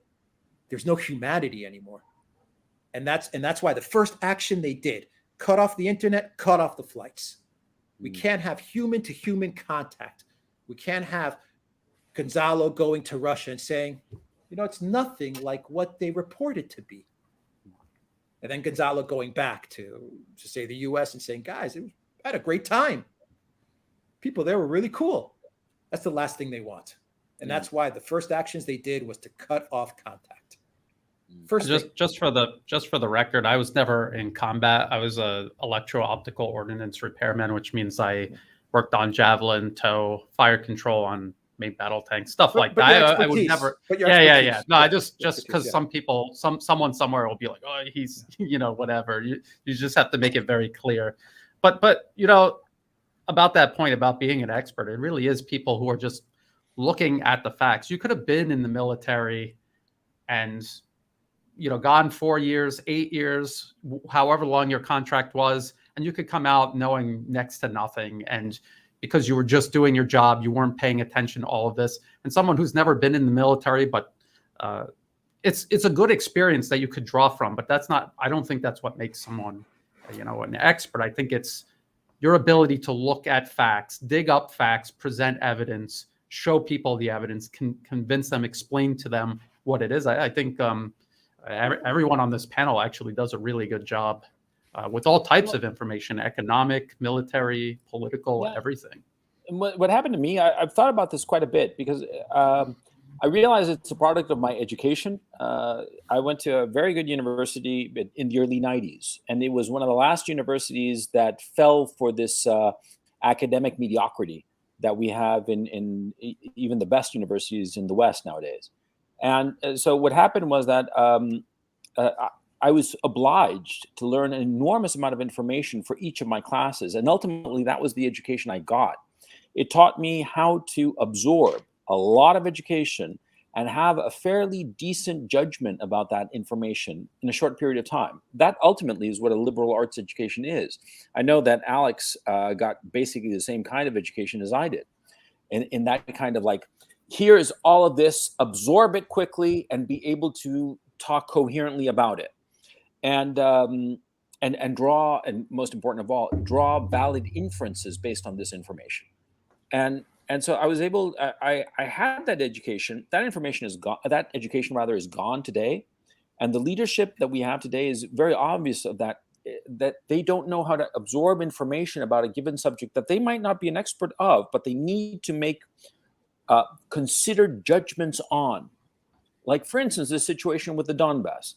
You want the leadership in the West to absorb all the historical information and be able to understand, oh, this is the red line for these people because of these reasons. And these other people here have their red lines because of these other reasons. And so I have to figure out how to navigate between them so that we can avoid conflict. I mean, ultimately, you're talking about absorbing information and being able to render valid judgments about that information. The current leadership class doesn't have that anymore, because the current leadership class, they reach their positions not by making good judgments, good decisions that advance them, but rather by hopping over obstacles that were arbitrary and that did not really teach them anything. In the past, where you had education, where you actually learned something and it was valuable in and of itself because the credential that you were getting was not empty as it is today. The credential that you were getting in the past was merely a shortcut in terms of the information that you had to acquire. But now the credentialism is empty. It's just ideological dogma bullshit. And people get these credentials, but they're hollow. And so when they come to a situation where they have to make a decision about very important issues that require absorbing an enormous amount of information, they don't know how to do it. And so in their arrogance and arrogance because they have all these credentials that tell them, oh, you're so smart, ignorance because they don't actually have the information, they render these horrible judgments, these judgments that are catastrophic, and that merely please certain factions within the government, but don't carry forth the nation towards a safe path for it. On the contrary, as we're seeing in Europe, the European leadership is taking a path that puts their own people in jeopardy in terms of food security, in terms of energy security, in terms of economic security of the industry that they have that is collapsing because of this crisis, of their own making because of the sanctions. And so that's what's happened to the leadership class. They don't know how to make good judgments, because in order to become leaders now, they didn't have to show that they could make good judgments. They just had to show that they got the credentials. That's my thing. Yeah. Well, I because Alex was making a really good point about how in the West, a lot of this, the conditioning of society is based on cutting people in the West off from understanding other cultures. You know, the inability to go to Russia, the inability to go to China. People, even my family, I had to convince them for years to come and visit me here in Thailand. And then when they came, they started coming every single year after that. They could not believe the difference between what it was actually like and what they had in their mind. And that's really important to understand that problem. And then, Gonzalo, you're talking about this, I would call it like a lack of practical knowledge and a lack of practical training and education. These are people who don't understand how the most basic things in the world work. When you listen to Russian, Chinese, their allies talk about something, like if you listen to President Putin talk about something, you can tell that he understands that topic. When Nancy Pelosi talks about something, does she impress you as an expert on anything, or someone who just has people putting papers in front of her and she just signs off on them? And she's good at scamming people and rigging the stocks and everything. That's how she comes across. You see a lot of people confront politicians in the West. They do not come across as experts in anything. They don't display any understanding of these basic things. If the leadership in Russia, the leadership in China understand how economies work, understand how military technology works, they have this overall understanding of everything that they're supposed to be responsible for works, and the people in the West do not, we could see the outcome. It's happening right now in Ukraine. Yeah, it's a great point. I mean, have you guys seen when Putin holds his annual events, whether it's with the media or with what's his other? I think one's with the media and one's with the public. Yeah, they're fantastic. They're fantastic. Yeah, and he goes for like 3-4 hours. And what Brian is saying is absolutely true, because when you look at these events, you see Putin, he's listening. First of all, he's actively listening to what people are saying. He has a pen. He has a notepad. He's taking notes. You know, he's been well briefed as well, and he understands all the topics, whether it's domestic issues, foreign policy, and some of the stuff is very domestic. I mean, it's like, someone asking a question. My town has a problem with internet or something like that, and very local stuff. But he's very well prepared, and he's actually listening to what the people are telling him, and he's taking notes, and he's very active in the conversation, and he may not even be talking. He may not even be saying a word, but he's taking it all in. And then he'll come up with an answer, something along the lines of, well, to fix the internet in your town, I'm going to contact this person who's in charge of this area, and they're going to be the person who's going to take care of it. I mean, he has a solution, and the solution doesn't rest on his shoulders. It's not Putin controls everything. And it doesn't depend on blaming it all on racism and climate change. Yeah, there's none of that. You hear none of that. It's all about, what? You're in this region, in this oblast. Great. This is the person, or these are the people that are in charge of this oblast. This is what we're going to do. We'll solve it. I can't promise you anything, but we're going to try to figure this out. And that's a good manager. That's a good leader. That's a good administrator. We don't have any of that. We don't have any of that in the West. Not Boris Johnson, not Liz Truss. God, no, not Joe Bidenopoulos, Greece's favorite son, Joe Bidenopoulos. none of that stuff. We don't have any of that in the West. Not Ursula von der Crazy. No one. We have no leadership. We have a complete leadership vacuum. And I don't even see younger people to step in and step up. The Kremlin, they've got a deep bench. I mean, they've got a bench. Yeah. I saw Shoigu give his speech. I was like, damn, this guy's impressive. Lavrov, Zakharova, even Medvedev is, I mean, the guy's got a very hawkish, but, I mean, my point is they got this Security Council in place, and they've got a deep bench of experts, like real experts, foreign policy, military, economics, technology, you name it. We don't have any of that. No. Two things. One, Mark Sloboda is waiting to join the chat. Oh, wait, Gonzalo. I don't see him. Know if you can add him. Oh, he was 11:52, and then so maybe he came and left. I don't know. Oh, there he is. There. Okay. He's in a private chat. I can. Yeah, I saw in the private chat. I'll be jumping off right now too, guys. It's really great meeting you and talking with you, Alex. You're one of the only people I make the time every day to watch your videos. Yes. And I love the fact that you're walking everywhere. You're walking someplace, and I also learn a little bit about wherever you're doing your video. So it's wait, really Alex. nice, I have to say something. You know what I like, Alex, is when you do the mimic like Justin Trudeau and Ali Schultz. It's a little Justin Trudeau before you leave. It's my favorite. Keep on doing that. It's so funny. You're good at that. Really. Thank you. Cool. Thank you, Angelo. Thank you, Brian. Thank you, Gonzalo. Great work, guys. I can't wait for us to do a show together. Yeah. You should I know do we're trying to set quartet. something up. Gonzalo, we always love to do shows with you. I know Brian, Angelo. I know that we're trying to put something together as well, so we can do a live stream together. I really look forward to it. Same here. You guys are the best. No, and Alex, I just want to say, thanks for everything. You know how much I appreciate you for the reasons that we've discussed before. But yeah, thank you so much for coming. It's always such a pleasure. It's always and thanks for this. This was a great idea.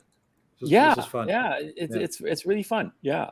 So okay, so I'll talk to you later. Take care. Yes, absolutely. Take care, everybody. Take care. Bye.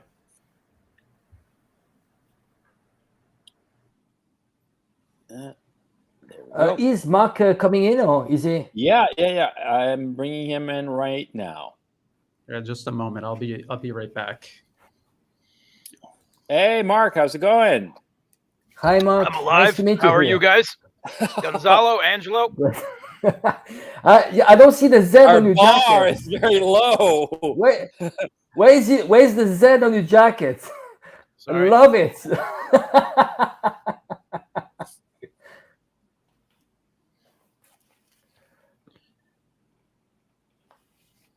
So what was the topic? We were talking about. Brian's coming back. Yeah, Brian just had to step out a little bit. I think he had to go to the bathroom. I do too, as a matter of fact. I'm going to have to step out when Brian comes back on. But Mark, how's it going? And how are things in Moscow, after the events of last night? Well, Moscow is as normal, right? Because it's Moscow. It's a megapolis of 14 million people. But I lost a friend last night.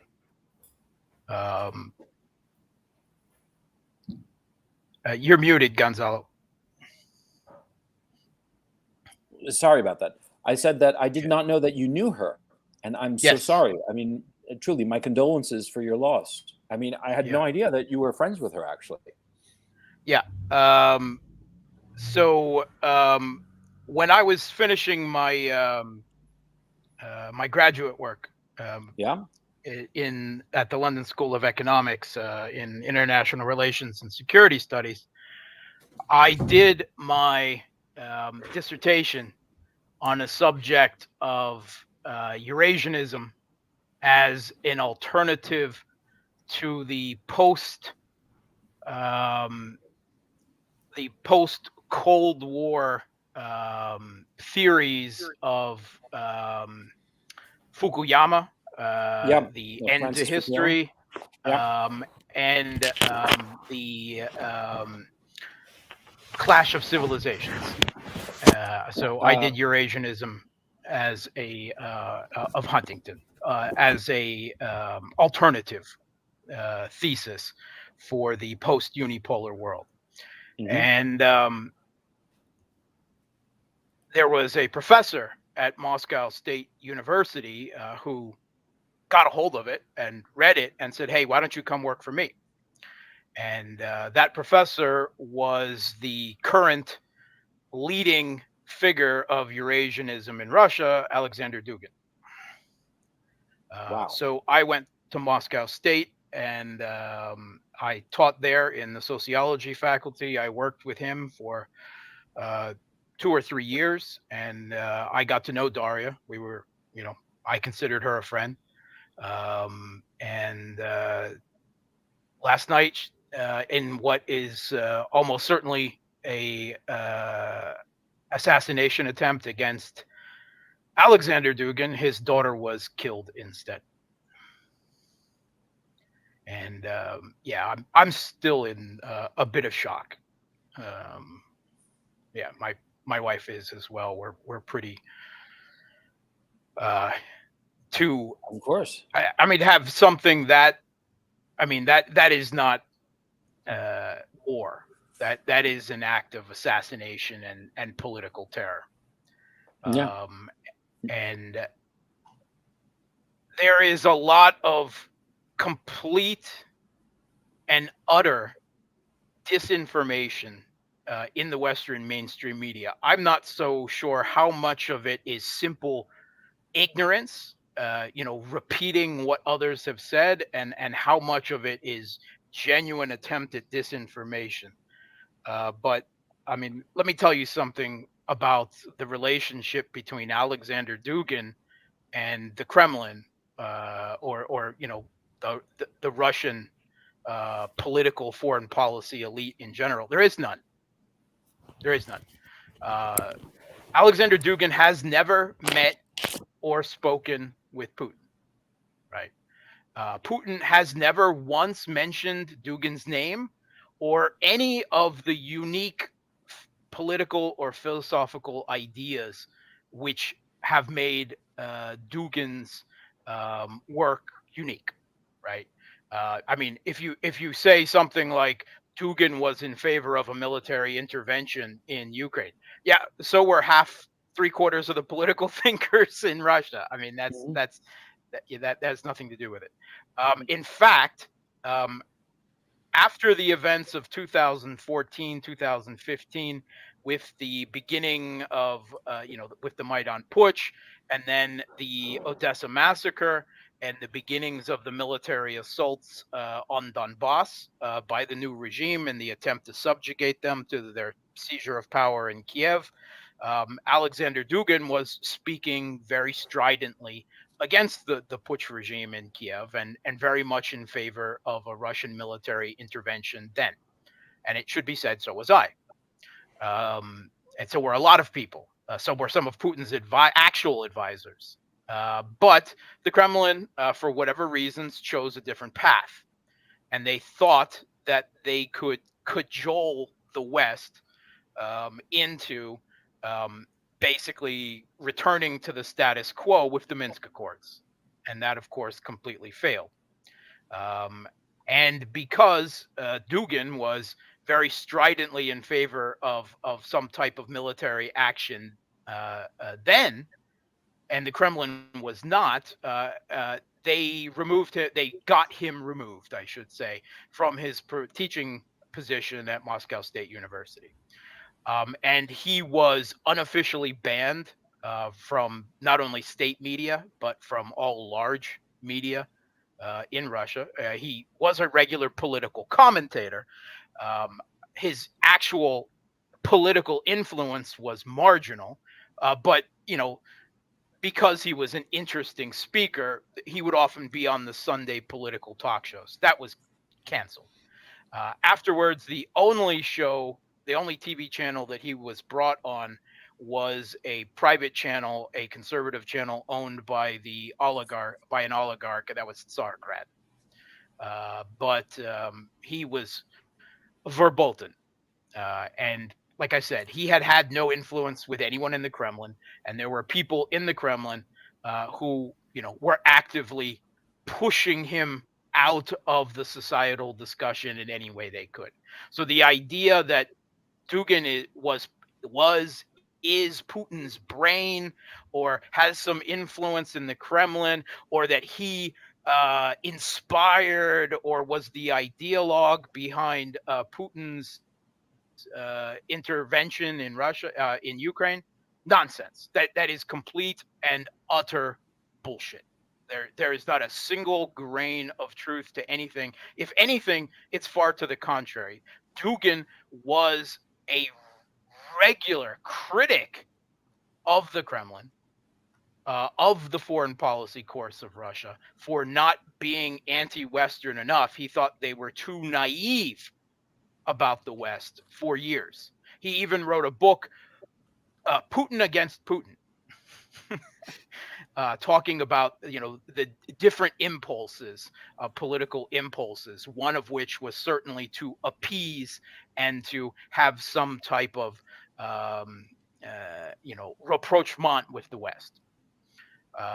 And Dugin was a regular critic of that. So this construction of him, however, in the Western media, where they built him up to be some type of caricatured bogeyman, completely, distorted his writings, which are of a fairly high and esoteric level on some parts. It bears absolutely almost no resemblance to what you will read about him in the Western media. And the reason why he was a target is because the Kiev regime cannot have any battlefield success whatsoever. Not only is there much ballyhooed southern offensive on Kherson not happening, but they've actually lost ground. they lost another settlement in the direction of Nikolaev. Almost it fell into Russian hands almost essentially by accident, simply because the Kiev forces there simply weren't capable of holding it even under artillery bombardment anymore. So because they can't have any battlefield success, they need some type of, to keep up the morale, to keep up the flow of Western money and arms. They need to present some type of victory. Well, their victory campaign is now sabotage, terrorism, and assassinations of marginal political figures in Russia. However marginal they were, with no real connection to the Kremlin or Ukrainian policy, in the Western mind, in the mind of the propaganda of the Putsch regime in Kiev since 2014, they have constructed a bogeyman, a straw man out of Dugin, so that taking him out would be seen as some type of victory, getting back at the one responsible, the ideologue. Never mind that is completely divorced from reality, because we're not dealing with reality anymore. We're dealing with an information war, a propaganda war, where the mimetic is more important than reality. And that is why he was targeted. And his car had a small bomb placed underneath the driver's seat. He was in a conversation with someone else, and he wanted to ride back from a weekend conference on tradition and family that he goes to every year. On the way back, he wanted to continue the conversation, so his daughter drove his car home instead. And I don't know whether they knew at that point that Dugin wasn't in the car, and they just decided to get rid of her, or whether they thought he was there and she was just collateral damage for them, or if they wanted her dead as well. 30-year-old girl. I just recently finished her doctorate in philosophy. Really an intellectual, certainly not of the Western sort, but a very admirable young woman, and she's gone now. And for what? And the Western media that has built Dugin up into this bogeyman with no relation to the reality of his relationship with the Russian government is fully culpable in the murder of Darya Dugin. I regard the Western media as being instrumental in getting her killed. And it continues today. CNN was writing Putin's architect who created the Russian invasion of Ukraine. It's complete fiction. Fiction. And not only that, not only the media, but Western governments have blacklisted Dugin. They have sanctioned him. And the UK even sanctioned Darya as well, right? Basically making them open targets, right? And Dugin and both of them were on the Mira Tvorit's kill list, right? It's called the Peacemaker. It is a list of anyone in Russia, Ukraine, or even in the Western media who has even said the slightest critical thing. Plenty of Western journalists who are unabashedly anti-Russian, pro-Maidan, pro everything that's happened in Ukraine for the last 8 years, but said one critical thing have ended up on this kill list. It is widely accepted, even in the Western media. They've written about it, that it is essentially approved of and run by the Interior Ministry of the Kiev regime. And no one cares, because Russians and pro-Russian East Ukrainians aren't really human beings, right? I mean, they don't deserve rights or political views or anything. They're just something to be brushed under the carpet, in the brave new hegemony that is to be extended over Ukraine. And I mean, how have you heard from any Western leaders condemning the assassination of Darya Dugin? No, I have not. Have you heard any Western journalists say, "Oh, that's not right"? Oh no, on the contrary, some of them have been I've seen celebrating it. Yep. Because I haven't celebrating heard with it at all. memes and all the rest of it. Yeah. And I am sick, and I am furious, and I think a lot of people in Russia, whether they were previous, he had marginal influence, but to see this young Russian girl who was certainly a patriot, she had done volunteer work, humanitarian work in Donbass over the last 8 years. She was well known. I think you could certainly say that in many ways she was more likable than her father, who was, a little bit removed as a philosopher with very strident views.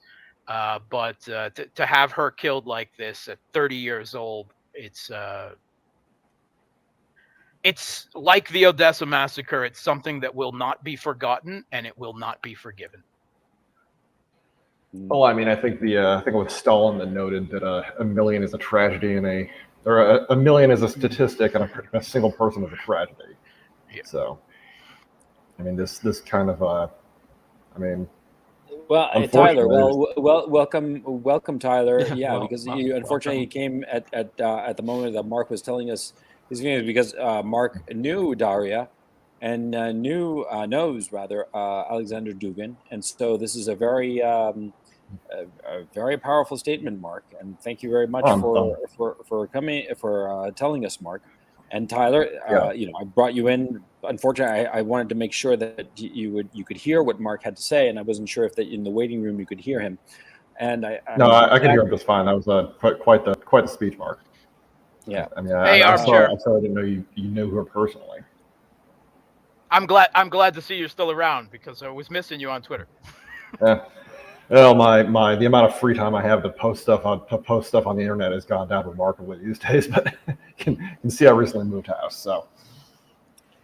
Yeah, no, it's the situation here is I would really like to know who gave the order for this action. I wonder. Frankly, we'll probably never know the definitive answer as to who gave the order to do this. But certainly those who are responsible, it seems that the Kiev regime, the Zelensky regime, and their minders in Washington. And what I was saying before, when during the broadcast, I was saying that all these, the assassination of Darya Dugina, the shelling of the Zaporozhye nuclear power plant, and all these strikes in Crimea and all that, these are all the lashings out of a regime that is aware that it's collapsing, that its days are numbered. And they know that they've committed evil, and so they are trying to lash out and postpone what is inevitable. I mean, some sort of judgment will befall them, and I think it will be very nasty when that happens. And we've been discussing for the past couple of hours, essentially, circling around the question of, like, what exactly will be the end? How will it end? What will be the tipping point where this whole house of cards collapses? Because it seems to me that the Battle of the Donbass is almost over. And once that ends, and it's clear that the Russian army has captured the Donbass in its totality, and it's now free to carry out further, more aggressive offensives, Mykolaiv, Kharkov, Odessa, Transnistria, all the rest of it, will there be a come to Jesus moment insofar as Ukraine is concerned? Will they realize, it's over? And will there be a sudden collapse? Because these things tend to happen suddenly. There's resistance, and then capitulation, and the whole thing collapses. And we've been trying to figure out when would be that moment. Mark, what do you think? What do you think is going to be that moment of capitulation? Or can you not? I don't think there will be a moment of capitulation. I think that we are in a forever war, essentially. The absolute best that we can hope for. I mean, it was always evident from the beginning that this ends with either the partition or the Balkanization of Ukraine. It was just a question of on which lines. And I very strongly believe that it was intended to only be the Donbass. And at that point, the Kremlin would turn to the West and say, are we done? But that point is, I think, long gone, right? With Kherson and Zaporozhye already liberated from the Putsch regime backed by the U.S. And with only signs of escalation with the new weapon systems, whether they were just delivered or whether Kiev has had them when we're talking HARM missiles, and now they're talking the Excalibur as well.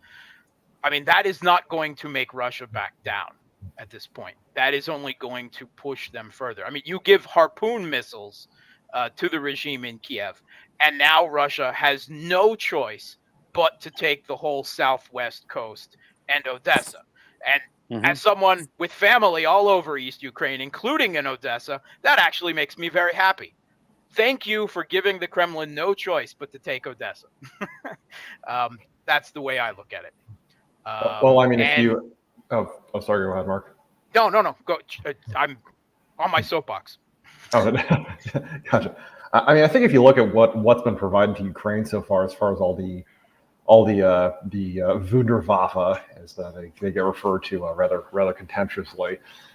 I mean, the West doesn't really have much farther to escalate. The only weapon that's left that would really represent an escalation capability going to Ukraine would be ATACMS. It would be the long range missiles you can fire out of an MLRS system, and those honestly would not be that much of an escalation. They are more capable than Toshka, which the Ukrainians already have, but they're not that much more capable. And I mean, as we've seen with all the other stuff we've given the Ukrainians, we're basically just training the Russians to defeat our own arsenal. I mean, the effectiveness of HIMARS strikes has gone from highly effective when they were first introduced to the Russians were shooting down most or all of every salvo that the Ukrainians managed to get off. So, I mean, talking about the new stuff they're talking about isn't as powerful as the old stuff they were sending. So, I mean, yeah. And honestly, some of it's already been sent. I'm fairly certain the Excalibur shells have been running around Ukraine for some time now, and we've seen basically no reports of their effective use. So, yeah. But I mean, that's not going to encourage Russia to stop either. No. I mean, the ineffectiveness, and now, I don't. First of all, again, West Ukraine is an entirely different beast from East Ukraine and Galicia, at least, and they will never surrender. I mean, if 50 years of the Soviet Union couldn't debanderize them, then I don't think a Russian occupation in the modern day with the West actively supporting an insurgency is going to change that. I hope that Russian forces do not go into West Ukraine. I think they should take the east and the south and perhaps Kiev and tell the rest to F off, as a de facto rump state of Poland or whatever. I don't think Poland will actually annex them. That's I think a bit of Russian propaganda. But I think, there comes a point where it will be about preserving a Kiev regime rump state in West Ukraine. And there will be a lot of pressure, a lot of people in Washington and Warsaw talking about putting defensive troops into West Ukraine. And that, I think the Kremlin is fully prepared for. I think that, that is a moment where hostilities could become frozen. But there is also the possibility that they will want to preserve a port on the Black Sea for this rump state. And then the big question, do they send these defensive forces, with the idea we don't want to get in direct conflict with Russia into Odessa? And that I do not think Russia would accept. And that is the scariest point moving forward. But larger than that, I don't see West Ukraine, ever capitulating. I think this will be a permanent destabilized in security terms area in Eastern Europe. You can't put, it's like Humpty Dumpty, right? After that internal and external geopolitical and national identity balance was ruptured, you can't put Ukraine back together again. So frozen conflict at best, frozen, insurgency for the rest of our lifespans. I mean, that's where things end. There is no definitive end. I think there is no return to normal in relations between the West and Russia, and very soon between the West and China. And we're looking at what should have been the end of a unipolar world and the birth of a multipolar world, instead shunted by the hegemon trying to hold on to power by provoking both Russia and China and Iran, and even in some ways India, back into a bipolar world by giving countries, you have to choose us or them, and not allowing for neutrality under the threat of sanctions and economic punishment and so forth. So I call it the Great Decoupling. And it started on February 24th, and it's going to change the world and our lives of everyone. Well, what's interesting is that next week they're gonna ban the travel of Russian citizens into Europe, most likely, with the new sanctions packages, right? Good. Which is good. At this point is just pointless. But that'll be just the final nail in the coffin of the divorce between the West and Russia, because if there's no trade, there's no possibility of sending money back and forth. There isn't even the possibility of getting a visa to go to Europe for Russians, right? So it's de facto an iron curtain built by the Europeans. And so, for Russia, there is no future in the West. And so all of its attention is going to be pointed south and east. And that's that. And it's Europe that's going to be cast adrift. Europe is going to go cold this winter. Europe is going to go without electricity. What my thinking is that the Russians, the Kremlin is deliberately toying with the Europeans, trolling them, insofar as the gas, because now they were saying that at the end of August there was a new unscheduled maintenance. Bullshit. They're just going to make it up and keep on cutting the gas little by little, just stepping on that oxygen tube ever so slightly every day, a little bit more, until the Europeans are cut off. And the Russians aren't going to lose a customer because they'll have plenty of customers in the East, right?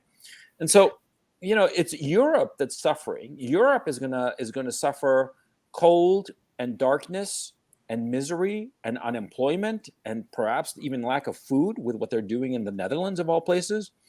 And so it's all self-inflicted on the West. And I think that's the great tragedy. Before you popped on, we were talking about the leadership classes of the West, that their ignorance and arrogance and their inability to see the consequences of their actions. And, all of this is self-inflicted on the West. And Brian has been talking about how the West deliberately did this strategy of trying to undermine Russia, and it just blew up in their faces. It's a catastrophe for the West, and they don't even realize it. They're like I can't even explain, the stupidity of these people, that they don't seem to realize that they themselves killed themselves. They committed suicide. I mean, there's that famous video from a few years ago of Donald Trump literally telling the German literally speaking at the United Nations and saying, Russia's going to cut the gas off and you guys are going to be screwed. Should have done a better impression of him there. Yeah, and they laughed at him. They were mocking him to his face, and he was absolutely right. Yes, and this is something that every strategic thinker in the West, every credible strategic thinker in the West, even the guys who turned to Ukraine bots after the war started, have been saying for decades now. Have been saying for at least the last decade. And the Europeans have just ignored it. And policymakers in the United States have just ignored it. And but Russia only has cut off the gas. This is a situation that the Kremlin never wanted because it was good money for them. And it also was this, you tie the purchaser and the consumer and the producer in a cooperative influence relation on each other. The Kremlin didn't want to lose that. They were always very keen on preserving their reputation as a reliable. It is only because the European Union, pushed by the US, declared an existential economic war to destroy Russia, to immiserate the Russian people enough, their idea that they would turn against the Russian government. Now, first of all, they have some really bad economists who not only don't understand Russia's economy, but don't understand the global economy and how important of a part Russia's sea wealth of commodities had become to the globalized economy. They really, really, really got that one wrong, and especially, of course, to Europe. If you weaponize your entire economies and your control of the global financial architecture against Russia to destroy their economy, you don't think that Russia is going to fight back with their economy in any way they can? I mean, that's not even a serious conversation. Yeah. Well, I mean, you're absolutely right, because I mean, if you look at the amount of resources and investment the Russians put into really guaranteeing a supply of gas to Europe, they built 2 Nord Stream pipelines. So I mean, that doesn't necessarily. I mean, and to be fair, that could have indicated to the Europeans the Russians were never going to shut the gas off. But on the other hand, like Gonzalo was saying earlier, the great irony here is that the Iron Curtain's being put back up by the West now. And I mean, in the Cold War, the Eastern Bloc building the Iron Curtain was that was a sign of weakness, right? They couldn't keep their people from fleeing to the West. Well, now it's the West that's building an Iron Curtain because they're I guess we don't feel like economically we can. They're doing it because they're stupid. It's not. They're stupid. It's at least, the Soviets put it up for a good reason, a pragmatic reason, that they were weaker and they were losing people. The West put the curtain back up because they're just dumb and full of pride and ignorance. I mean, that's as simple as that. Sorry, Tyler. I had to. No, it's fine. You're right. I was trying to sort of conceptualize what possible motives could underlie this, and it's just, yeah, it's for lack of any better response. It's sort of a Occam's razor, baby. The simplest explanation is the accurate one. They were just dumb. Yeah, they're just stupid. They didn't think it through. Yeah, it's the entire rationale behind sanctions. It's the economic penalties of wartime without the war. Well, okay, we're doing that, and it turns out that we're very. What the issue with the sanctions are? The sanctions are the weapon of the bully. I'm stronger than you, so I'm going to fuck you up because I can, because I'm stronger than you, and I'm going to show you. And I know that sanctions don't really hurt you, the leadership of the state that I am an enemy of. It really hurts your people, but I'm doing it just to fuck you. That's what the sanctions are. Even more so. Sanctions are the weapon of the bully who thinks that he is stronger than you. Yeah. But that is obviously a misperception.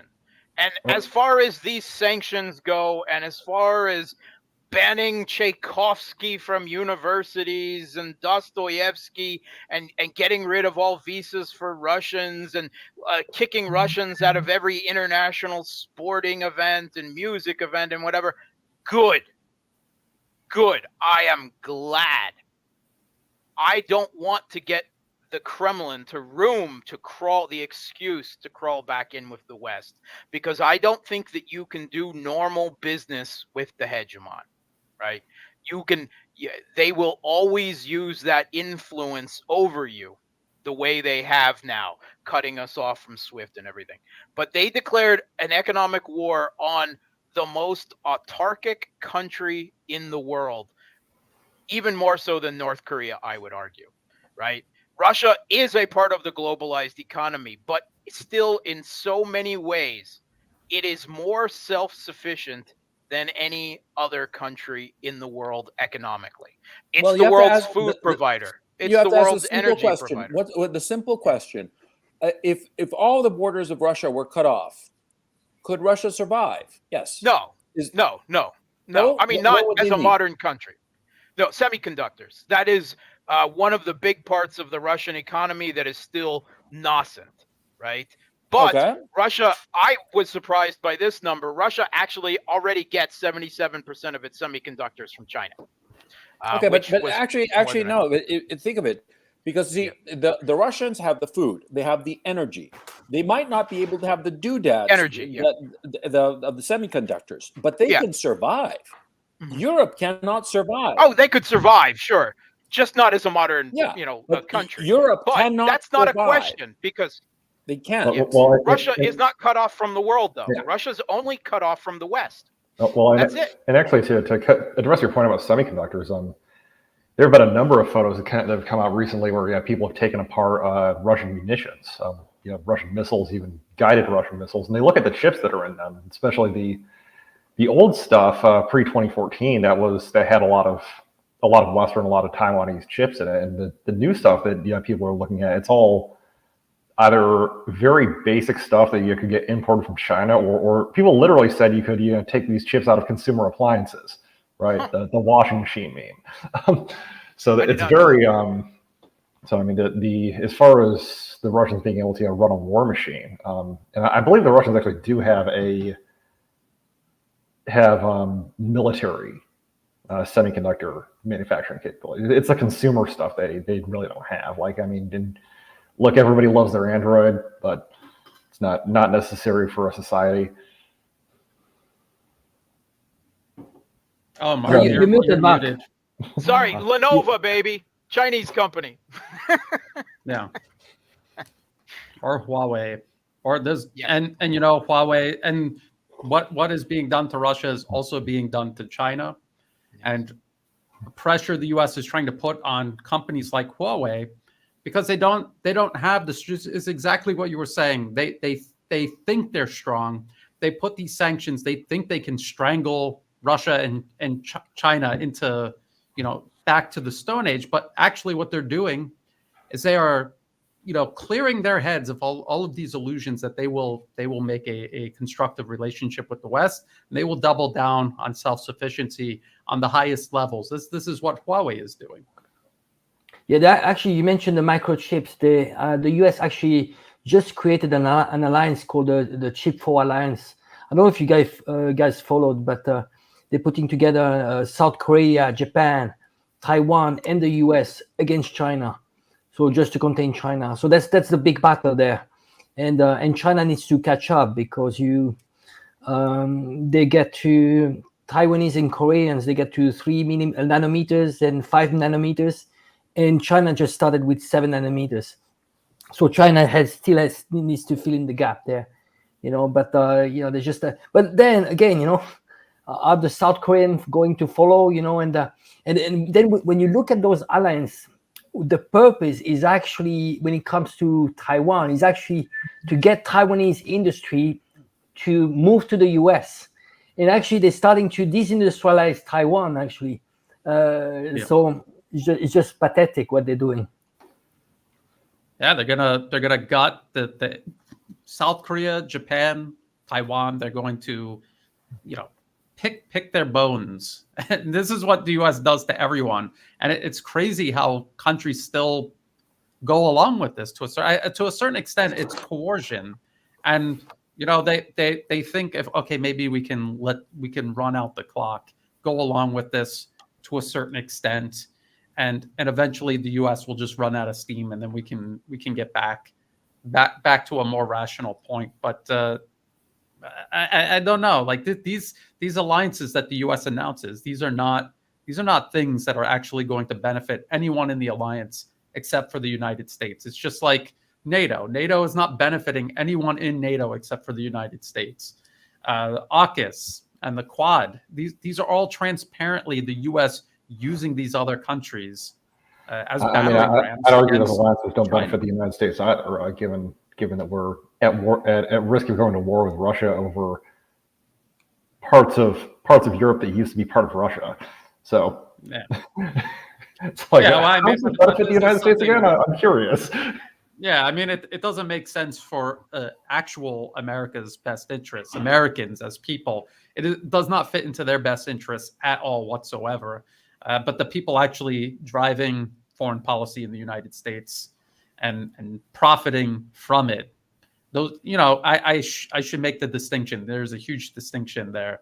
The American people are obviously not benefiting from this.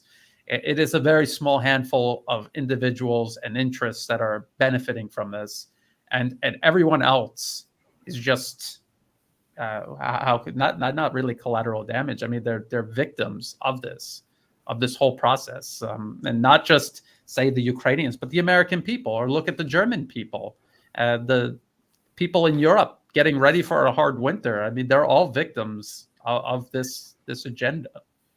The European willingness to just plunge into this, despite the fact they were completely unprepared. And actually, to address Mark's earlier point about about there being a Western intervention in Ukraine at some point to sort of carve out a rump Ukrainian state. I mean, honestly, I would say I think the as you call it, the danger zone for that. I think the danger zone for Western intervention is passed by now. And I think that, and I'll tell you why. It's because a lot of the weapons, the equipment that Western armies would literally be using to march into Western Ukraine to establish a buffer zone has already been given to Ukraine. In most cases, destroyed already. The Poles have handed over at least a third of their tanks, and I think they're giving another third of their tanks to Ukraine in return for promises of, well, they'll get some tanks from the West eventually, or from South Korea, 5-10 years down the road, maybe. And we have not seen the U.S. Army moving any significant amount of equipment to Europe. So. I follow the news. Wasn't there like some talk that they were staging some American gear in Hungary? I haven't seen that, although I haven't been following the news quite as closely lately. But yeah. Like if the U.S. was going to intervene in Ukraine, it would look like the build-up to Desert Storm, right? Mm-hmm. There would be just brigade after brigade after brigade getting deployed to Poland, and that has not happened. In fact, the level of Western military buildup in Eastern Europe has really not been very large. So, I mean, as far as like what the West would need to actually start pushing troops into Ukraine, that would look similar to what the Russian intervention looked like in February. It would be very obvious. I have a question. Could it be that the Americans are staging stuff in the United States? Because if they stage stuff in Poland, they're within the reach of Russian weapons. Well, theoretically, if they stage stuff in the United States, it'd also be within reach of Russian weapons, but you get my point. Wouldn't the Americans start staging stuff in the United States and somehow get it over quickly to Poland in the case of boots on the ground? I don't believe that this is the case, but I'm just asking hypothetically to fill in that particular blank on the drawing. Oh, I mean, the issue with that would be you would... Or is there no way to get around a large-scale staging in Poland or Germany, perhaps, or even Italy or something? Yeah, I mean, really, there's no way to get around that simply because of transit time. So, because you would need to basically move the U.S. Army to Europe, you would need to put a lot of equipment on train from forts to trains to ships, and then that would all need to get shipped over. This is a process that takes weeks. And would take probably a matter of months to move all these multiple divisions into Europe. I mean, we have some pre-positioned equipment there, but it's not like the Cold War where we had entire division sets sitting around for troops to fall in on. So it would be a massive logistical effort, and it would be very obvious that this was happening. And go ahead. Yeah, I think you make a really good point, and I hope you're right about the depletion of their own munitions and gear at this point. And obviously, you're right. I mean, it would have to be the U.S. and it would have to be a big ship movement of arms. But what if somewhere down the line a political decision is made that to just go with the human tripwire strategy of sending some lightly armed, infantry, these rapid reaction forces that they have there into Lvov under the idea, the bluff that Russia won't react to American troops, at least immediately, and then they might begin. Do you think that's a possibility? I think it's a possibility. I'm not Actually, sure. I'm positive that won't happen because they already tried it and failed at Yavoriv. That was the whole point, basically. They were basically prepping to stage NATO troops there. After all, that was a NATO staging ground. It was 25 miles from the border with Poland, and so they were thinking that they could cover that, and they started putting gear together. It turned out in the end, from what's been gathered, they had nearly $500 million worth of gear there, let alone the 400 odd men who were killed in that strike. And that was the whole point of it. And that was the message that the Russians were sending. If you put your boots on the ground, we'll wipe them out, and you won't even see it coming by the time they're dead. And that seems retrospectively to have been what happened. That was basically an effort. I don't know if you guys, Brian, Angelo, Tyler, if anything I'm saying is wrong, I'd love to hear it. I mean, it's an idea that they could continuously revisit. So Tyler's talking about this massive logistical feat they would have to undertake, and that's absolutely what they would need to do. But how could they justify doing that in the current political climate? People are asking, why are we still sending money to Ukraine? Now you're going to send troops? No, I don't think so. So if they wanted to try to get the American public on board, they would want to get U.S. troops killed, perhaps somewhere in Ukraine. But I want to go back to that Rand Corporation paper, not to beat this to death, but extending Russia. I'm going to call up the author and have you and him on a one-on-one. I think that's the solution to this problem. Go ahead. If you read the paper, they tell you the benefits of provoking Russia in Ukraine and trying to overextend Russia in Ukraine. They also talk about the risks. And it was a very honest assessment. They said, look, if we keep sending more and more weapons in Ukraine, they're going to disappear. If Russia decides to escalate, they're going to take territory. There's going to be a peace made at a huge disadvantage for Ukraine. It's going to be a huge loss for us. And they had no answer to what to do in case that happened. So this looks like they provoked this. They were trying to push Russia's buttons. They provoked this. This is a scenario they did not want. And I don't think that they have a real answer to this. I don't think that this was from the beginning designed as a pretext for a full-scale war between the United States and Russia. But I could be wrong. But if they were going to do a full-scale war, go ahead, Tyler. I'll tell you what I think. What I think the issue is here, Brian, is that the plan A was for sanctions to destroy Russia, because we wouldn't have implemented all these sanctions we wouldn't have implemented all these sanctions if we didn't think they would work, right? We even had Joe Biden up on television saying the ruble has turned into rubble, even though the ruble had actually strengthened by that point. Like, he looked like a complete idiot. But I think the plan A here was Western decision makers literally just thought, we're going to, because all the sanctions are coordinated very strongly and very closely. And they're just like, okay, we're going to sanction Russia into oblivion. Their economy will collapse, and we will destroy the Russian regime. We won't have to fire a shot. This will be our master plan.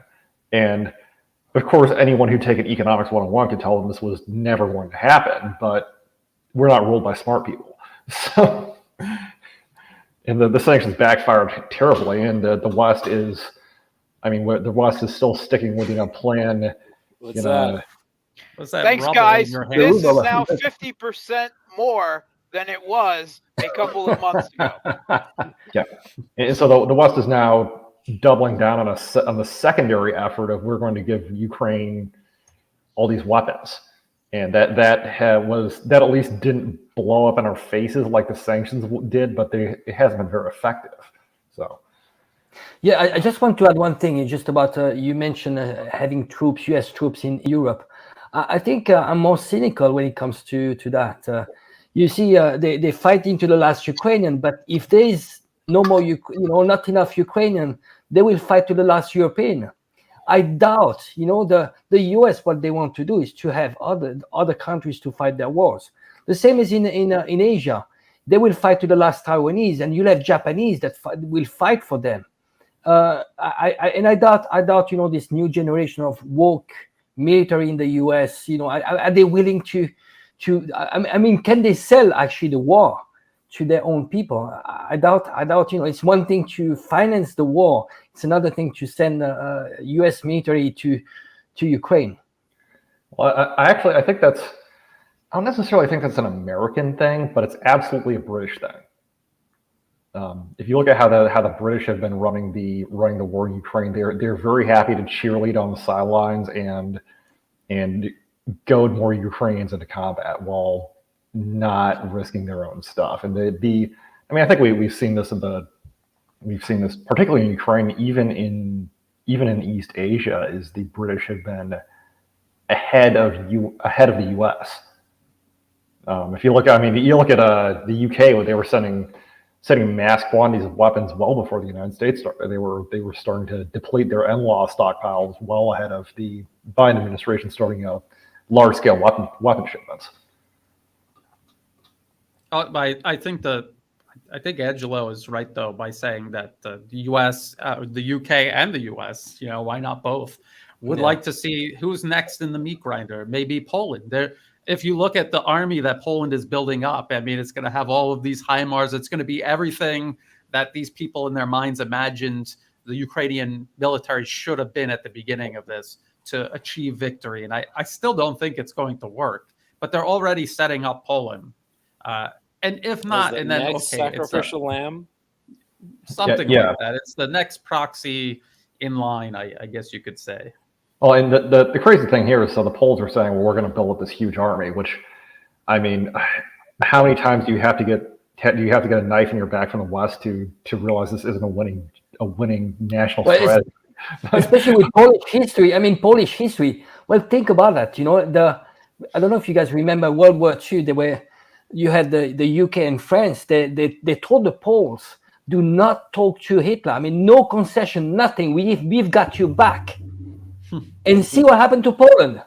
They did say to Poland, we've got you back. You see, Poland in World War II had the same position as Ukraine. Ukraine is like, we got you back. We will be there. NATO will do something about it. You'll have all the weapons you want. They did that mistake. And you see the position of Poland now, they don't learn from history. 70 years later, they're acting as extremely stupid. Yeah. And Angelo, you make the point that Taiwan is doing the exact same thing. They were already used by the U.S. and discarded when the U.S. officially recognized the one China policy, and now they're right back at the top, ready to go around the cycle again. Well, it's hope. It's oblivious. Hope.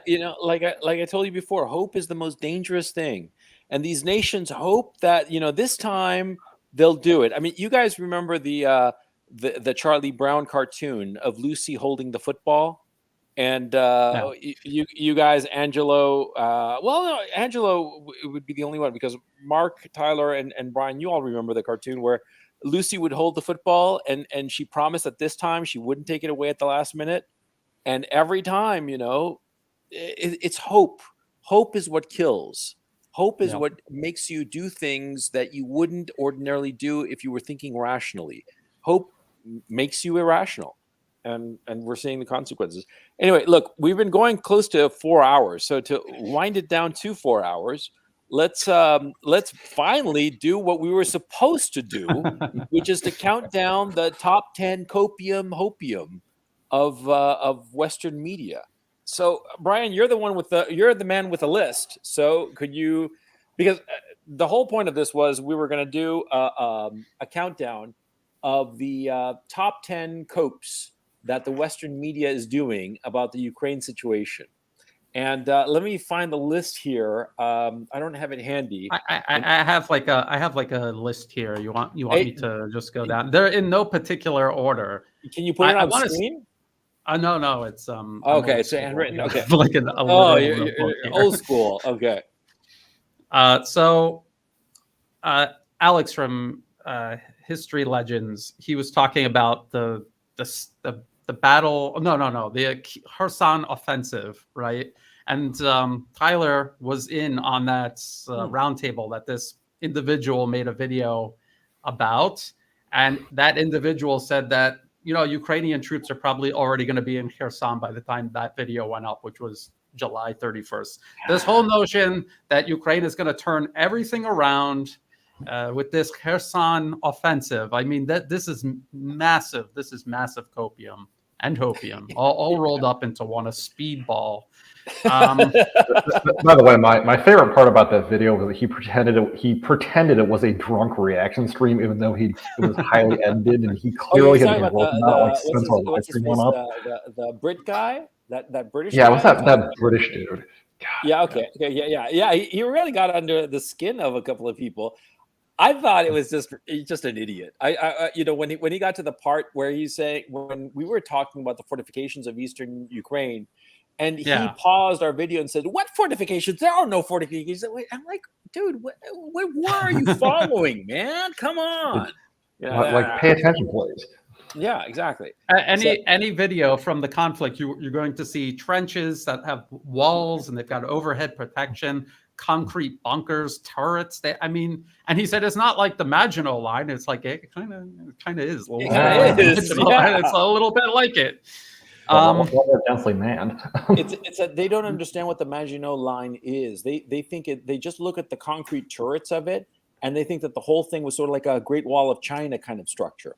They don't realize it was a series of trenches layered, just as you have here in eastern Ukraine. They don't, if people who are ignorant. Yeah, but anyway, go ahead, Ryan. So there was that one. There's so much we could go on about just that one. Then there's the siege of Kiev. The siege of Kiev, and I've explained this many times, and I've used Western sources to show the number of Russian troops outside of Kiev, the number of Ukrainian troops defending it. They're mixing everything up. In the beginning of the conflict, Russia surged into Ukraine. The concept was to shock them into retreating or surrendering. And in many places, it worked. Kherson is in Russian hands because it absolutely worked. They were able to position on the battlefield for the encirclement of Mariupol. They were able to set up the battlefield in the Donbas region. Where it did not work was Kiev. They had a contingency plan. They were fully prepared for extremely intense, protracted combat. If you read the Pentagon briefings, they talk about how much men, material, machines that Russia has assembled at the border over months. Enough for months and months of intense, protracted combat. Mark? Yeah, there was actually a bit, I think, of honesty. Sometimes you can find it, right? In the Washington Post over the last week, where they talked about the beginning of the conflict, and there was a decapitation strike at Kiev. But the failure was not military. The failure was intelligence. And I think that much of it has a lot of honesty to it. I mean, the first thing I said to my wife, as soon as we heard about I was talking about the inevitability of an intervention back in November, but I said they better have a good plan for a decapitation or it's going to get long and bloody. And they had a plan for decapitation, but it wasn't a good one. And we have all heard how much it hasn't penetrated the narrative that all over Ukraine, in every major city, in the SBU itself, in the prosecutor's general's office, that hundreds and hundreds of Ukrainians have been arrested as collaborators, right? 15 political parties banned across the country, all opposition media banned under medium policy. There was very much an internal pro-sympathetic or at the very least, anti-Kiev political forces in Ukraine. And I think almost certainly the plan was for that surge to be met with an internal uprising. And the article mentioned it, and they tried to explain it away that, oh, no Ukrainians would ever accept that. Though that's nonsense, of course. But they admit at one point MI6 and CIA help. That plan was compromised, right? And whoever was supposed to be involved with it, getting Ukrainian troops to stand down and not, it worked in the south, but it did not work in Kiev. And they got close. We've heard before Zelensky admit that they were literally outside his bunker. And they had taken over the airport where they were supposed to bring in troops. They had troops lined in at Gostomel Airport out of Kiev, but they were fought back there. And that is where they fell back on plan B of using those troops as a holding force. But I do believe there was a decapitation strike. It didn't work, and that was an intelligence failure. It's sound military strategy. It is what the U.S. did in Iraq and in Libya, right? Yeah. They got large portions of the Iraqi and the Libyan military at the end to they compromised them, and they got them stand down. Don't send your troops into the field. Tell them to go home, right? Make the right decisions, or just get on a plane. The head of the SBU from Kherson got on a plane the night before the intervention, and that's it. No one knows where. Maybe he's in Serbia now. No one knows where he is, but he obviously, got out of it. And there were lots of other people. But in Kiev, it was compromised. It didn't work. And so the failed decapitation strike, then obviously there was already a plan B to use it for a holding force while things were set up for the long slog through Donbass. Yes, I was in Kiev at the time. One sec. Right? Sorry, guys, I have to go. It was a great pleasure, guys. Gonzalo, thanks for organizing this. Tyler, Mark, nice to meet you, and pleasure next time. Later. Take it easy, Angelo. Take it easy. Bye. No, about the what you call it. I was in Kiev when the thing happened. I had arrived the night before on some business I had to take care of. I had some meetings that morning. When like at 5:30, 5:45 in the morning, or something like that, my assistant called me, in a panic from Kharkov, and she's telling me that the Russians are coming, that they've invaded, and blah blah. And over the next week or so, I was there in Kiev, and I was in Kreshchatyk Avenue. There were no Russians around, not even close. And I said, after the second day, I'm like, they have no intention of taking the city. I don't know what they're doing, but they have no intention of taking the city. There isn't any street fighting. There's nothing going on here. They're just tiptoeing through the country, basically. And I said this, and I was like called a Putin stooge, a Putin bot, a Kremlin. I've been paid by the Kremlin so much money that by this time I ought to be like a billionaire, man. I mean, but I haven't seen one red nickel of that, one red ruble of that, I got to call up, Shoigu and Lavrov and Putin and tell them that, your promises, man, it's promises, but I need the moolah, man. You think this propaganda is cheap? Not just you. So I could make a lot more bread if I did something other than teaching to make it. So I think that Russia, that was their initial plan. However low the probability was of success, it was worth a try, because if it succeeded, it would have saved not just Russia, but also all of Ukraine, all of this. Brian, I beg to differ, because you say the low probability, but it had a high probability because it actually worked in Kherson. Oh, no. I mean, overall, the entire thing. I think they knew in certain areas it will certainly work, but I don't think they imagined that the whole thing would have fallen by just that alone. But they tried it wherever they could. Yeah. Oh, well, and also, Brian, speaking of Gostomel, because there's like a subcope inside of Gostomel, which is the nonsense the Ukraine. Yeah. There's so many subcopes inside of this. First of all, there's the IL-76's shot down, of which there's been no evidence provided yet, which certain U.S. congressmen even spread. And people still believe this. But the big one is the claim the Ukrainian government made that the assault force had actually been defeated. Oh yeah, I And remember that. yeah, they were like, oh yeah, we've retaken the airfield, and the evidence they provided for this was literally a video taken inside of a British dude's shirt where he was talking to some American guy. And of course, what happened was that the following morning, TV crews had gone out that morning and found Russian troops at the airfield. And then the following morning, videos came out of Russian paratroopers directing traffic outside the airfield with no fighting going on.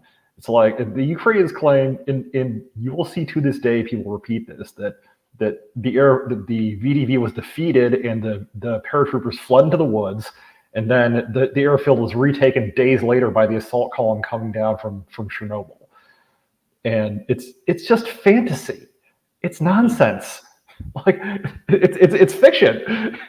Yeah, that is the other part of the siege of Kiev. It's that it was defeated by Ukrainian forces and Russia retreated, which they announced they were going to withdraw about a week early. And then over that week, they did an orderly withdrawal. And it's funny because the exact same story materialized around Severodonetsk and Lysychansk. They said Ukraine was going to do a tactical, a managed retrograde. I think that's what the Pentagon called it.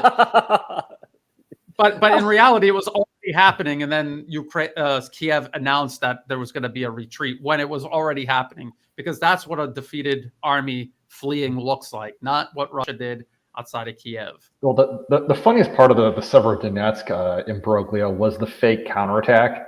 You remember that? Yeah.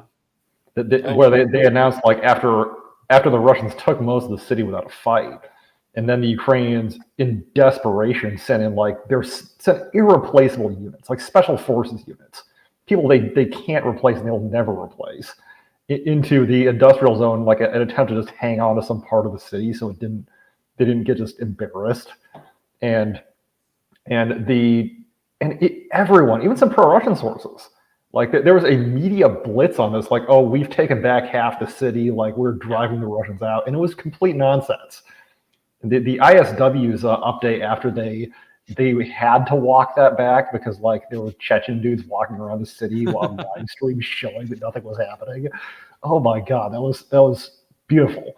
And you remember when the people coping, they were like, oh, look, it was a trap all along. They trapped the Russian forces. They let them in, and now they're springing the trap. And I've never seen a trap where the person you're trapping still completely surrounds you. That should be one on the list. The Kagan-Newland Institute for the Study of War is one of my top 10 copiums for this conflict. I think that they would make Baghdad Bob blush. The astonishing thing is, like, I followed these people for a decade plus before the war, do it for their Iraq reporting, which was fine. And then Ukraine comes out and they turn to the freaking Ronald McDonald Foundation. I apologize to McDonald's for saying that. No, but you got to ask yourself the following question: were they lying to you before and you didn't realize it? Yeah, that's a good question. That's the question. Possible. Yeah. So let's go to another battle, the Battle of Kharkov that Ukraine won. Somehow they won this battle. And I don't remember that battle ever taking place. What actually happened was there were Russian forces conducting a fixing operation outside of Kharkov, and Ukraine pushed out, extended themselves. Some of them reached the border. They did a photo op with a border marker, and then they left. And now all of that has been reversed since then. So this was supposed to be a huge victory for Ukraine, and in actuality, it was a needless waste of lives and resources for a purely political objective, which was to show Ukraine is advancing somewhere on the battlefield, if not in the main focus in the Donbas.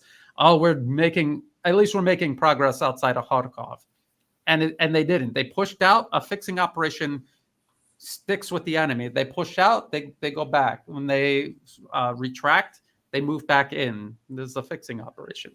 Yeah, the thing I wanted to say though is that you said that it was purely for political reasons. but it wasn't really for political reasons. It was for public relations reasons. Oh yeah. That's kind of what I mean. Yeah. To be more specific. No, the reason I'm not trying to nitpick you at all, but rather to emphasize the fact that, see, it's perfectly legitimate to carry out military operations to achieve political goals. Yeah. But what they do is they confuse public relations goals with political goals. Yeah. And so I agree. That's right. They do stuff without thinking if it really matters. It's just the image, just the Instagram shot. I mean, it's like they have an Instagram account, and they have an Instagram account, and they want to get as many followers as possible. That's the bullshit that these people are pushing, man. I'm sorry, Mark. Just hold on in Azov stall until Eurovision is over. Until Eurovision is over. That's the best one. I can't believe that actually happened. Yeah, I'm almost certain that a big part of the rationale for the Russian temporary pullback north of Kharkov was to lure 1,800 Kraken neo-Nazis and several other units out of their fortifications and then shell the living F out of them, which is you can say fuck. What they did. We're NC-17. We're demonetized NC-17, so it's perfectly fine.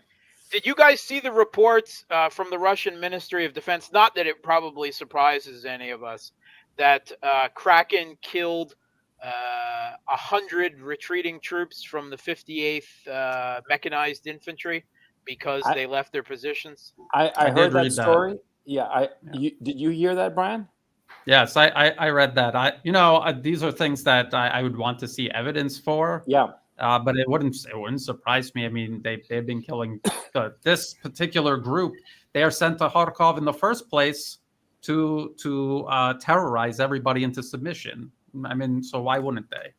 Yeah, I mean, it's an outrageous charge on the one hand, but they've done something similar things. I mean, I know that they killed a half dozen down in I think it was Lysychansk. I forget where it was, to tell you the truth. Yeah.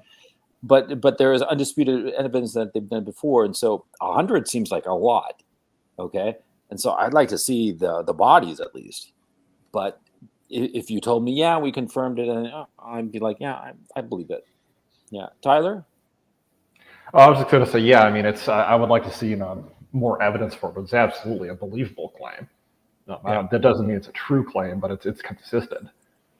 Yeah. Also, I've noticed that the Ministry of Foreign Affairs and the Russian Ministry of Foreign Affairs and the Russian Ministry of Defense, they don't stick their necks out. When they claim something, they got it cold. And so this is coming from the Ministry of Defense? Yep. Yeah, I mean, usually the only time the MOD... I was just going to say, I mean, usually the only time that I've noticed that the Russian MOD puts out bad info is when their subordinates are giving them bad info. Probably why the Black Sea Fleet commanders got fired, but when the Russian Ministry of Defense is not trying to say something or be deceptive, they do it really clumsily and awfully, like the whole Moskva thing. Some ammunition blew up, right? And then that's it. They don't give a cause for the ammunition blowing up. That's more the Ministry of Defense's style of an attempt at I don't know. I wouldn't exactly call it disinformation, but this is actually interesting because if you look at all of the major PR embarrassments coming for the Russians out of the MOD, they all originated with the Black Sea Fleet, right? Which is, I'm pretty sure, why the Black Sea Fleet's commander got fired, is because I think the Black Sea Fleet has actually been lying to the MOD.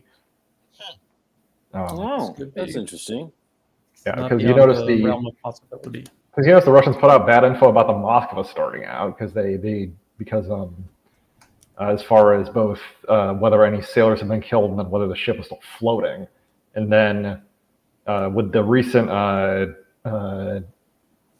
airfield attack or ammunition accident or something, the recent explosions that happened in that airfield in Crimea prior to the Ukrainians kicking off their sabotage, their largely failed by this point sabotage blitz. You notice the MOD said there hadn't been any aircraft destroyed. Well, that was a Black Sea Fleet airfield. So I think the Black Sea Fleet has a pattern by this point of sending up bad reports. Yeah, that's interesting. Yeah, it's a good way of looking at it. Yes, there's copium on both sides here. Yeah. I mean, usually if the MOD is lying about something, they just won't mention it. They'll lie by omission. Yeah. That's what I've noticed. So another one. So we're doing these battles, these botched battles. Let's do the last one on the list. The resounding victory of Ukrainian forces over Snake Island. It's a barren rock with no significance. I wondered why Russia was trying to hold it, because there's nothing there that you can't cover with long range weapons. Why would you put forces on there? I think that was a purely political, public relations decision by Russia, and then Ukraine taking it back. Utterly absurd. And this was happening at the same time Severodonetsk and Lysychansk was taken by Russia. And this was the big counterbalance, the big victory Ukraine had to show for. And this was touted as a major victory for Ukraine. Tyler, go ahead. And you notice whose idea it probably was to take Snake Island in the first place? Was the Black Sea fleets. Okay, yeah. Okay, so Tyler doesn't like the Black Sea fleet. Tyler, my wife is from Crimea, and every time you're mentioning the Black Sea Fleet, she's shooting you dirty looks over her shoulder. But yeah, you may be something on that there. No, you got onto something. Yeah. And when I heard that the Ukrainians tried to retake it and they lost, did they lose 60 of like special forces or some crack unit, some really good troopers? 60 over a fucking rock that means nothing. No. It's just, they lost aircraft and Bayraktar TB2s also, quite a few. Yeah. But the planes are replaceable. Those 60 men for what? For nothing. No. Gonzalo, didn't you hear that the Eurovision 2023 was supposed to be held on Snake Island? And the way they were touting it was that the Snake Island was the key to controlling the Black Sea, and that was totally ridiculous. I think that was in an NPR article. It was like the key to being able to run grain ships out of. Yeah, that was the thing preventing them. Now that they've got Snake Island, they control the Black Sea, and they can the grain can flow again. Okay, so there was that one. How about this one? We talked about this earlier, but since we're doing the whole rundown, Ukraine has more tanks now than they started in February. Oh yeah, but that's boring now. It's sort of like boneheaded, just pathetic. That literally only exists because people refuse to send Oryx pictures of Ukrainian losses, and I debunked that dude at length myself. So that's So there was that one, and then this is a combination. This is like several all in one. The Ukrainian army will be can actually become stronger than it was in late February. It can actually over time get stronger and stronger. I know where you got that one. I know where you got that. Yes. You got that one from one of the comments in that was the comments. And because the analogy that they're trying to make is that the United States at the beginning of World War II had a backwards dysfunctional army, and by the end of World War II, they had the largest army and one of the largest armies in the world. And the obvious problem with first of all, analysis by analogy is always problematic. But in this case, particularly so, because the United States has oceans between it and its adversaries during World War II. Their industry was never disrupted at any point in the war. Ukraine's adversary is inside their borders, and their industry has been annihilated. That was Arestovich admitted that months ago. And people say, well, okay, but the West, NATO, the United States and NATO, this is their strategic depth. This is their industry is here, but they've already admitted that they cannot compete with Russian military. They demonstrably cannot. Anyone have anything to add to this one? Well, I mean, I think the more appropriate thing would be to look at the. Sorry, no, go ahead, Tyler. I mean, I'd say that the more appropriate thing here would be, why are you using the United States as an analogy here to Ukraine? I mean, you'd think the more appropriate thing would be look at European countries where generally this pattern. I mean, the U.S. had room to grow. Ukraine doesn't. I mean, if you look at, in the past, World War I, World War II, European countries went to war. Who you could look at? You could look at the Soviet Union during that was the other analogy War. that they used. The Soviet Union, Germany invading the Soviet Union. So Ukraine is now like the Soviet Union, but the Soviet Union was so large they literally moved their factories out of range of German air power, and they had all of that in reserve that Germany couldn't touch. Ukraine does not have that. They put it beyond the Urals, as I understand it, in Yekaterinburg and places like that, right? Mark, you know that history better than anyone. Yeah, he's quite right. They literally physically moved factories, out of the range of German aircraft. And first of all, it needs to be said, neither the Russian military nor the Ukrainian military, or the Kiev regime military anyway, are the Soviet military. I mean, that really needs to be punched home. And neither the Ukrainian publics or the Russian publics are the willing to suffer Soviet public either. Yeah, I agree with that. Yeah. I mean, if you look at what the Soviets started the war with, they had to replace their gigantic initial army. But the Soviets had manpower issues for the entire war because they lost their initial army. So they didn't. I mean, the notion the Soviet Union just continuously got stronger throughout the war isn't. I mean, that isn't really true if you look at their actual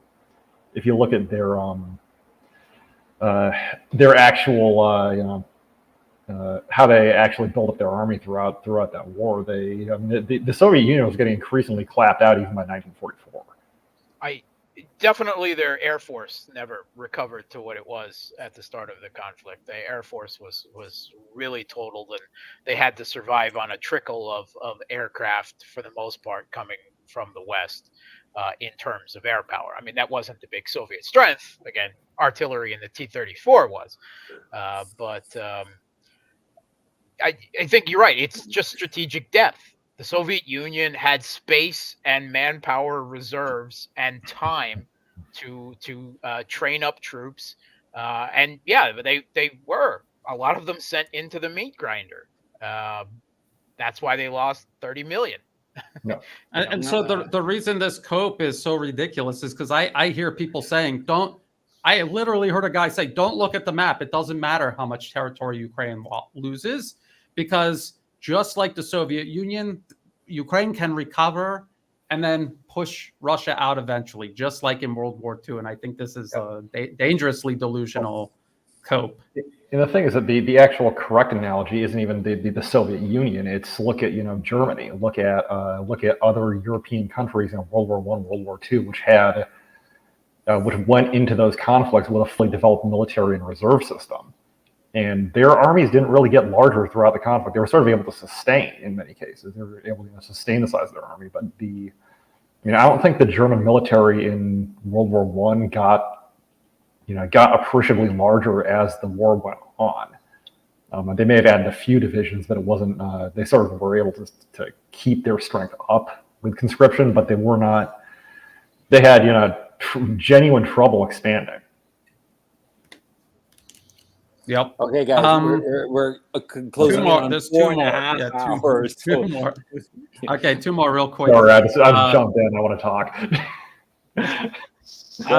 Russian forces are taking too long. This is an indication that the Russian military is weak, incompetent, and will ultimately fail.